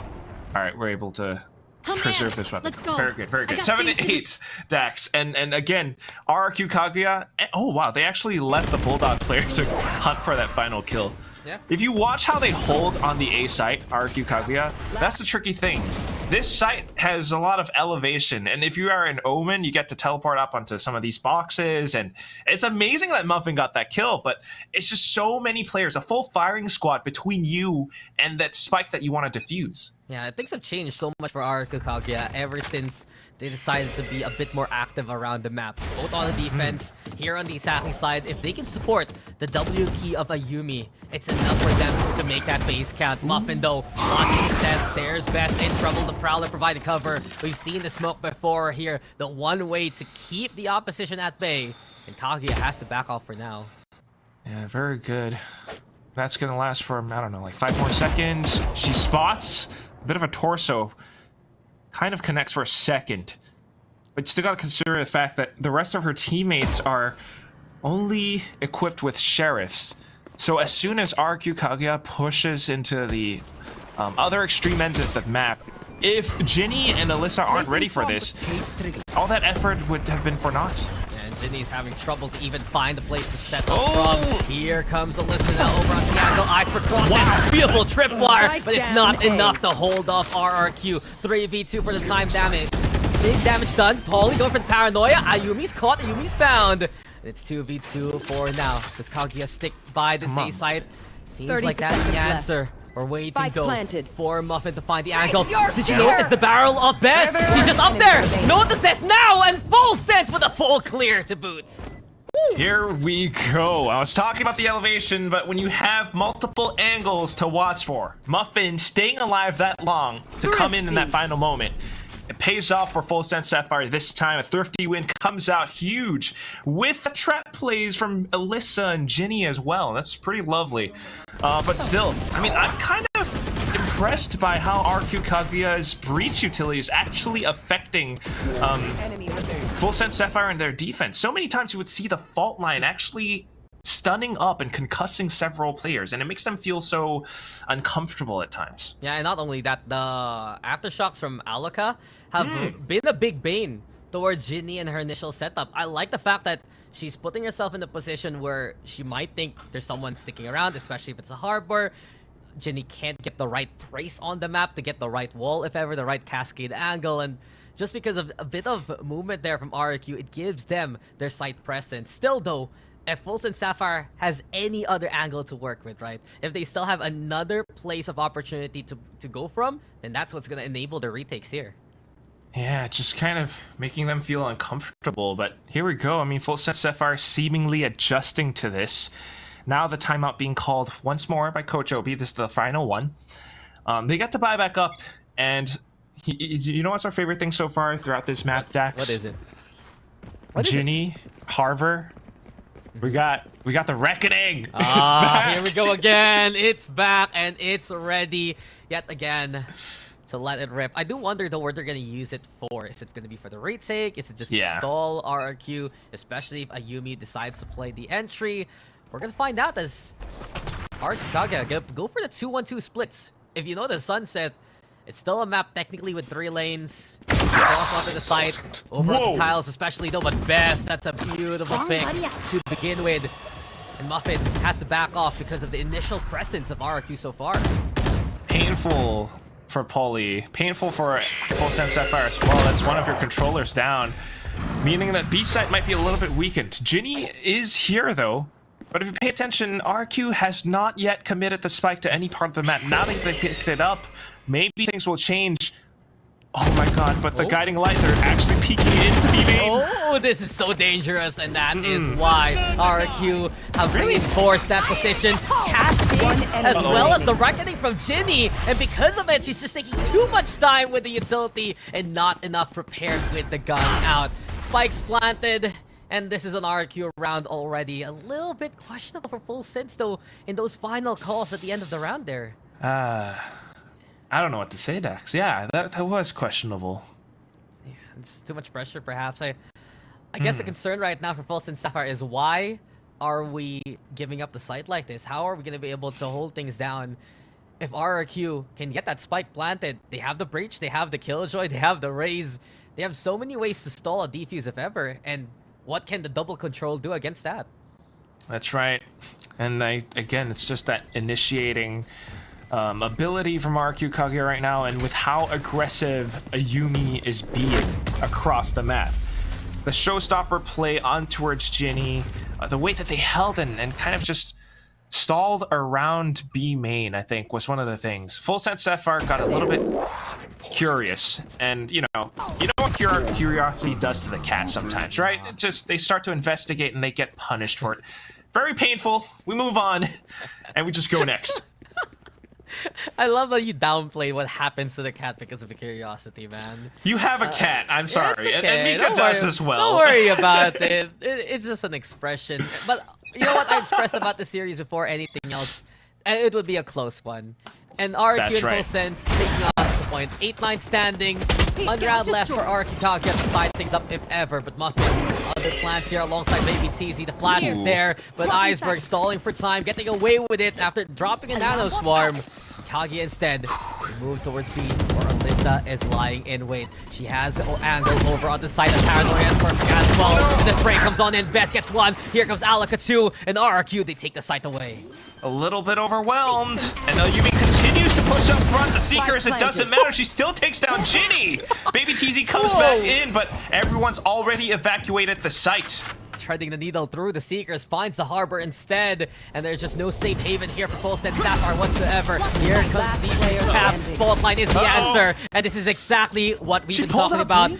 From the theater, Muffin trying to put on a show against that audience. The turret though is there. Picking up the gun, moving on around 2, and it's a 3v1 scenario. Isolates the first, looks to go for a second, but there's just no way, no how. Credits roll and take about RRQ as they tie things up.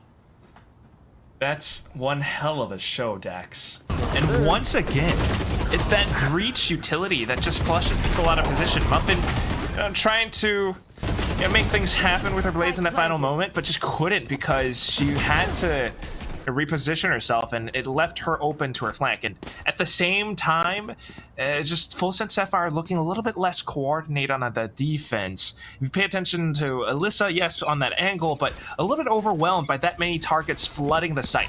Polly holds a very different position as compared to Bess from when we saw RQ holding a different angle around B. It was much closer to Boba. The corner. Sometimes I chuckle whenever we have to actually say it, Boba. Yeah, I mean, I gotta say, backside. I like it. I like the call out. I'm just saying though that here for RQ, the way that they've made that space has given them so many angles to work with, and especially as soon as they get that transit towards the site, moving to the plan, that's their win condition so far. This time around though, a bit of fight back from Muffin and Alyssa. This is the site looking to be taken here by RRQ, the operator getting away in time.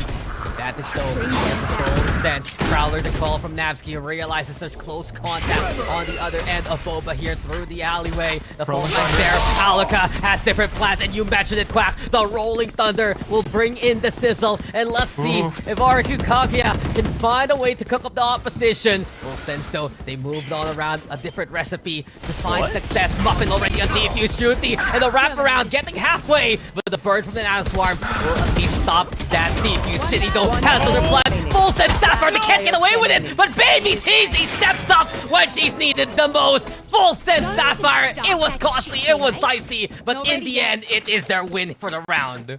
Multiple rotations. Baby TZ with that spray from downtown. Double kill just to collect on that final defuse. I mean, so many things happened in this round. Once the spike went down, RQ continued to push up. There was that Rolling Thunder. Definitely pushed people back. But you can hear and see that light bulb go off in Ginny's mind.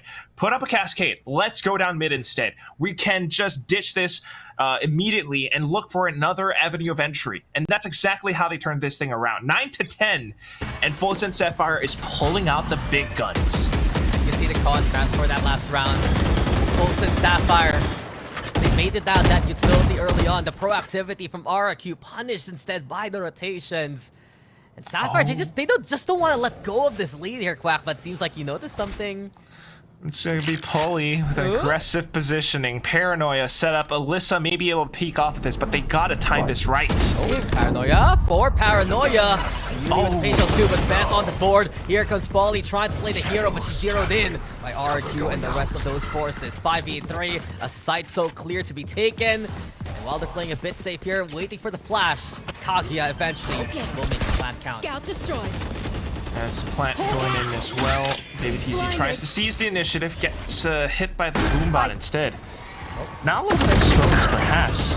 Covering fire though, and Bess is there to protect her teammate. Muffin though, up in hand still. It's 2v4 now, and it's a different angle to work with. Here comes the shot. No room for error, and Muffin will have to back away instead. RQ Kaguya, double digits awaits them to tie things up. Yeah, you gotta turn tail. Off is too valuable, but when your opponents just rush through after your fallen teammates on B, that op is as good as nothing. It's just a stick right now. And look at RQ, they're hunting her down. They've got enough time. Iceberg smells blood. Not quite. No one. Not quite, unless. Okay. Iceberg. Not yet. Nah, I don't. Oh, think she's so. hugging the wall. She's hugging the wall. Oh, no side. Oh, look at that picture in picture. Nice. But yeah, Yo. nothing. So far, so good. Muffin gets to keep that thing.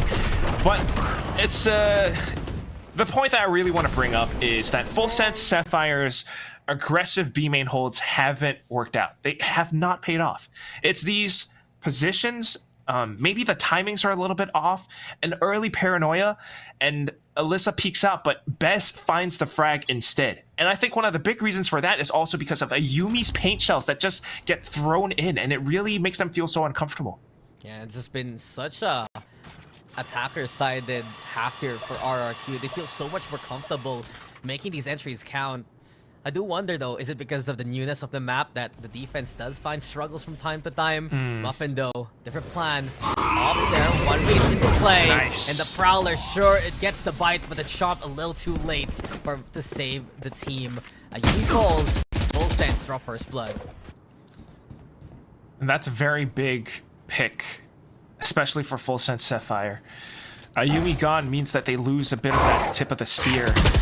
RQ has to look for a separate option now, and they're falling back towards mid tiles. And you can already see FULLSENSE are rotating around this. Yes, top mid has been smoked off, but Ginny as well as Baby TZ could just play around this at any given moment.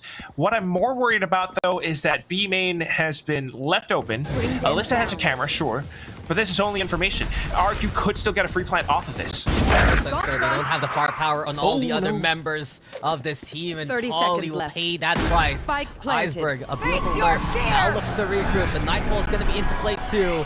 Kaguya, they back away towards main as per usual. FULLSENSE Sapphire though, the Cascade to provide cover. The Nightfall blinding, definitely being some struggle in the first place. The wall drops and down goes Alyssa with it. The Cove's there though. The reload comes on and BTC gets halfway. But the rest of RRQ are there to keep the opposition at bay. Should just be a relaxed round now here for RRQ. The firing squad is set. Ginny, does she dare try to be the hero? It's not gonna work out for her whatsoever. Up saved again, but RRQ finally take this lead. For the first time, and they're starting to make it count. The hits, the pushes, they are looking so darn good, and FULLSENSE actually look like they are struggling to control the map. Yes, it was a bit of an eco bio classics this round, but the fact that despite Muffin got the first pick, you had players positioned around top mid and everything else. B was still that easily taken by RQ just by simply walking in, finding a couple frags. That bit of a lurk from top mid paid off huge. And now you got to start wondering, is it diminishing returns for this operator? I mean, do we still want Muffin to use it if you're not winning rounds? And we're seeing this time around all the phrases. We had FULLSENSE Sapphire on the first half. The struggles now into the second. Ooh, nice angle. Basically the outpace of RRQ, but you mentioned it, Pat. It's a beautiful angle and a beautiful pick to do. Ayumi falls yet again. RRQ needs to make two without their entry, but it's 4v4 courtesy of Navsky. Trailblazer searching for anyone, playing close so far. Gets big intel, finds 3 on site. Salika now. Plant goes down. The flash is there too. Nabsky in cover. FULLSENSE creeping in closer and closer. Over onto the backside here. The flash is there into play. Baby TZ trying to get a bit of attention as the smoke is soon to drop. They saw the utility though. They saw the high tide coming their way. And Alyssa now, is she ready? Yes, she is! Confirmation here from FULLSENSE Sapphire. And as RRQ fights on back, they are cleared out by Sapphire instead. Make-A-Wish Sapphire fans, because we tied things up 11-11. Hey, 11-11. Hey Dax, is that an eyelash? You just dropped an eyelash? You wanna make a wish? No, it's really it's a lovely retake coming in from FULLSENSE Sapphire. Yes, Muffin still on the operator. It's always that opening pick, but after that she kind of loses effectiveness, loses initiative, because she has to fall back. And with that, RQ consistently gets the spike plant. But this time, FULLSENSE Sapphire just hunker down, and they were a little bit more patient. Baby TZ getting clear information off of footsteps, and her guiding light tells her teammates where her opponents are positioned. And then Alyssa, Polly waiting for that dark cover to drop off of A-Link. They went in together as a team. It just makes such a big difference when they pick off Ayumi first and foremost. The Prowler pressure being applied again. Muffin, though, getting away with her life barely. So, yes. Ugh, dangerous angle to be taking those scenarios. That op again. Now we go back into B. We have Trips and Ginny's here as well, but again, this has been one of FULLSENSE Sapphire's weaker sides, and if they lose this round, it's going to be match point Dax. It's getting dangerous here for FULLSENSE Sapphire. They need to prove the value now of the Harper. Yet again, another reckoning to boot, but this answer so quick from RQ. Not just paranoia, but also the aftershock. Ginny and Alyssa, though, they know where their opponents are going to cross, and they hit their targets anyway. Sapphire now with the advantage. Plant goes down here for RQ, though, and Muffin letting the blades fly this time around. Girltef getting intel as well. Many ultimates applied here by FULLSENSE Sapphire so far, and just slice and dice action. Well done by Muffin. Turret's broken, Nanoswarm's there to go for cover now, and RQ needs to spray this well. Iceberg hits her markers, 2v2 for the time being. Lockdown pressure, and it's now 1v1. What can Iceberg do? Lockdown's broken, here comes Muffin, but Iceberg, exceptional to say the least. 9 HP, and the dream's still alive for RQ Kaguya. They're on match points. Just playing Ring Around the Rosie, she sinks the Titanic that is Muffin. Forces the issue. Muffin had no choice but to take down that lockdown utility. And because of that, position given away felt so uncomfortable. The pressure is mounting right now, especially at match point. FULLSENSE Sapphire cannot feel comfortable. They're out of timeouts as well. Meanwhile, RQ are still sitting on theirs. Ayumi has pulled out the operator. The guns and the arsenal afforded to FULLSENSE Sapphire are not the greatest acts. Yeah. What can Muffin do with the Bucky? She's going for the orb also, but it's a long way to the Blade Storm. No way she can really find it in this round. There's RQ now, playing it slow and steady instead. You mentioned it, Quack. The op is out, and Ayumi is trying to find anyone who dares peek her. Being careful about it, too. They really want to close this one out. You've got Muffin hiding inside of a smoke, though. I don't know how effective that's going to be. Oh, they saw her! No! It's not very effective. And because of it, RQ, the go signal to make their way towards the side. Ayumi now, going for the showstopper close. Tries to clear out the angles, and that's something RQ has done in the latter part of this map. The adjustments have been sublime so far for the offense. Can they finish off the job, though? That's the question. Spikes planted, smoke in the way. Maybe CZ realizes best is up on top, gets that kill short, even up the odds. Here comes Ayumi, though, still online. Paint shells tossed in just to hold them back. Once it goes off, though, a bit more utility. Flash through, Baby TZ. Rolling Thunders to play, bounces off the opposition, and from that point on, Ayumi will cross. Ginny no on the board, Nasty's there too. Alaka providing cover, everything's left to Ginny now. 1v1 yet again, crucial moments will be won by RRQ. 13-11, an incredible comeback into the second half for Kaguya as they take the first map. And that will be overtime denied. We started off with an 8-4 first half. FULLSENSE Sapphire were so confident at the start. But then, as soon as we swapped sides, the defense started lacking. And, I mean, you could see everything that just happened, Dax. I just can't believe that this is how it happens. And what a way for RQ Kaguya to come back. Impressive stuff, especially from Ayumi. And on paper, right, you'd see for Sapphire, so many angles of opportunity thanks to the double controller. But in practice, what did we get? RQ Kaguya's mid-round adjustments in the middle of the first half, the way that they became a bit more active, it brought them that success into the second. I just love the calls between the coaching, the IGLs. It just really feels like for Kaguya, the demons from last year's Elite are no longer haunting them. And we'll see if the panel agrees with that. Let's toss it over to Mika and birthday girl Tash to break it down. How different were those two halves, Tash? It was like night and day. It was FULLSENSE Sapphire completely stomping on the attacking side. But when the side switched around, it was RRQ's time to attack. Oh boy, Yumi coming online was basically the signal for the entire team to come online. All of, like Dax mentioned, the micro adjustments that they made suddenly made RRQ into this machine that could fully read FULLSENSE Sapphire. I think that when you look at Ayumi in the beginning, especially, like, I think you did see that step up from round 1. Like, she was very eager beaver to go, but it didn't feel like her teammates were as ready as she was. So she was able to kind of like really take the stage. She was able to get these multi-frags. She was able to get those picks.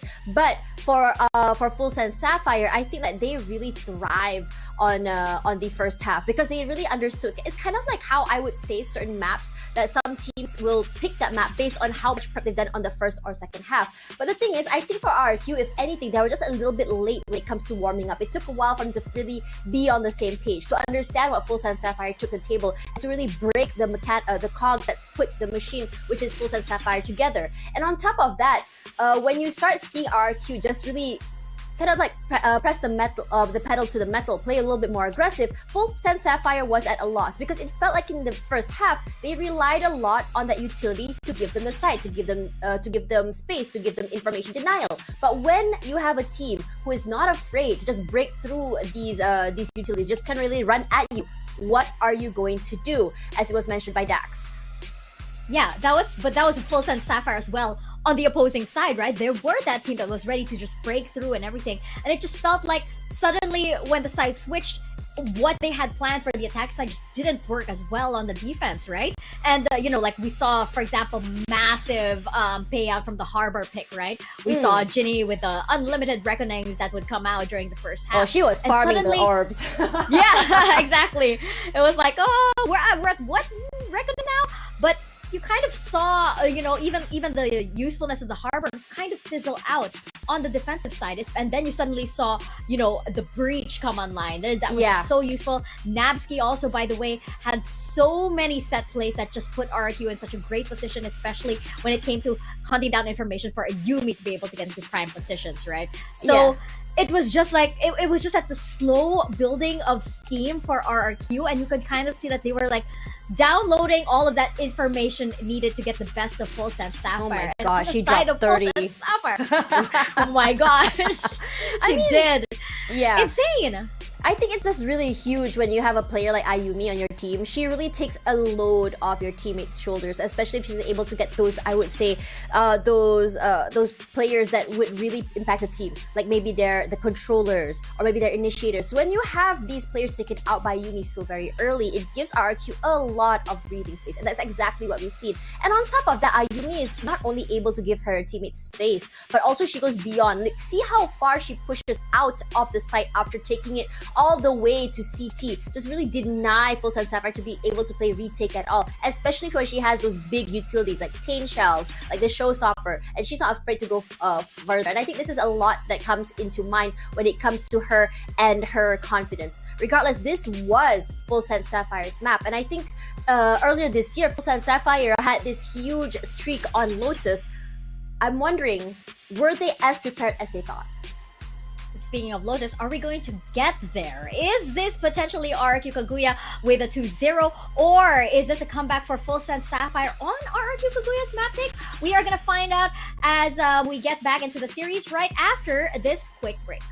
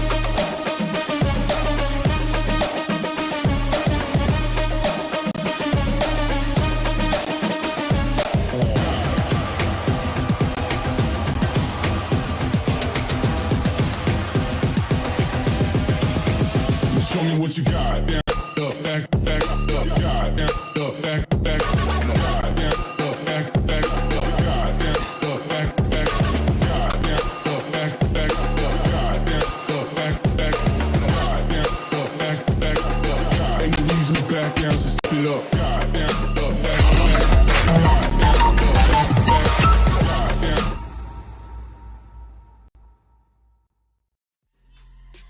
Welcome back to Game Changers APAC Elite. You guys don't want to know what I deal with backstage or like behind the scenes. Just so much chaotic energy going on here. Just like the chaotic energy that we're probably going to see on our next map, which will be Breeze. We do know that this map has gone through a lot of changes, and generally a lot of people It doesn't are really feel like unhappy Breeze with this. anymore, guys. No, it doesn't. Absolutely not. But we can still expect a lot of aim duels, especially with both of these teams. We did see that RQ managed to rally back from the onset of FULLSENSE Sapphire, as we saw on Sunset. I'm wondering if that means the momentum is now in favor of RQ Dash, or can FULLSENSE make a comeback? This is definitely a good question. I mean, it's such a different map to Sunset where, both teams can be aggressive on Breeze. I think it's more attacker-sided, but at the same time, Breeze is all about taking space, and this space is usually very, very large. From double doors, there's a big change. They make the door bigger. It's a big area to a pillar, which you guys have to really worry about when you're crossing. And then there's nest that gives you a lot of space from elbow on B side, as well as mid pillar, as well as that little, I don't know what you call that call out, but it's the pillar where it's like a half wall there. So anyways, that's what we want to talk about. But if RRQ were to pick this map, it shows that they want to try and win these long range fights, and that's exactly what they want to bring to the table. Ayumi has been very, very sharp with those, but we also know that Muffin can also bring these, I would say, aim duels to the table, especially in the long ranges. I want to see who out aims who in the op fights. It's gonna be so exciting, especially now that you have Ayumi all warmed up, right? And we did see Muffin with some insane plays earlier on Sunset. Previously, FULLSENSE Sapphire also went up against Global Esports Phoenix on Breeze, right? So a little bit of their playbook was exposed, I would say. Muffin did extremely well in that map, right? She dropped she had 21 kills, I do believe.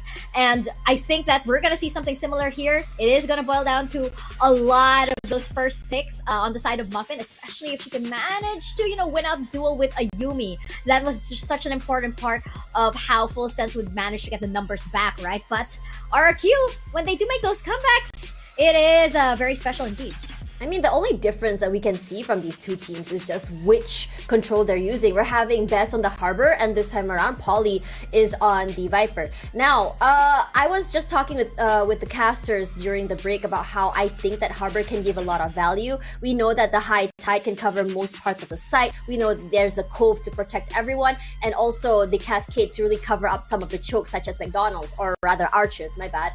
So let's talk a little bit about Polly. We've seen, I think, before Harbor came out, and when Breeze was still around, Viper was technically, I would say, the staple for this map. So it is kind of fun for me because I would like to see how exactly these two agents will be used against each other. What's your wall, right? Is it poison or water? That is the question. And who is going to be that game changer, no pun intended, for FULLSENSE Sapphire or RRQ Kaguya casters? We're gonna find out. So Dax and Quack, take it away.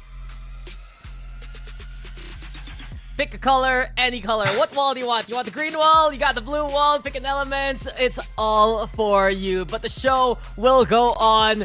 And contrary to the namesake of our next map, the series isn't a breeze whatsoever. Close first map on Sunset. Let's see if it's gonna be the same yet again. But before anything else, Dax and Quack still together here for our Kaguya versus FULLSENSE Sapphire. So what do you think about this one though, Quack? Because Breeze, something that the panel has mentioned, lots of changes. We're really seeing it for the first time this year here in Elite. And what kind of adjustments do you think these two teams will have right now? Dude, I think we got no data. We don't know anything. We have no idea how RQ Kaguya is going to play, and that's the scariest thing to me because we've already seen FULLSENSE Sapphire playing on Breeze. Yes, they won 13-2 against Global Esports Phoenix yesterday. That was an incredible feat. But can you really repeat that? RQ Kaguya is a different team, and we just saw exactly why that is. They can innovate, they will try different things, and they can adapt to you really well as well. Once Coach Ducky steps in, I mean, there's so many things that could happen. Harbor is definitely an effective agent on Breeze for sure, but at the same time, it comes down to these duelists, and we want to pay attention to Muffin as well as Ayumi. Yeah, and this is the map where you can get away with a single wall controller compared to many of the other ones. I do want to make an astute observation though so far. I do feel like here for FULLSENSE Sapphire, they have a rotation now on who's playing Sentinel and who's playing Skye. When they're running Cypher, it will be Alyssa. When they're running Killjoy, it's probably going to be Baby TZ instead. So keep an eye out on that for FULLSENSE Sapphire. And we do get now into the pistol round, and the Trailblazer scouting out the window towards B. Yeah, very interesting. Already, it's that same agent swap again between role swap between Baby TZ and Alyssa, but you know, we're not seeing all that much. RQ Kaguya are actually respecting and kind of giving them that bit of early space. They're just avoiding these early round utilities and then sneaking through. You can see what they're doing, making use of this high tide to push into B through tunnel. FULLSENSE Sapphire trying to play towards backside, but Alyssa caught by Best quickly. Ayumi the same thing. And you might wonder, if FULLSENSE Sapphire dominate the GE, why would RQ Kaguya pick this map? Seems like they've been cooking up something else in the scrims, in the preparation, and now onto the site they go. Spikes planted, Muff and Ginny have other plans. The Golden Arches, they're ready now to ring yet again. And here comes a bit of the smokes, a bit of the reconnaissance as well, and Paulie catching out Best off guard. Stellar snake bite there to boot. Iceberg with a minus from afar. Where do these land? That's the question. As Paulie will find Navs, he gets away in time, and it's 3v1. Caps come from Iceberg, the swings there. Iceberg gets confirmation. Time though running out. Ginny will trade back evenly. And FULLSENSE Sapphire, they'll take the pistol instead. Very nicely done. This time the arrows do not blot out the sun. They're kind of dropping one by one, but instead it's just going to be players from FULLSENSE Sapphire simply getting their frags. Clean retakes, they push past, like you mentioned, Dax, the Golden Arches, the reconnaissance afforded by Ginny as well. And this is why I think FULLSENSE Sapphire, they're such a strong team to be reckoned with, especially on this map.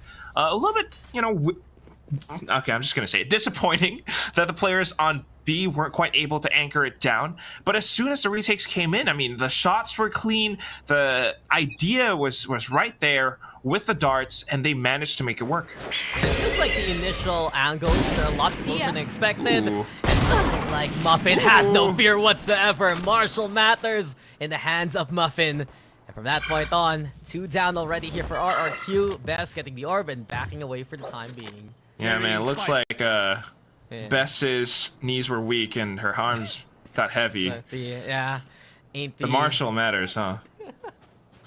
Marshall Spaghetti? I don't know, man. It's just so interesting that during the first part of these rounds, things look so different on Braze. And then later on, especially if you have the CT side retakes, then that's going to be a bit more akin to what's accustomed to. Muffin knows the angle to play from and knows that she can make that Marshall Matter again. 3 for her, Paulie gets 2-2, and that's 2-0 now for FULLSENSE Sapphire. There we go. I mean, I definitely hear what you're saying, Dax, especially with, you know, the compositions that we have, but the teams are versatile with what they've got right now, and I think that's why we have these specific compositions as well. Cypher can, you know, come in to support the one-wall controllers, and it just comes down to how they really play around it. But so far, what we're seeing is RQ Kaguya, apart from, you know, playing off of the early pick that they get, it's a little bit difficult sometimes if they get met with a roadblock. And for example, in the previous round, that roadblock would be Muffin. Let's see if she can do it again. I mean, she's still very active around the map right now, even playing towards mid here. But Ayumi now crossing through towards B. They do dare cross the Cypher setup. And over on the backside, Alyssa tries to hold, gets the first, back to the cover in time. Besto walking a very, very narrow tightrope. And because of it, it's FULLSENSE Sapphire making them fall apart. It's 5v2, Rere. It's now 2v2 as RQ trade back so quickly. Well done by the last 2 standing. And because of it, it's up to Paulie. Luka Navsky trying to set up 2 angles to work with. Paulie cutting noise, looking for the Cypher if ever. Poison Cloud though into play, doesn't expect Luka right behind her. The shots don't ring the first time, but here on the second, it's correct. 3 HP and 3 kills to boot. RQ Kaguya make the rifles count. Wow, that spray at the end too. Tiny bit of a facepalm, but it just shows, I mean, a bit of pressure and things can really fall apart.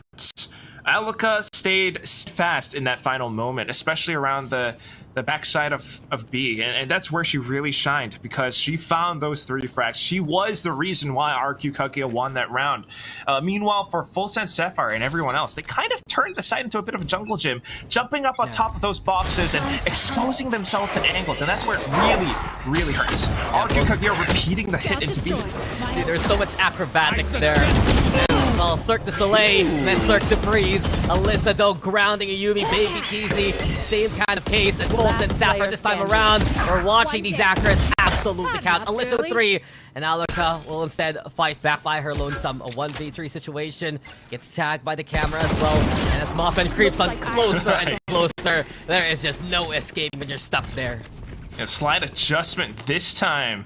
And they've managed to, you know, deal against the push coming through. Of course, a Yumi updraft's on top, and it's just a simple, kind of a micro adjustment from Alyssa tracking downwards, and then just playing around the pillar, able to find those final few frags. Alika trying to play the same position, and that's why Muffin knew exactly where to look for her. So as we move on to the next few rounds, yes, RQ Kaguya not the best economy this time, but a lot of adjustments, and that's why this is such an intense matchup for that upper final spot.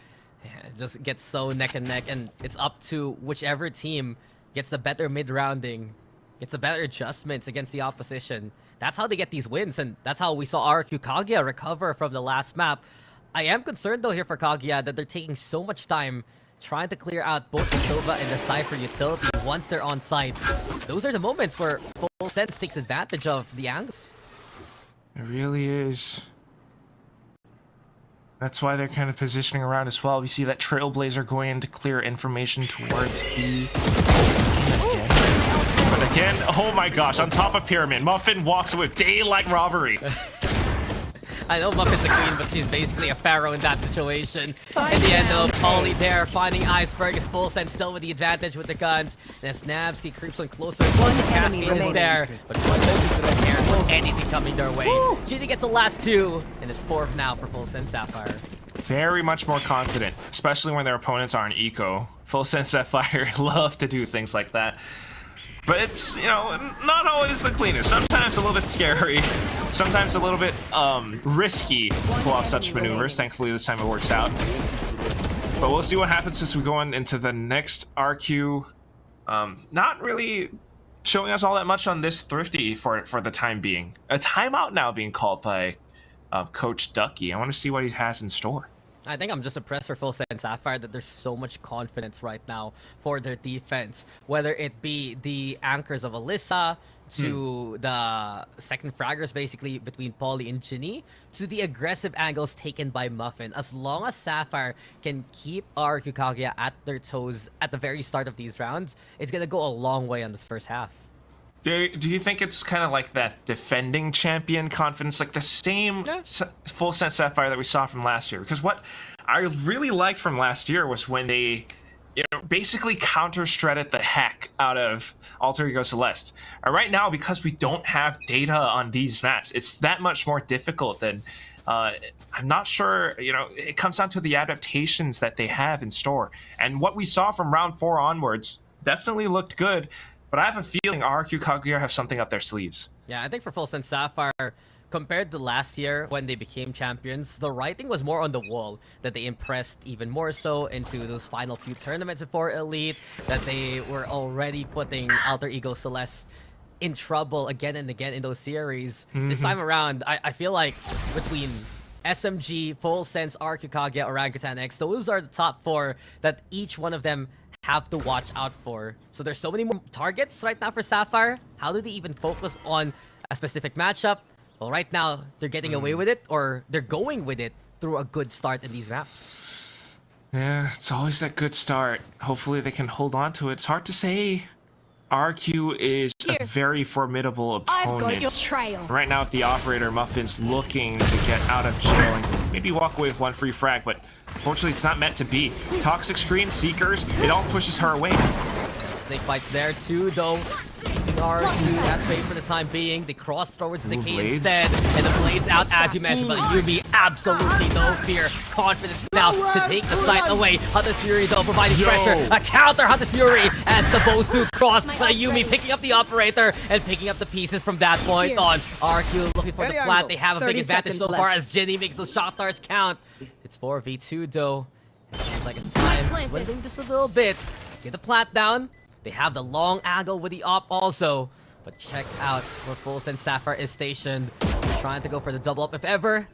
The high side being such a good bother instead. Recon Dart needs to be broken, gets the scan anyway as Snaps takes advantage. Oh, no. And with Jinny all alone, bringing a bow to a gunfight never works out for you. It's RQ with their second round. Not so much. The bullets hurt a lot more, don't they, Dax? Yep. I mean, it comes Technology. down to technology. Blades, the knives don't really work in a gunfight either. Especially when it's RQ Kaguya who hit the site with such decisiveness. I mean, maybe a little bit of a delayed push. They cut noise and held out around cave and shops for a second. And then pushing in with a coordinated hit. You can see that it's the high tide. And this is the impact of Coach Ducky's timeout. Yeah, exactly what I wanted to say. Just off the timeout, RQ Kaguya bringing out a completely different look from what we've seen for the past few rounds. And I do feel like you've been mentioning it so far. It's been such a big change up in the backline, in the coaching front, that has helped out RQ to really become the best form that they've ever been ever since like Open 3. Really, really the best. We shall see if it continues to persist, because for now it's still a 2-round deficit. And FULLSENSE Sapphire trying to switch things up a little. Relatively similar positions from before though, and Baby TZ's looking to, pull out that Trailblazer. She always does this around, the minute 10, minute mark. And this time it gets shut down, so it's a bit of information. Now we're just wondering about the A site. Polly's still here, Toxicity comes up, decays them for a second, but Ayumi's still able to infiltrate. Trailblazer's there, and Polly in position now. Try and fight Ayumi though to swing. Caught by Polly, holding close still, but behind her, Alaka takes advantage. Here we go again. RQ Kaguya trying to take those moments. And Alaka with another one as Jinny finding best along the way. Up still out though. Muffin trying to at the very least catch Navsky on the cross. Spikes planted. Back onto those defaults. Get the switch. Last player standing. Alaka! Again, the opportunity coming her way. Alaka being such a big player in this round. Can she find the forts to seal the deal here? Alyssa though, 6 crossing rounds already. Just holding close towards the pyramids, crouching around the timing that could have been ever so closer. 6 bullets. But 6 bullets, you mentioned it. It's gonna be critical here, and as time dwindling, Alyssa running out of angles, running out of chances. Alaka basically playing with her opponent. Iceberg taking the opportunity instead, and RQ are 1 away from tying things up. What is this? We're like hide and seek around the pyramids? This is a playground, Dax. And again, I mean, you witness the greatness of RQ Kaguya now, and it's the positioning that they have, very similar to what we saw from kind of how SMG held earlier on. It's that way that, you orchestrate the firefight in such a way that if your opponents are forced to take a fight against you, you always have a teammate at a separate angle backing you up.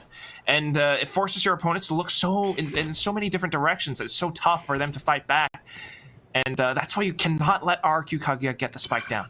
Yeah, it's the chaos of Breeze in general. When you're so focused in versus one target, sometimes another player can be on the off angle against you. But in a direct firefight, the better gun wins. RQ decision out to play from the top and push towards the side himself. Trailblazer into play too, providing pressure and catching out Baby TZ. From that point on, the push here from RQ is clear cut. They make it even easier now with the neural theft. Ayumi here again with the backstab onto 2 more, 3 for the round.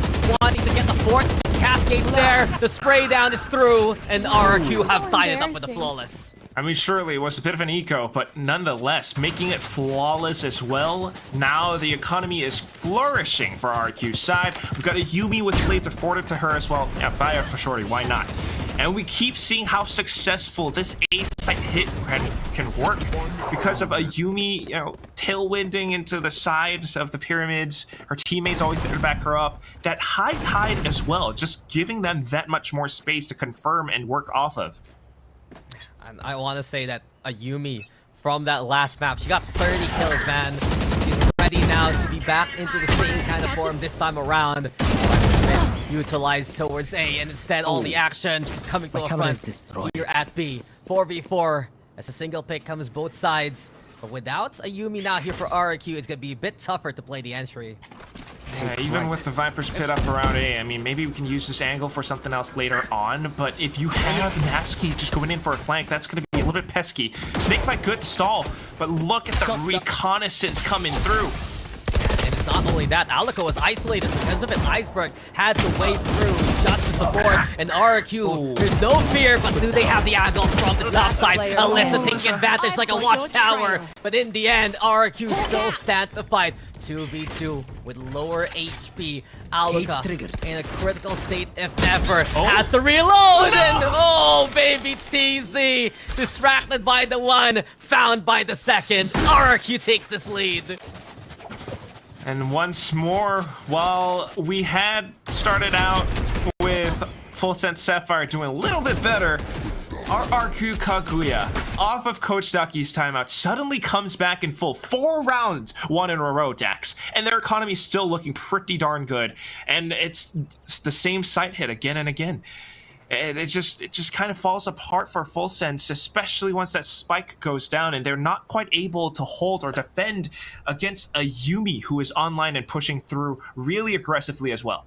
Yeah, she's getting all that space, man. And I want to just interject real quick. Despite Polly getting some good snake bites towards doors, towards shop, we've seen RRQ Kaguya make the best out of a bad situation and decide to push just to reinforce those 1v1s become 1v2s to timings that FULLSENSE Sapphire don't expect, just because RRQ dares to try and cross moving towards these sites. Surely. And it's all of these tiny micro factors that kind of dwindle down and hurt FULLSENSE Sapphire in full. And at the same time, like, you're watching some of these shots and these firefights, and it hurts when you see like tiny bits of bursts and whiffs, and the targets are so darn far away. 4 to 5, Dax. 4 to 5. Okay, what is a Yumi? Did I see a bulldog for a second? All right, we're going for Sheriff Blades right now. Yeah, it's a Blade Storm instead. A different letter B here. But speaking of B, seems like B sides the pressure for RRQ so far and FULLSENSE. You have Alyssa and Baby TZ trying to go for the close hold. Only one with a rifle right now is Ginny playing towards mid. Firepower, RRQ. Try and run away with it. What an assassination though by Baby TZ. No fear whatsoever. But can this criminal get away with murder? The Trailblazer sticking them, looking for another target. Baby TZ with another one. And from this point on, they have the advantage. Confidence about here for FULLSENSE Sapphire. Ginny now with a push even. And Asnavsky's all alone. Ginny's there for a third. Critical damage on basically a Thrifty there. Done by FULLSENSE. A bit of a hero vandal, but also just that one moment of courage, that one act of courage. The only time that you can be brave is when you are afraid, and Baby TZ steps up to the plate, puts one bullet, and assassinates our opponent right there and then. And with that, it really stifles the push coming out from RRQ Kaguya. I mean, such a great read coming out from FULLSENSE Sapphire in this round. And, you can call her a smooth criminal, a smooth operator, whatever it is. Baby TZ did it all. We move on to the next round, and RRQ Kaguya makes an adjustment to go to mid instead. And Muffin's gone. And they were so prepared for it. They even threw the cascade along the way just to make it difficult for Muffin to disengage. They have the advantage. They move towards A. They're just waiting out for the gas, the wall to drop itself. FULLSENSE Sapphire. I suggest you move. They're trying to go for the hold. The Reckoning's there, but it doesn't find any targets initially. Smokes come in, the high tide's into play, and now RRQ take the site.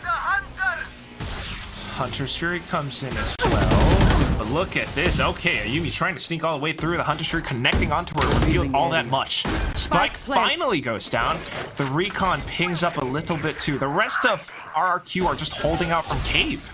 And because of this FULLSENSE Sapphire, now they get the intel, now they know that it will be that Cave hold from the top. And as Best tries to get back to the cover, Trailblazer gets the crutch on. So far, over onto the corner, and Baby TZ waking up when she's needed the most. Alive in the last round, looking to do the same here into the next one. It was already on defuse duty. They line up for Shinny, and now she's the only one standing. No way, no how. FULLSENSE Sapphire retake this lead.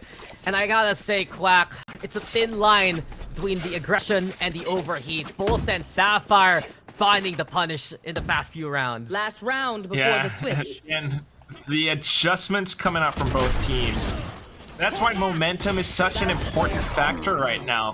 Thanks to FULLSENSE Sapphire winning that many rounds in the first first 5 or so, they managed to have enough in the bank that we can potentially end this with a 6-6. Both teams pulling out all the stops right now. It's operators on both sides. Natsuki's still available with the Neural Theft.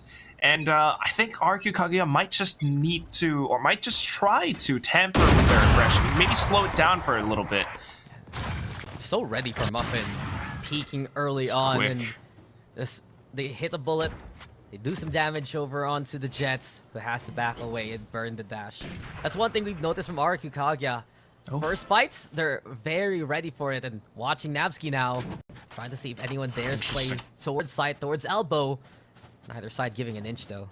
I mean, I can see her being here to try to punish Baby TZ, who repeatedly throws out utility around the mouth of B main.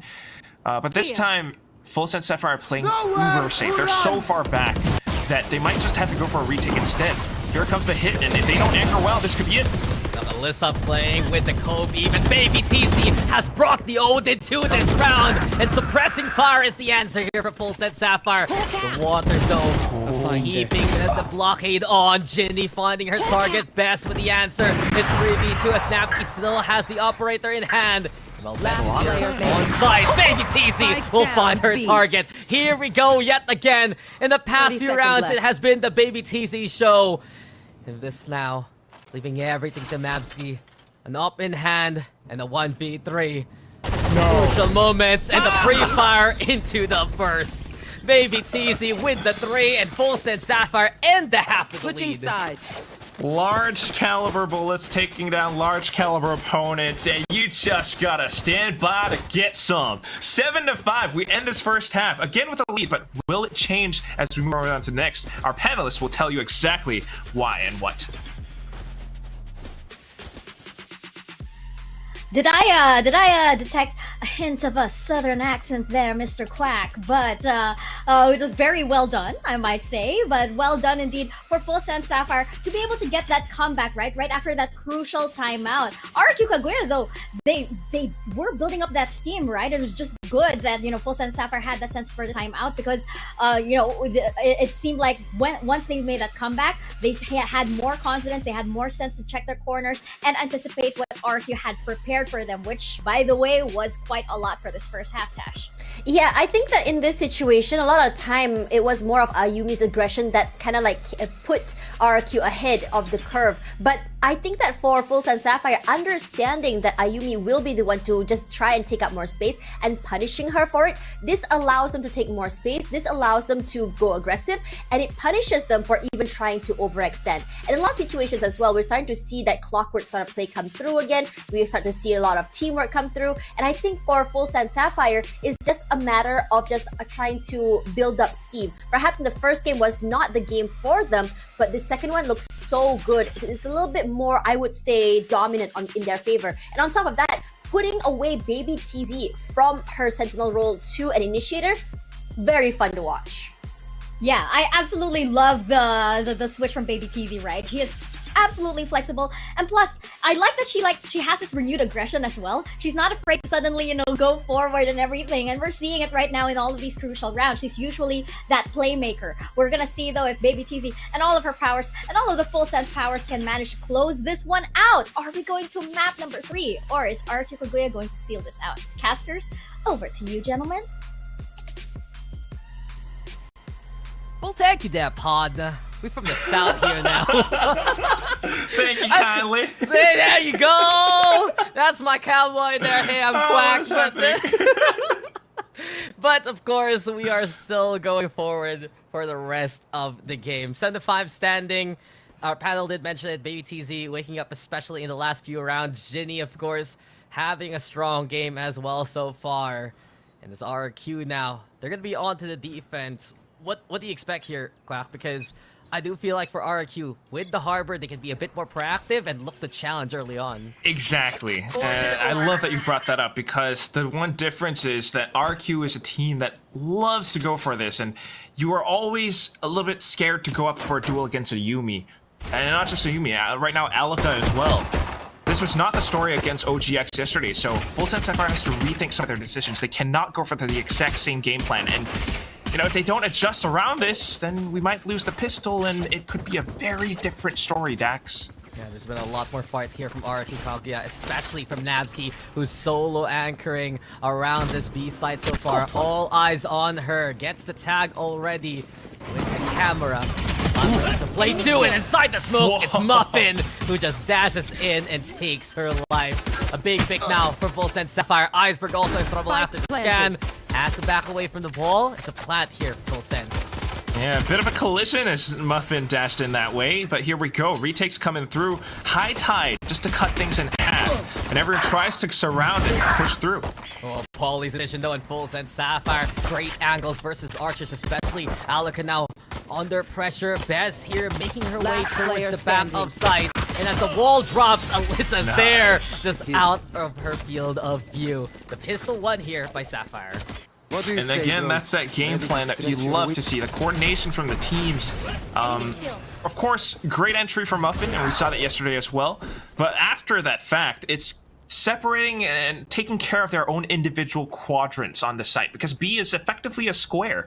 And once you have each and every single one of those angles covered, again, your opponents have to look in multiple separate directions, and it's always a little bit overwhelming when that happens. And now we can see exactly the effect of that. Although the early round aggression from RQ dissuaded FULLSENSE Sapphire and encouraged, like, funneled them in towards B instead, it's still something that they can make use of, FULLSENSE Sapphire, to fight back. And now that they've got the guns, you know, it's potential 9-5, Dax, I think. I mean, if you get a pick, especially with the first kill just like that, then you know where the confidence from FULLSENSE Sapphire is coming from.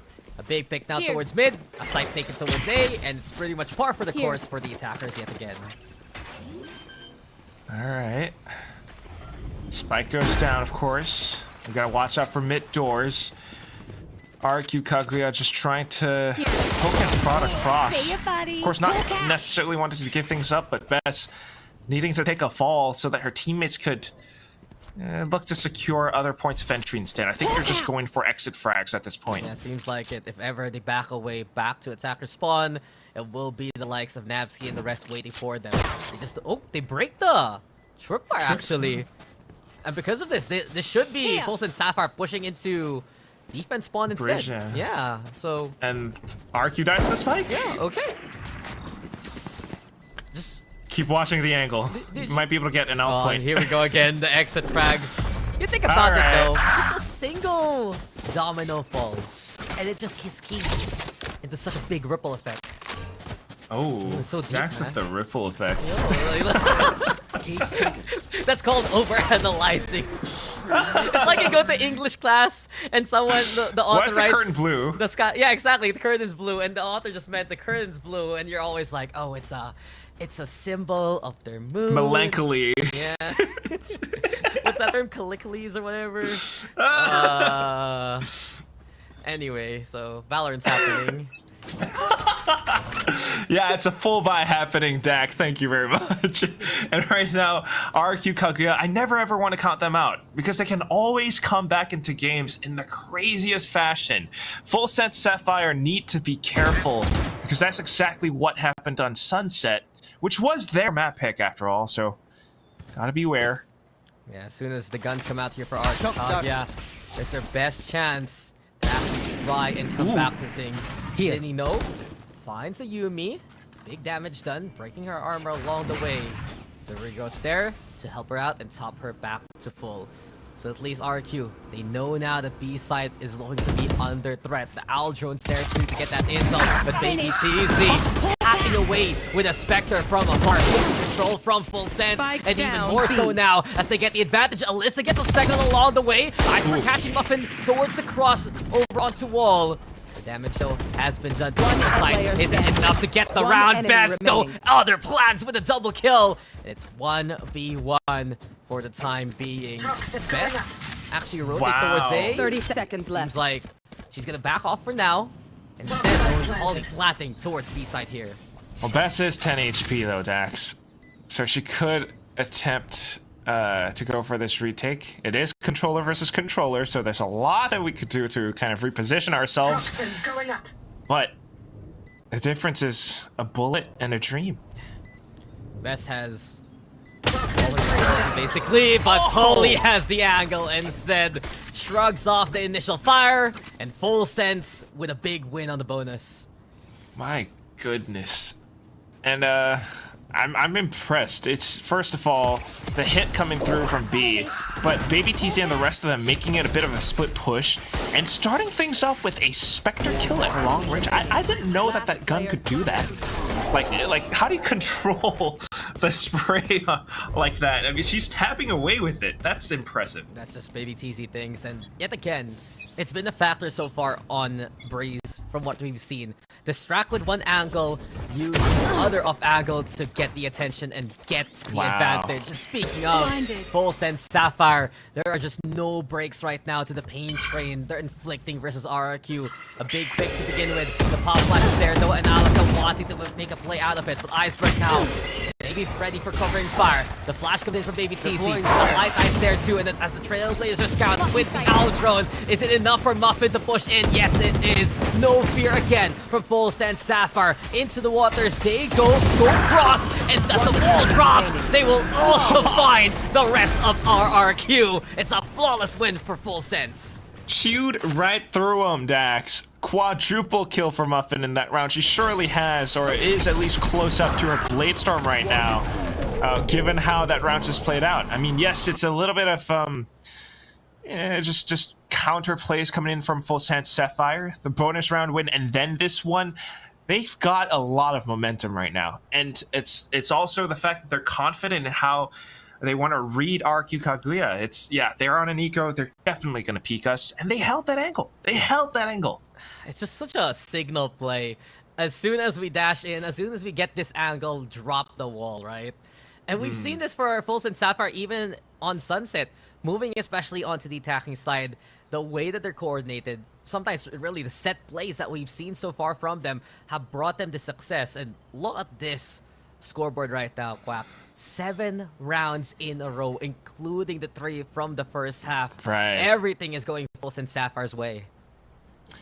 When things like these happen, I mean, that's why the timeout is necessary. But I gotta think and beg the question, right? Are those demons from the past year haunting RQ Kaguya again? You know, it can never feel good when you're on a bit of a loss streak like this, but when you have your economy back up and ready, you gotta buy up and you just gotta nut up or shut up. Go in, try to make something happen, and if you can win some rounds, and then we can start seeing a comeback like what we saw in Sunset. Yeah, they exercised it on the first map, but of course, it's still a presence that's been haunting them again and again and again. From last year to now, FULLSENSE Sapphire is the team that has had RQ Kaguya's number. The stats don't lie. The history is looking to try and repeat if ever. A big chance here for FULLSENSE Sapphire to try and tie up this series though, as Ayumi has other plans. The Angel of Death with the Operator, smited though by Muffin in response. And here we go again. The positions from FULLSENSE Sapphire. The proactivity to even move towards arches and get that angle, giving them the advantage. A bit of a phantom spray coming out from RQ just to try to wrestle back a bit more space this time. But again, you talk about those positioning as proactive. Muffin's still here. Oh, Bess finds the track eventually, but Baby TZ up in hand. Sheriff's there too, and it leads now to a 2v1. Crossfire being set though, and Bess other plans on the backside. Well, can't even make it as Pauly's prepared. Again, FULLSENSE Sapphire now on match points, but with more angles in these rounds, man. I just can't get enough. of how FULLSENSE has been positioning throughout the tap. Certainly. I mean, it's that bit of momentum that allows them to play around and make things like these happen, but also that B-split push that is so successful. Coming in from tunnel, they get a little bit more of an angle, especially when opponents are RRQ are trying to anchor down and defend from back of pillar, and that's why they get exposed. So you got to think about this, but here we go. Match point, RRQ just buying up wherever they can get, half shields all throughout, and FULLSENSE Sapphire with 4 ultimates. Here we go.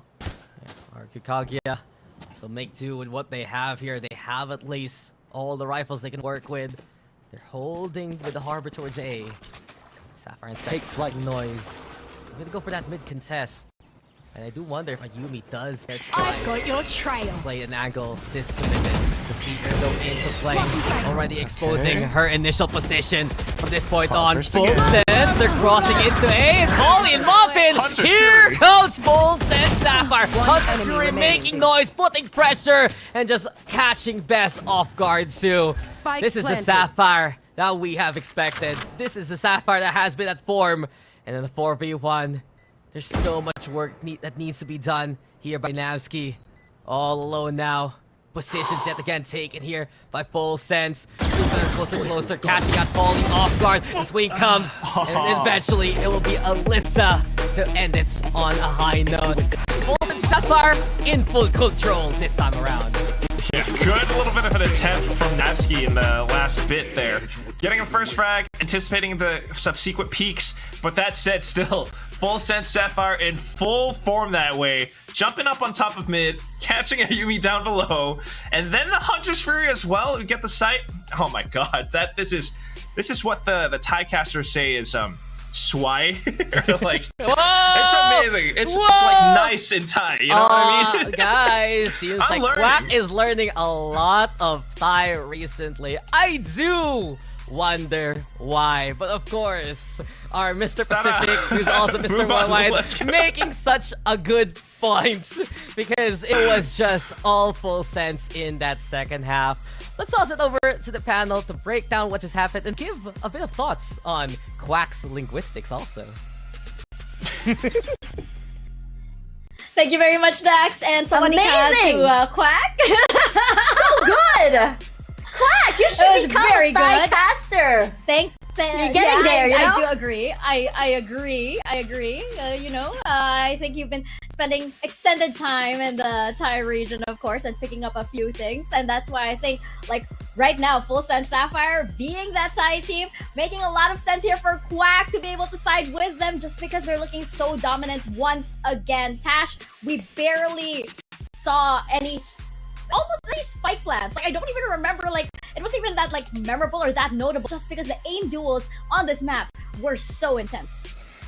Yeah, when we talk about FULLSENSE Sapphire on the attacking side, number one, this map is already very attacker-sided. You have a lot of space to work with. Number two, FULLSENSE Sapphire knew how exactly to abuse the new changes to the map. We saw how Baby TZ Muffet was able to jump up near pillar and able to just play around with Polly's wall. As soon as the wall went down, she was able to get 2 picks. The way they take a side is just so aggressive, and they know exactly how to abuse and aggress at the right time. And I think this is the reason why they were all right with letting RRQ pick this map in the first place. We have seen them play this map. They know how exactly to do it. I mean, we did say that some of their playbook has been leaked out, and I think that was probably the reason why RRQ picked this map, because it's like, okay, perhaps we can counter-strat them. But what they didn't realize was that on the dominant side, which is the attacking side, was that FULLSENSE Sapphire was basically so good at not only taking up space, but denying so much space to the point that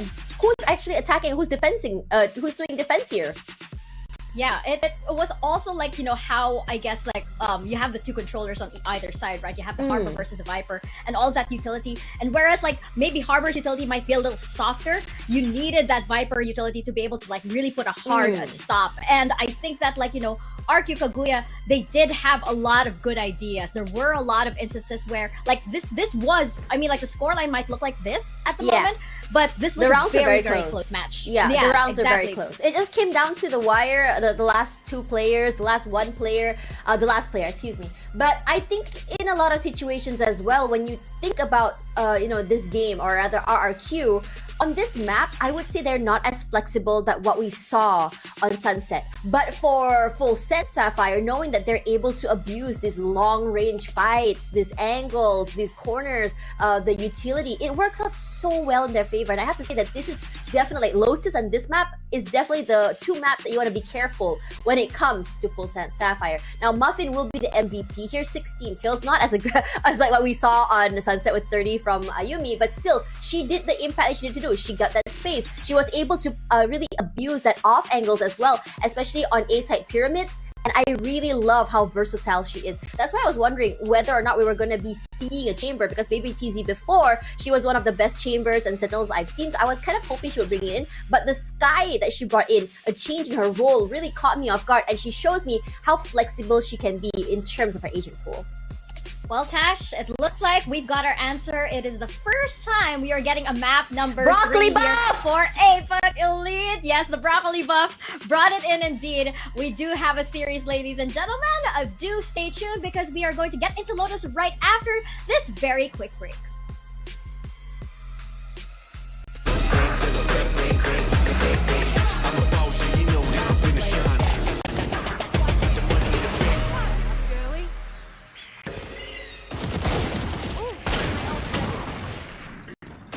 One enemy remaining. Headshot.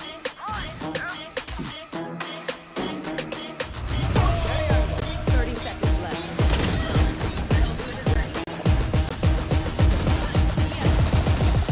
Got the money in the bank. One enemy remaining. Hit you with the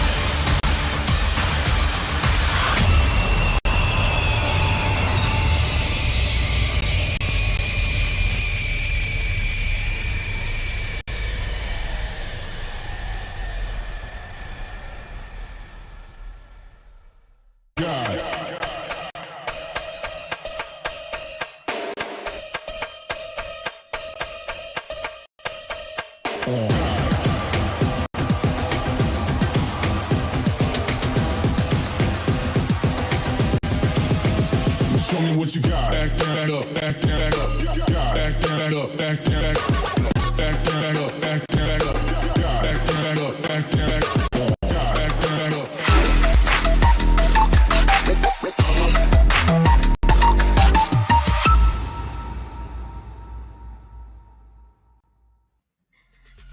Welcome back to Game Changers APAC Elite. Backstage is just super chaotic. But, well, Tash, the casters did mention that we have plans. We have plans indeed to get into map number 3 right now. It's going to be Lotus, which is going to be very interesting for both of these teams. FULLSENSE, Sapphire, and RQ Kaguya at it once again. As we were saying earlier, this is a revenge match that is as old as Game Changers APAC is, right? And right now, I think that, coming into Lotus, I feel like, it's gonna be really close indeed, just as these 2 previous maps have been.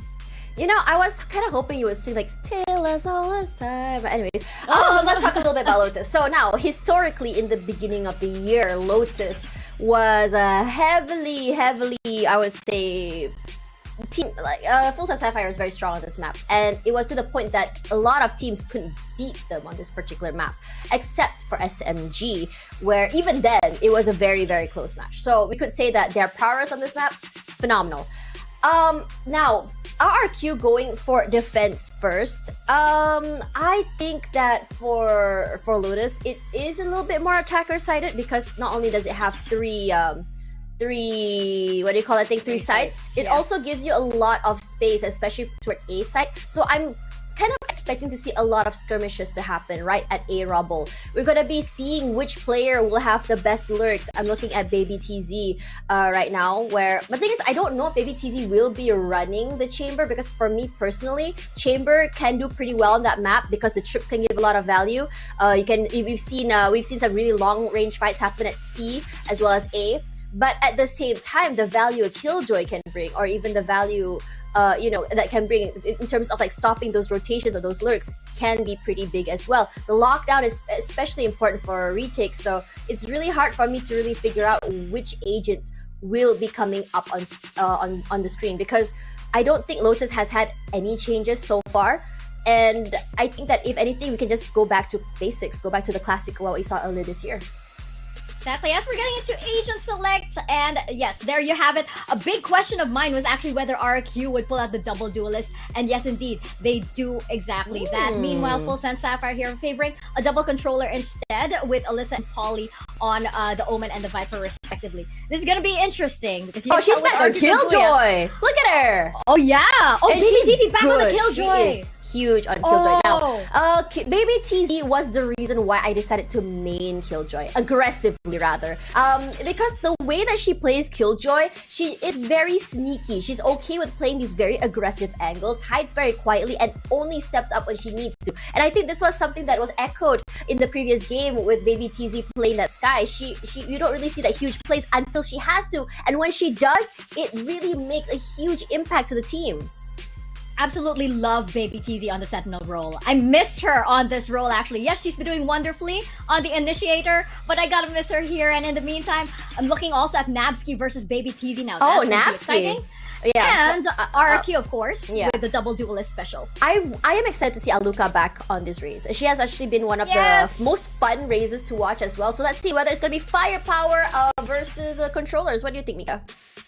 Oh, it's gonna be really close. Don't make me choose right now. Let's just let our casters choose. I don't think we're allowed to choose. I think that's what they call a biased caster, and that's not allowed if you want to be correct and good.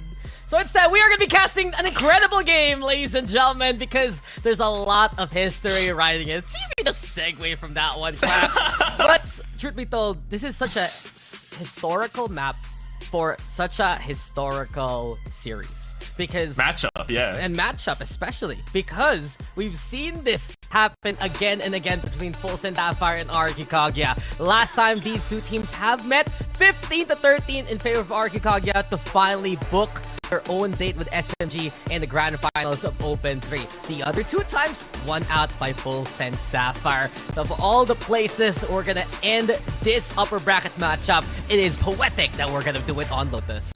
And it's also the fact that this is the thing that sends either one of them to the upper bracket final where they will face off against Team SMG, who is waiting for them there. If not, they're going to go in the lower bracket and we'll see what happens there. But at the same time, I mean, right now, you talked about it, 13-15 was what happened the last time that they played. And the last time that they played, like what our panelists were talking about, Baby TZ was popping off on the Killjoy, 27 kills, and she does it all through defensive maneuvers. She's just anchoring down sites, not necessarily getting first kills, and that's the thing that we want to look out for. I just want to call it. I just want to call it real quick. If Baby TZ's playing, if we're getting a Killjoy for full sense, it's Baby TZ on it. Please continue. Alright. I mean, I wanted to add on. It's just the fact that, like, now Polly is the Omen. Before that, we had Margot. So Alyssa's now the Viper, and that's like slight adjustments. Maybe Polly can be a little bit more proactive now that Alyssa's going to be going for that full-on defensive Viper. Yeah, I think that's a really good point, especially from what we've seen Alyssa usually on the Cypher, if ever, flexing over the skies, runs a Killjoy on the map. It suits her better in terms of her playstyle, in terms of her background as a player, it says, especially. So, RQ, they're holding on with the Cypher composition plus the double duelist that they won with back in Open 3. The door has opened, and truthfully, this is a map that both teams have studied extensively against one another. Napsky, though, first kill already from the staircase. Alaka trying to find the contact, but Muffin will catch her in the act instead. 4v4 for the time being. Boombot's there. Best trying to stay towards the backside. Napsky is again providing reinforcement, and from this point on, the pistols are swinging in favor of RRQ. Honestly, Alyssa trapped right now. There's the tap, already go for the defuse, and from this point on, it's all RRQ to hold them at bay. A big win towards RRQ Kaguya's favor. Yeah, to me, it just starts off with Napsky and her frag. With a classic, she just kind of holds up around stairs and manages to find a little bit more. And it's already great reads coming out from RRQ. Yes, FULLSENSE kind of made their presence known, opening up the revolving door and pushing through that way. Everyone from RRQ was already in position to retake. And I think because of that, it was not too difficult for them to kind of dissect the site and slowly make their way in together. Hence, FULLSENSE Sapphire, it's something that they have to rethink with how they want to hit sites. Because this is an RQ Kaguya that did take them to overtime and take them down with such aggression. Look at Ayumi. And RQ especially, starting on the defense here, their more preferred side in their history. The side that gave them 8 rounds in their last outing. There's just so much of a story between these two teams, especially in Lotus. But this time around, it's Baby TZ who's the first author with the pen. Big with the sheriff. Here comes Alaka, now low HP. Best of fun, but Baby TZ with another. Napsky now providing covering fire. And it's 3v3. Critical HP here for RRQ. Mow them down though, says Napsky and the rest. It's all left to Baby TZ who's picked up a bulldog. But Alaka, such a quick trade. 3 for Baby TZ, not enough to win the round with. Despite being 9 HP too, Dax, she still is able to pull off such a maneuver and just working off of her teammates that way. That said, though, although it was a round win for RQ Kaguya, and they've been doing pretty good on these pistols now, it's going to hurt their economy. Alaka's the only one left alive, so gonna have to be careful for the next round, or maybe consider going in for light shields. Apart from that, it's also interesting to note that Ginny is on a fade this time. Previously, she was on the Sky, so we're trading in some flashes for more intel gathering, perhaps. And I'm curious to see how that works out. Maybe you've got some combos that you can pull off with Muffin. Yeah, I think that's the biggest point for it. You want to use the Nightfall for the retake if ever. The Seas plus the Pain Shells, always such a critical combination to utilize. And RQ Kaguya, they've noticed here that FULLSENSE have made these adjustments in terms of the roles, in terms of an agent, and looking to just play the way that they're accustomed to on this map to a big advantage early on. Yeah. Still, though, despite that, just trying to pull back for a second. You can see the setup towards C Mound in case FULLSENSE Sapphire does decide to push. Apart from that, it's just that same toxic screen towards the A site, a bit of conditioning, and FS just trying to poke and find a weak spot. It could be C if Ayumi falls. Well, RQ Kaguya so confident to push with the double duelist. Punished though quickly by Polly as she checks the corner and finds Ayumi all by her lonesome. Likely to be a target here as Polly sets up with a paranoia. Alex though going for it, one already. Muffin isolates her target towards the bend and moves forward to get another one. The paranoia a little too late to the party as FULLSENSE Sapphire have already come and gone to take the round. And that's one way to turn things around. Flawless win off of the slightly scuffed economy coming up from RQ Kaguya. And also the fact that they just 30 seconds left. kind of watched angles for the first, like, minute or so of the round. It kind of made RQ maybe feel a little bit paranoid, and hence you saw a lot of rotations go off. Not sure if FULLSENSE heard those sounds, but they definitely checked onto Ayumi, and that was the tip of the iceberg. As soon as they clear these kind of corners, FULLSENSE Sapphire, they have so many ways to take advantage of it between the double control plus the fade. The Odin, though you mentioned, held by Alaka all the way by Tree. So instead, B site could be the point of contact. Iceberg trying to prime the paranoia if ever, but the lockdown is a big space made here by FULLSENSE Sapphire, ready now to push onto the site. Here we go. Spike plant perhaps. Muffin initiating with the showstopper, pushing people back, able to take down the first player, the first piece of the puzzle. Spike goes down and they continue to go in towards C-Link. They want to play towards Waterfall especially, but here on upper best now, getting ready with a Trailblazer. Paulie fighting Navsky though. Big picks here from FULLSENSE Sapphire. Ayumi, that's a big angle. Paulie wasn't ready for it. Muffin, the fight back there. Both this low HP, but the rest of FULLSENSE already cleaning up house. Ayumi, what else can she do? Pretty much nothing as she backs away to save the gun. Sapphire will tie up the scoreline. Not bad. I think I guess that's the thing about B-site. If you can take closer towards Waterfall, then you're able to watch more angles and possibly stem and stop your opponents from rotating over that easily. And then at that point, you just gotta worry about, you know, upper as well as the door side. And FULLSENSE Sapphire make quick work of this as a result. It's 2-2 right now, and Ayumi thankfully saves up on the Vandal. So it's a bit of a hero Vandal for the next round for RQ. Meanwhile, the rest of them very likely going to go with Sheriffs. You can see why FULLSENSE Sapphire has adjusted their double controller roles plus the fade. It's just so oppressive in these closest scenarios. Gives them more confidence, especially to push from B towards Waterfall, maybe for upper if they choose to. And I'm really expecting them to do those kind of plays as soon as they get that sight, instead of just completely backing away from every single time. I'm really surprised that, you know, FULLSENSE just decided to push all the way in. But that's it now. You've got Ginny with a Nightfall. And that's a very useful catalyst if you want to hit a site in full. Not necessarily have to use it this round though, because FULLSENSE, I mean RQ are on a bit of that eco. Face You have to be careful. Make sure that you don't fall to too many mistakes. Well, Nightfall invested regardless. It doesn't hit anyone though. It's a clear onto a free site. FULLSENSE Sapphire. Security is their safety here, Quack. It just feels like coming down from that overtime loss way back in Open 3.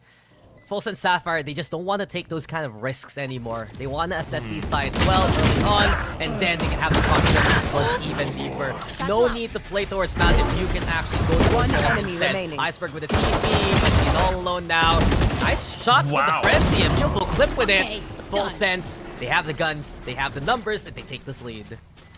Yeah, like you mentioned, it's good that they continue to push deeper into halls, but the Frenzy coming out from Mount, surprisingly able to take down 2 players. So a bit of economical damage sustained for FULLSENSE Sapphire, but not the worst thing in the world, right? And in fact, it's just better for RQ because they get to buy back up this time around. And once more, we have to take a look at the map and how we want to play around it. Because previously, yes, we saw that Odin from Alka. I see that she was kind of hovering around it. We're back to the Phantom. And Yumi on the glass cannon op. Might as well take that risk here. RQ Kaguya. The biggest concern right now is how much space they're ceding. For the double duelists, they're the ones who want to go for the push instead. The paranoia is there, keeping the opposition at bay. They're trying to lead them into the angle here for Yumi instead. Reload so the clip. Muffin here, forcing contact early on near these sites as the blastbacks finding movement It's just FULLSENSE Sapphire staying away from that kind of contact. We're still watching if Yumi can actually catch Polly here. But the rotate looking likely to be instead. A minute left on the clock, surely. And Iceberg used her from the shadows to get out of a dangerous position. So this should be plenty of information for RRQ actually, but FULLSENSE getting a bit more courageous, going for that option, but getting hit by the Trailblazer. Best shuts Muffin down. The timing from Best enough to save her versus first, but not against that second point of contact. Polly also a beautiful ankle, watching out for upper. Alyssa now on the lurk, finds Iceberg off guard, and it's now 4v2 in favor of FULLSENSE Sapphire. These B takes are looking very dangerous. If you are on the side of RRQ Kaguya, between the fade and that raise, the space being made here by the double control, giving FULLSENSE many angles of opportunity to work with. That's why, again, all of those positions, angles being held, RRQ instead go in for that save. Of course, the op is just too expensive, and they don't want to throw that away. Alika with the showstopper for a potential future round as well. Heard the footsteps. Wow, jumped up. Polly. But she can't get away from the bullets of the Phantom, and RRQ will save 2 guns at the very least, especially that operator.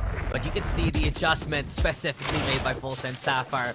Running this fade has given them more avenues to work with, Quack, and it was one of the problems back in Open 3 when they're playing that Sky. How do they meet Ayumi and Alika in double duelist contact? By winning out in a game plan that they know so well, utility.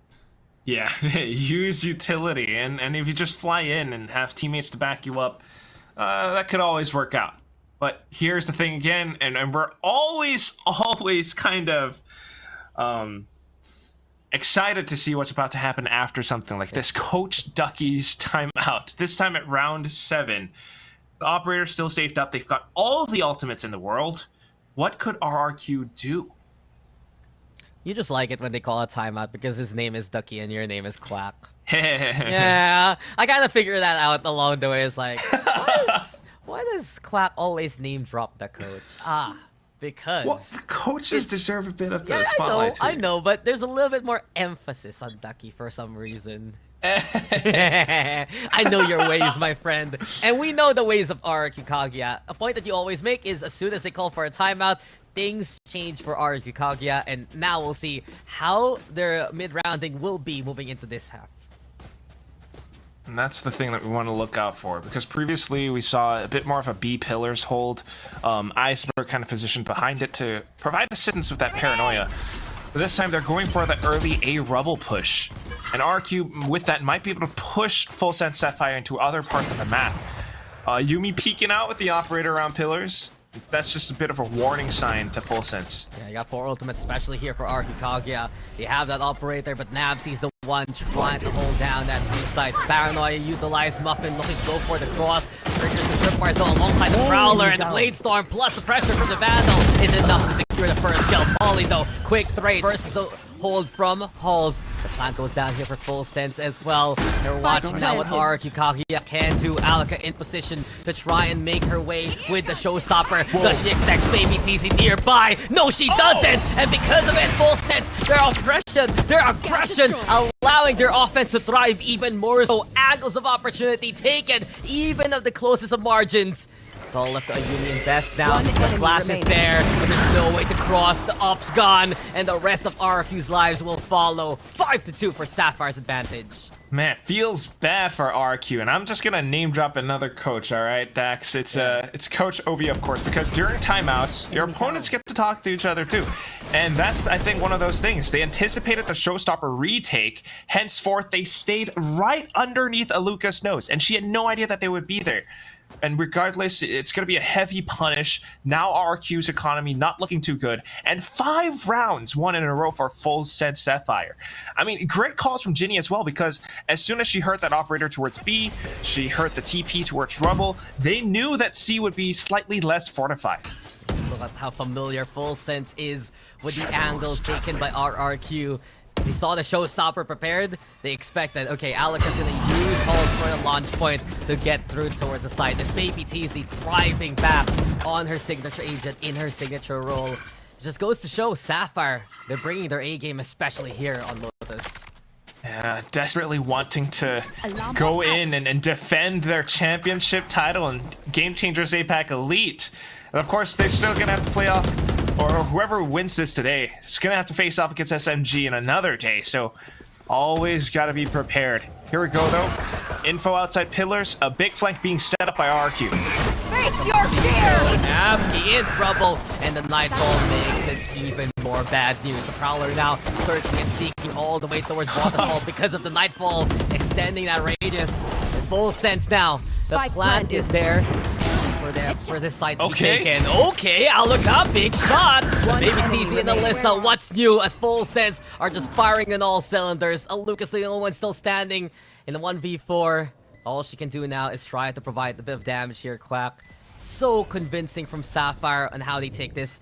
Yes, it's an eco round, but the way that they play, the way that they move is oppressive, and it's just Sapphire's nature. 6-2 now.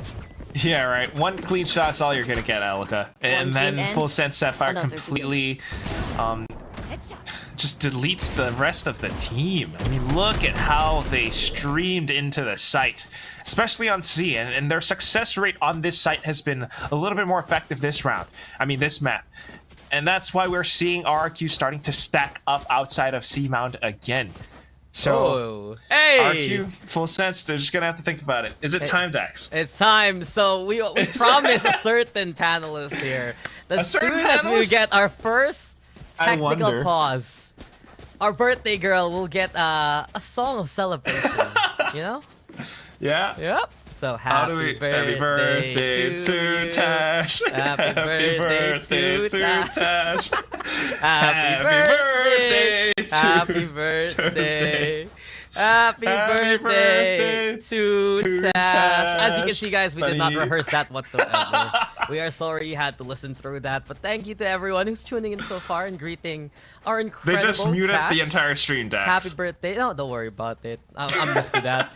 But technical pause, since we have a bit of time to talk about things. Full Sense, look at this. Another streak that has been unanswered by RQ Kaguya. It's been 6 rounds in a row, and despite the timeout for RQ to adjust, it's just Full Sense Sapphire who's so confident in pushing towards angles like halls, angles like waterfall, utilizing the power of the Fade and the Omen together to make that space. It just has been completely unanswered by RQ Kaguya. Pretty surprising too. I mean, hiding inside the dark cover, Ginny with the Prowler, and just getting that much more space because of it. RRQ's retakes are always kind of stifled. They haven't won a single round ever since the first 2. And that's a little bit, that's cause for concern on RRQ Kaguya's side. Yeah, I wonder now, what can RQ truly do here? We've seen some big step-up plays from the squad, especially in the first map. I'm looking back at the stats of Sunset especially, and you remember those last few rounds, the 1v1s, the 1v2s, provided by the likes of Iceberg, provided by the likes of Alika. It just needs to happen here for RQ right now. They're being sent away from these sites because of the initial utility. And we see that Navsky's on the Cypher, right? I do wonder if she can find a bit more tripwire value if she moves her initial setups away. You have that double duelist. It just needs to be a point of impact that Kaguya can utilize to enable themselves for the rest of this half here. Going out. Maybe. But so far, yeah, you're right. We haven't really seen that much. I haven't seen any effective trap plays coming out, unfortunately. Only potential flanks and whatnot. But regardless, here we go. A bit of B presence, but Full Sense Sapphire just holds back and buying out utility from RQ Kaguya instead.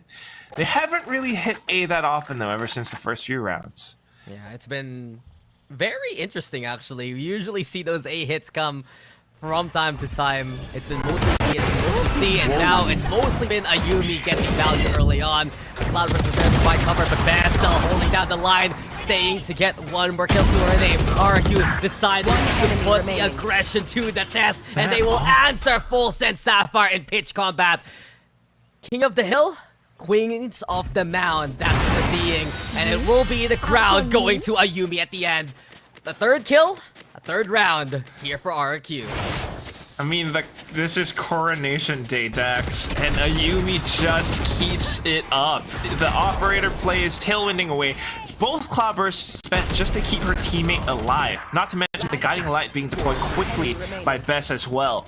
I mean, so many of these allow for Ayumi to re-peek again and again, and then the players coming up from Revolving Door 2 just to add on additional pressure. The first round won after 6 from FULLSENSE Sapphire. RQ are slowly coming back into the game. And this is an interesting take. Look at RQ go. They want to play a bit more aggressive yet again. They're pushing now from both C and B, but have to back off because of the initial setups of FULLSENSE Sapphire. It's like a challenge here, Quack. Basically saying, is this what you wanted? Is this the kind of fight you expect from us? Because we will give it to you. Polly, though, ready to pull those punches and catch Iceberg in the act. A big thing here from FULLSENSE Sapphire. You ask, you want to fight? Yeah. And Polly's like, yeah, okay. I'll fight. In the Philippines, that's a Tara G moment. A Tara G? Yeah, and now it's time for FULLSENSE to let's go and go towards the A site that we've been talking about that has been left alone. Muffin now blowing Navsky to Kingdom Come. No way to get away from the showstopper there. The plant goes down and the advantage for Sapphire yet again. We talked about those trips. It hasn't, it was not really that effective, especially with the showstopper. Such explosive action. Now the Viper's Pit is up. You just don't have that many entrances anymore because of this. Yes. What do you have to work with? Upper drop, that's basically it. And RQ Kaguya, they're rethinking right now. The situation might actually just go for the save instead while holding on to the operator. And FULLSENSE, the adjustment quickly from a round-to-round basis. As soon as they met the aggression of RQ for the last round, they decided to just hang back, play some good positions with utility early on, and from that point, they rotate towards A. You forget that perhaps this map is a 3-site map. It's always been a choice in FULLSENSE Sapphire. They choose correctly in this round. Yeah, mid-round adaptations again, and that's the name of the game right now. Because both teams are starting to adapt to each other. They're starting to read each other's plays. That C contest coming out from RQ was great, but unfortunately not too effective the second time around. And that means that FULLSENSE is adapting to their game. And then suddenly going for that full rotation to A site, Napsky was not quite prepared for it. So next round, we've got Ayumi still with the operator, but she's angling towards A instead. Meanwhile, the rest of the squad just hold up around Mound and B pillars. Yeah, and you can see now, Ayumi, the rubble position is marked here by Alyssa. She backs away towards the lobby instead. FULLSENSE still thinking about how strong their B take can be. But they haven't realized that the Cypher this time, Navsky's the one in position to the map. Ayumi, though, eventually, patience bearing fruit. A big pick, especially that's Viper gone. Less smokes to work with here for Sapphire. They're gonna try and brave this B side. They're gonna go for utility as well. Muffin down with a cross with the blast backs, hopping over the tripwire defense. Navsky's more prepared. The upper position, allowing her to go for the neural theft, and FULLSENSE can't make any headway here. Yeah, very nicely hiding inside the dot cover, and Yumi's the operator as well. Their only option is to head into C, but there's so much resistance. Baby TC makes it slightly easier. Oh, big picks now opening up the side. The Blade Storm's there, though. The lockdown, also a countdown to destruction. And can Ayumi find any target? That's the question. Best, though, with the one. Hides even a second. The plant going down here from Ginny, but she's all alone in a 1v2 situation. The lockdown, though, finds no one to chain his RQ back away in time. The flash gets intel too, and Ginny is brave enough to try and fight that 1v1. Navsky, though, clocking her when it matters most. A big punch and a big pick. It's RQ with their 4th round finally. Yeah, a little bit painful. Just ate that one. Because coming down to these duels, she had to face them head on. And a little bit unfortunate for Ginny, but she wasn't quite able to make it happen. Especially with the guiding light just thrown at her face as well. I mean, maybe it's a bit of confidence, maybe it's a bit of reactions not quite going as fast as it should be. But the rest of the team, I mean, from RQ Kaguya, real quick work, real smart for Napsky to hide inside of that dark cover. Yeah, it feels like for RQ, this is a scramble that they want here, Quack. Yes. They're willing to contend, they're willing to fight, and in moments where they have to make those minute decisions, it's crazy to think that if they have the good setup and they aren't funneled away by utility, they're in such a strong position to contend versus Sapphire. Which is really interesting to see how they have their setup this time. A Yuumi operator watching after the toxic screen falls. And we also have Alika with the Odin on the other side. Ooh, elbow spotted out, Dex. This is why you want to have the right posture, guys. Don't overexert your elbows. Don't overextend, because you are seen and you are caught. A big pick now. The Fate has been the linchpin of the plans here of Sapphire. And they're going to have to play it slow instead to cross towards A. Still making use of the toxic screen. The up. Yuumi, oh, Ayumi. She's just so ready for it. Despite the pressure of many targets. Wants that kill yet again. 5v3 now, thanks to her picks. And because of the transit towards B, you can see the pressure. You mentioned it. The trips are set. Navsky again on the upper position, looking to find an angle with the camera, trying to get the dart going. But the spike's planted, the tripwire's there. As the reload though at an ill-opportune moment, Baby TZ instead finding best along the way. And here comes Baby TZ with another one. Baby TZ! Oh my! Is this the best? This is why you don't put her on the Killjoy. This is why you don't let her play this agent. Because she can do incredible things. Our incredible panel will also break down such a stellar first half. Baby TZ looking like she is back home, very comfortable on the Killjoy. And Tash, why are all of these crucial rounds ending in like amazing triple kills? We've been having like so many of those this entire day, you know, from the first series all the way over here. But oh my gosh, FULLSENSE Sapphire here, you know, they are just showing a lot of, you know, the rotations are insane and everything. And RQ Kaguya, I can see how they want to push it, and like, you know, they do want to take that aggression, that fight to FULLSENSE Sapphire, but it just seems like FULLSENSE Sapphire just prepared to take it anyway. I mean, I did say that Lotus is one of FULLSENSE Sapphire's best maps. It seems like in their playbook, they have scenario A, B, C, D, E, all the way to Z already written down.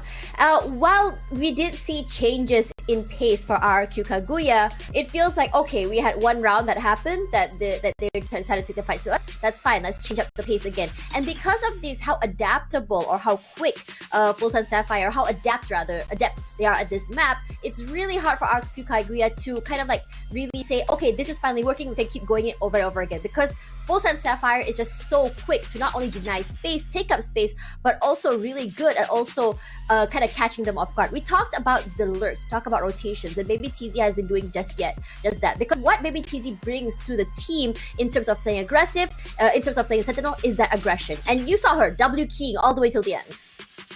For a Killjoy, right? That's how you play Killjoy, ladies and gentlemen. But yeah, you can try, but clearly Baby TZ here looking very comfortable indeed, and FULLSENSE Sapphire are sensing that indeed, and you know, really using that to, you know, have this confidence going into this map. Can they close it out? That is the question. We do know that RQ Kaguya sometimes can have a little bit of the late start. So casters, we're gonna find out who takes Lotus. Looks like comfort is king here, ladies and gents. Baby TZ, an incredible half to begin with. Paulie as well has been stepping up immensely in this elite tournament. Quack, FULLSENSE are in such a good position right now to try and finish off RRQ if ever. And this pistol, it's a big make and break moment here for the offense. Yeah, off a quad kill like that from Baby TZ, surely. But look at this fast B hit straight through Waterfall. What is happening? Come on, it's double duelist. You know they're just gonna go for the whole WG anyway. Yuumi now looking to lead. The turret's there, don't slow her down. Alyssa playing over to the bet instead. And Best first one to find the target. Alyssa though with a quick little trade. But RRQ getting the advantage so far. Onto the seaside they go. Wants to have the plant down. Paulie though found by Navsky. Here in the halls, it's gonna be a big battle. And the pain shows now to put pressure onto Iceberg. Iceberg getting away. No, can't actually handle the damage. It's 3v2 though. Muffin now alongside Ginny. They're clearing the corner, but do they expect there's another one there? Ginny! Oh, Ginny! That's just fine to the transfer, and FULLSENSE, they still get the retake, they'll get the defuse, and they'll pick up the round. Just going in to clear the rooms. Slow is smooth and smooth is fast. I mean, Muffin knowing where the spike was planted was crucial. The paint shell trajectory, she calculated that. And then going in to clear out the, backside, trying to go check further angle, sure, a little bit distracted, but Ginny came in to bail her out, and that is cover and fire movement. Now we're in 4-9, and it's FULLSENSE Sapphire, each team having won one pistol round on this map, but this aids FS so much more. K2 came to play in that last round, man. Just such a crucial moment for FULLSENSE. Now they're in the driver's seat even more so as they have big momentum moving forward. Polly positioned towards rubble. A bit more standard of a defense here for FULLSENSE compared to what we saw in the first half from RRQ. It's the one-way providing a bit of pressure into the unknown goes RRQ. Kaguya, Pagel's gonna be there. They have Buffin on the board. Polly also with the Bulldog. FULLSENSE, they found it so far, but Alaka, a marshal in hand. Here comes the Pagel. Ginny providing current fire yet again. Ginny showing up when she's needed the most here, my friend. It's Alaka versus the world right now in a 1v4 with the marshal. So difficult to get away with this, and Ginny has her number. 10 now for FULLSENSE. It's like Ginny's just like, all right, I've had enough. It's time to close out this map. It's 10-4, like you mentioned, Dax, and it's really close. But I never, ever, ever want to count out RRQ Kaguya. They can always come back, especially if they win this full buy. If they don't, though, then that'll be another story. So who knows what's going to happen? Polly with a bit of a sheriff. It's a chance for RRQ to come back. Can they make it happen? Because if not, FULLSENSE might be the team that goes up against Team SMG in an upper bracket final. Yeah, it's looking likely if this continues in FULLSENSE's favor. Polly actually getting the bolt in some round. Ginny's moving over to the sheriff. And as RRQ have the rifles in hand, they do want to put that pressure towards Mount, picking up the orb along the way. And I wonder how their take's gonna be. They still have to deal with not just Baby TZ, but also Alyssa. Two players very accustomed to the Sentinel role. A number of utilities also in the way. And here over on the bend, it's an angle to take. The Prowler, though, scouting towards that B-side, the door. Making a bit of noise, causing a distraction, if ever. RRQ's just waiting for their moment here. It's those anchor players. She's got snake bites too, Alyssa. She deploys them at the right time, might be able to stall for a little bit longer. Here it comes. Paint shells in. We're looking for the blast pack. But Alaka just fires anyway. There's no getting away because of the paint shells. Alaka finds that first kill on the board. And RRQ now make their way towards the site. The plant goes down from Bez, but we're still not done. As RRQ are thinking about, do we go for the push towards Waterfall or a more standard play onto Mountain? It's the latter instead as they back off for now. So just gonna hold around this spot. Baby TZ still waiting for her teammates to arrive. Ayumi being the first point of contact. The rest will peek off from Mount off of it. And here they come. TZ finds first. It's 4v4 though for the time being. Okay, the smoke's there. The defuse also on Muffin. She's trying to play a cheekier angle. That's Baby TZ. She's found 3, but with 10 HP, it's looking unlikely. Time running on out. There's the camera also. Take a picture, why don't you? Because it's a show-stopping paint shell from Alaka to get 3 at the end. 5-10 as RRQ make their buy round work. I mean, credit where it's due. In that round, Napsky was the one with the spy cam placement, all that info gathering, despite Polly's dark cover blocking off Mound. Because of that info gathering, it's free wall hacks. What can we say? It's just able to find those frags so easily, and with that, RRQ standing a chance at coming back into the game.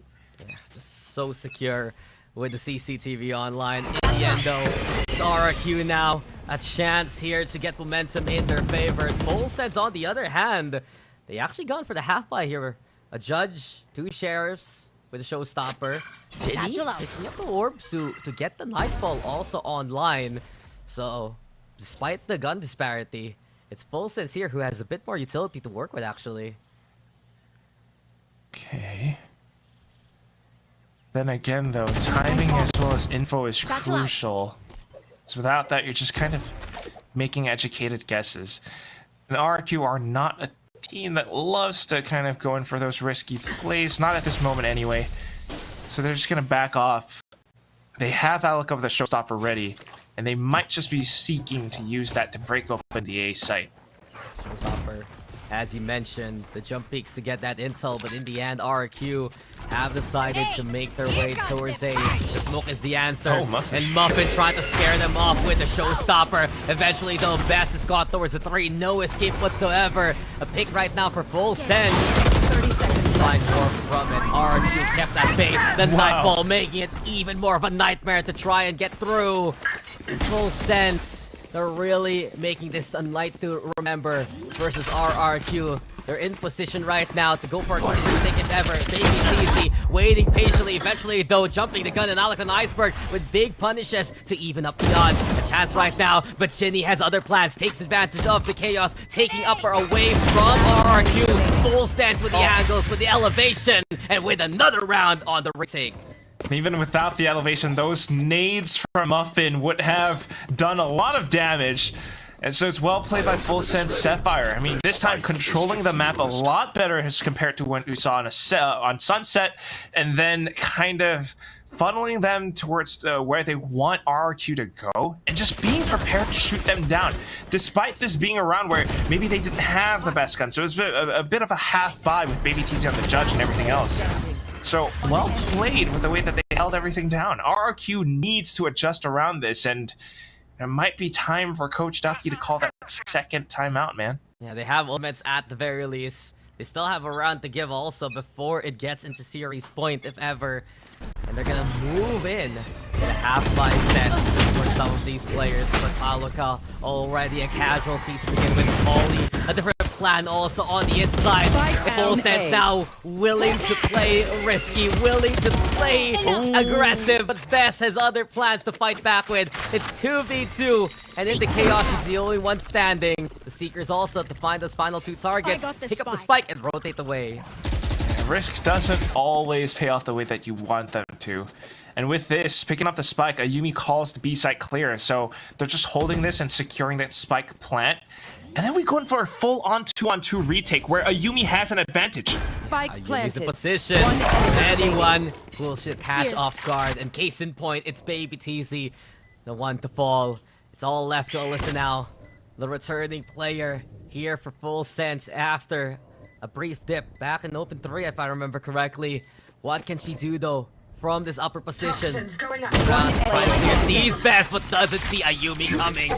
Finally, it's RQ who gets back on the board yet again. Oh man, we know the RQ, just when you think they might have lost it, they come back in. And it kind of, it didn't really happen because of their ultimates or anything like that. It's because of FULLSENSE Sapphire going in for such a risky play at such a crucial moment. And with that, match point and series point is denied from them for the time being. Alika buys up the Odin now. And still with their ultimates and her showstopper and everything. Yes, this is crazy. She's gonna go for the clear with the showstopper, use the Odin for the post plant if ever, just to suppress FULLSENSE.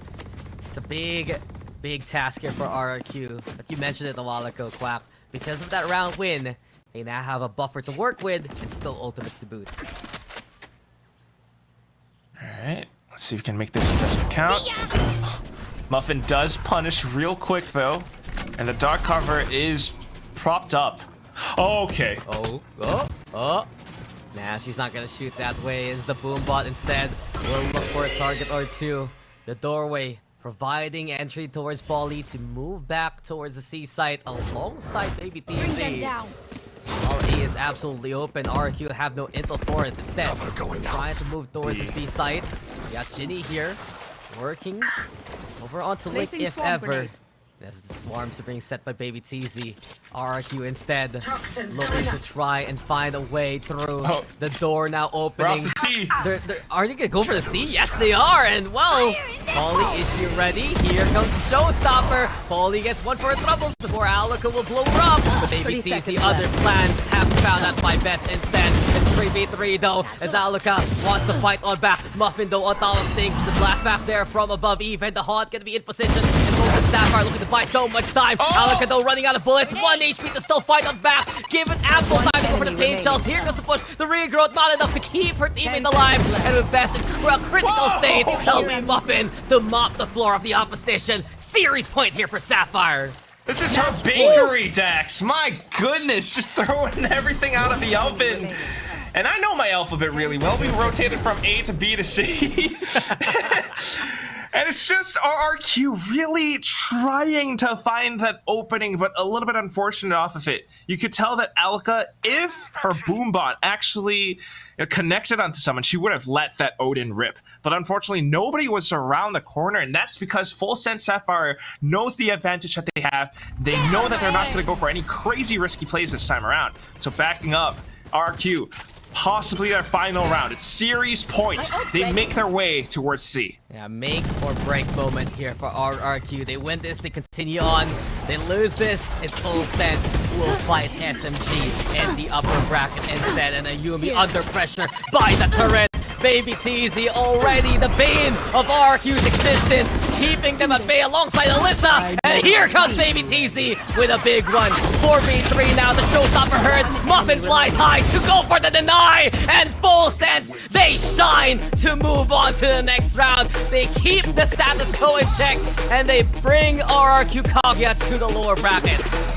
Securing that momentum, feeling that confident, controlling the map in such a fashion, they managed to defeat RQ Kaguya. I mean, yes, RQ, such improvements, they conquered their demons, but then that was only an open 3. Now that we're back with that full tie roster, Alyssa coming back in, Baby TZ back on the Killjoy, this looks like a much more improved FULLSENSE Sapphire that is going up against Team SMG next. Oh, what a way to win, and what a statement in the last 2 rounds. Sapphire was so ready for RRQ Kaguya this time around, respecting the core that has caused the problems all throughout last year and making improvements in their own core just to be even better this time around.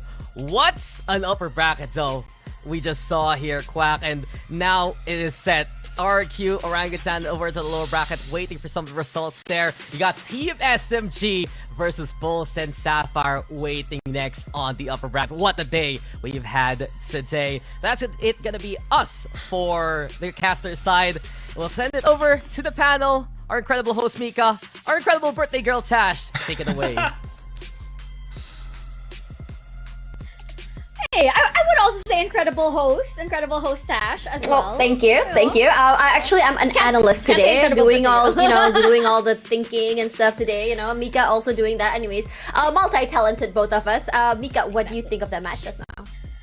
Okay, I absolutely love that kind of like second wind that FULLSENSE Sapphire had like at the very end, right? Those last few maybe 4 or 5 rounds, they suddenly had this confidence that like spurred them on, right? And we suddenly saw that of course we saw sparks of it all throughout the map, but then they were like, okay, you know what, let's close this out. And that was exactly what they did. RQ Kaguya, unfortunately, they just couldn't break through, right? There's I sense a little bit of hesitation as well. It's almost like they were second guessing themselves, especially as the map drew to a close. You suddenly saw that the entries weren't as confident as they were even in the first half of this map. I think it's more of like RRQ Kaguya not able to find their footing. They couldn't figure out the game or the play that is being set down by FULLSENSE Sapphire. Again, I really want to highlight how strong FULLSENSE Sapphire has in terms of command and how they play on Lotus. They are one of the teams that is really, really dominant on this map. And I was quite surprised that RRQ Kaguya allowed this map to slip through. And especially with their main roster coming out. I think this was mentioned by the casters just now, with Polly coming back into the team. It looked a lot more solid. It felt like the missing piece that they needed is finally back to really solidify what they needed in the whole team. And on top of that, you also have Baby TZ back on her comfort agent. She's a killjoy, or rather a sentinel that's a little bit more on the aggressive side, who's not afraid to press W. And on top of that, she does a really, really good shot as well. And this particular synergy with the comp they're playing, Alyssa on the Viper denies so much space. Also, that Decay helps her teammates so much in terms of getting those frags to just really take them out one by one. And it's been giving the team so much problems. How many times have we seen Yumi try to just break onto the site? And you know how she plays, very, very explosive. And because she just kind of like bursts through, and because of the Viper utility, she's always caught alone on the site. Yeah, I thought that, with RRQ Kaguya, with the double duelist, right? I thought there would be more of a punch into that entry. But, for FULLSENSE, they just had so much more utility, right? And you had Yeah. like, for example, players like Polly who for, I don't really care how many of you are entering the site. I will put a stop to whatever momentum you're trying to build here, right? And, Yeah. Polly did so well, as did Muffin, of course, who was just completely insane. Throughout this whole series, Muffin has been playing her heart out indeed. She really, really wants that slot to go over to Game Changers Champions. Oh my gosh. And I think that, for the entirety of FULLSENSE Sapphire, there is this, they might be flexing around just a little bit, these little adjustments, but it kind of goes to show that no matter how they adjust, they're ready. They're so comfortable. Yeah, I think that the what's the word? The experience that they had last year when they went to Berlin definitely gave them a little bit of an edge compared to the rest of the teams who have been competing here in Elite. But we highly talk about the rivalry between these two teams, but I also want to bring a flip side, which is the friendship of these two teams. Despite them being in two different regions, two different countries, they are actually besties. These two teams found them at Ascension, hanging out together. They're always playing games like Among Us together. So there's a lot. I'm not too sure how it feels like to compete on a stage against your friends. But these two teams, because they're so very close, it must be a whole different mindset when they go into the game. I think it's more than just rivalry at this point. It's just trying to prove that despite us being friends, we leave the friendship out the door. And when it comes to being serious on the battlefield, that's exactly what we're doing. Yeah, and as we take a look at our updated brackets right now, we are going to see who falls into the lower bracket. And Tash, so far it's been great here at Elite. Unfortunately, for tomorrow's matches, this marks the beginning of eliminations. It's going to be very exciting indeed. Meanwhile, on our upper bracket, we have SMG versus FULLSENSE. It's going to be so exciting, especially since these two teams have been those, uber confident powerhouse punches that we've seen so far here at Elite. Yeah, I think that I think we're really looking forward to the lower brackets as well. I want to see which one will be finding a way to stay, which ones will be surprising us, and unfortunately, which ones will be ending their run for this year's Game Changers. And as we go forward, I think there's a lot of fans at home who put a lot of expectations, especially I know for South Asia, the fans are massive. They want to see more from their teams. They want to see South Asia represented up there. So there's definitely a lot of people coming into, I think, support global esports. Now for Nyx and MLT, this is not their first rodeo. They both came from the LCQ. Yeah, so this is definitely a rematch, I have to say, between them to see which team stays and which team has to go home. Yes, unfortunately, that's tomorrow. Look at Fifi's eyes. It's bleeding. When don't make me Fifi go home. is in the team loses, you kind of like gray out the logo. Fifi looks so sad. So Nyx Exactly. just keep that in mind, yeah? If you guys were to lose, Fifi is going to be very sad. And we're gonna have to stare at that logo. Everybody's gonna have to stare into Fifi's eyes and be like, "No, Fifi!" Oh. But I think that was strategy as well. I think I was like, do you really want to send Fifi home? But do you want to send Fifi home? Do you want to make Fifi sad? I mean, their tagline has always been for Fifi, so. Oh my gosh. Well, we're gonna see indeed what happens to Fifi, what happens to MLT, Global Esports, and of course NWJ as well. That will be it tomorrow, and it's gonna be exciting. It is the first of our elimination matches here at Elite, and as we do know, the stakes are higher and higher because it will be their last chance. I want to see what form these teams will be pushed into tomorrow, Tash. Any final thoughts for today? Incredible from all these teams. Looking forward to tomorrow, and not gonna be here for tomorrow, but I'll see you guys on Sunday. That's right. You can continue your birthday celebration tomorrow, right? Neither will I, actually, but I'm eager to tune in and find out. Let's scroll the comment section tomorrow as we have our days off. Happy birthday once again, Tisha, and thank you so much. Auntie Tash is officially an auntie. Thank you so much for working on your birthday to bring us the Game Changers action right here. We will see you guys again at same time, same place here. Well, we will be in the comment section, of course. We'll see you guys tomorrow for Game Changers APAC Elite.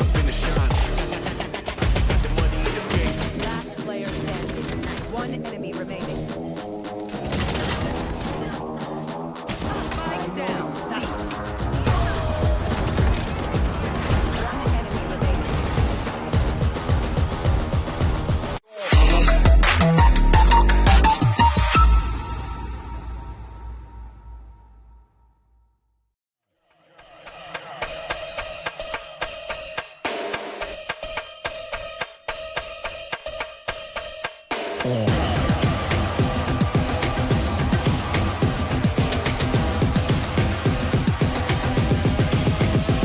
me what you got. Back up, back up, back up, back up, back up.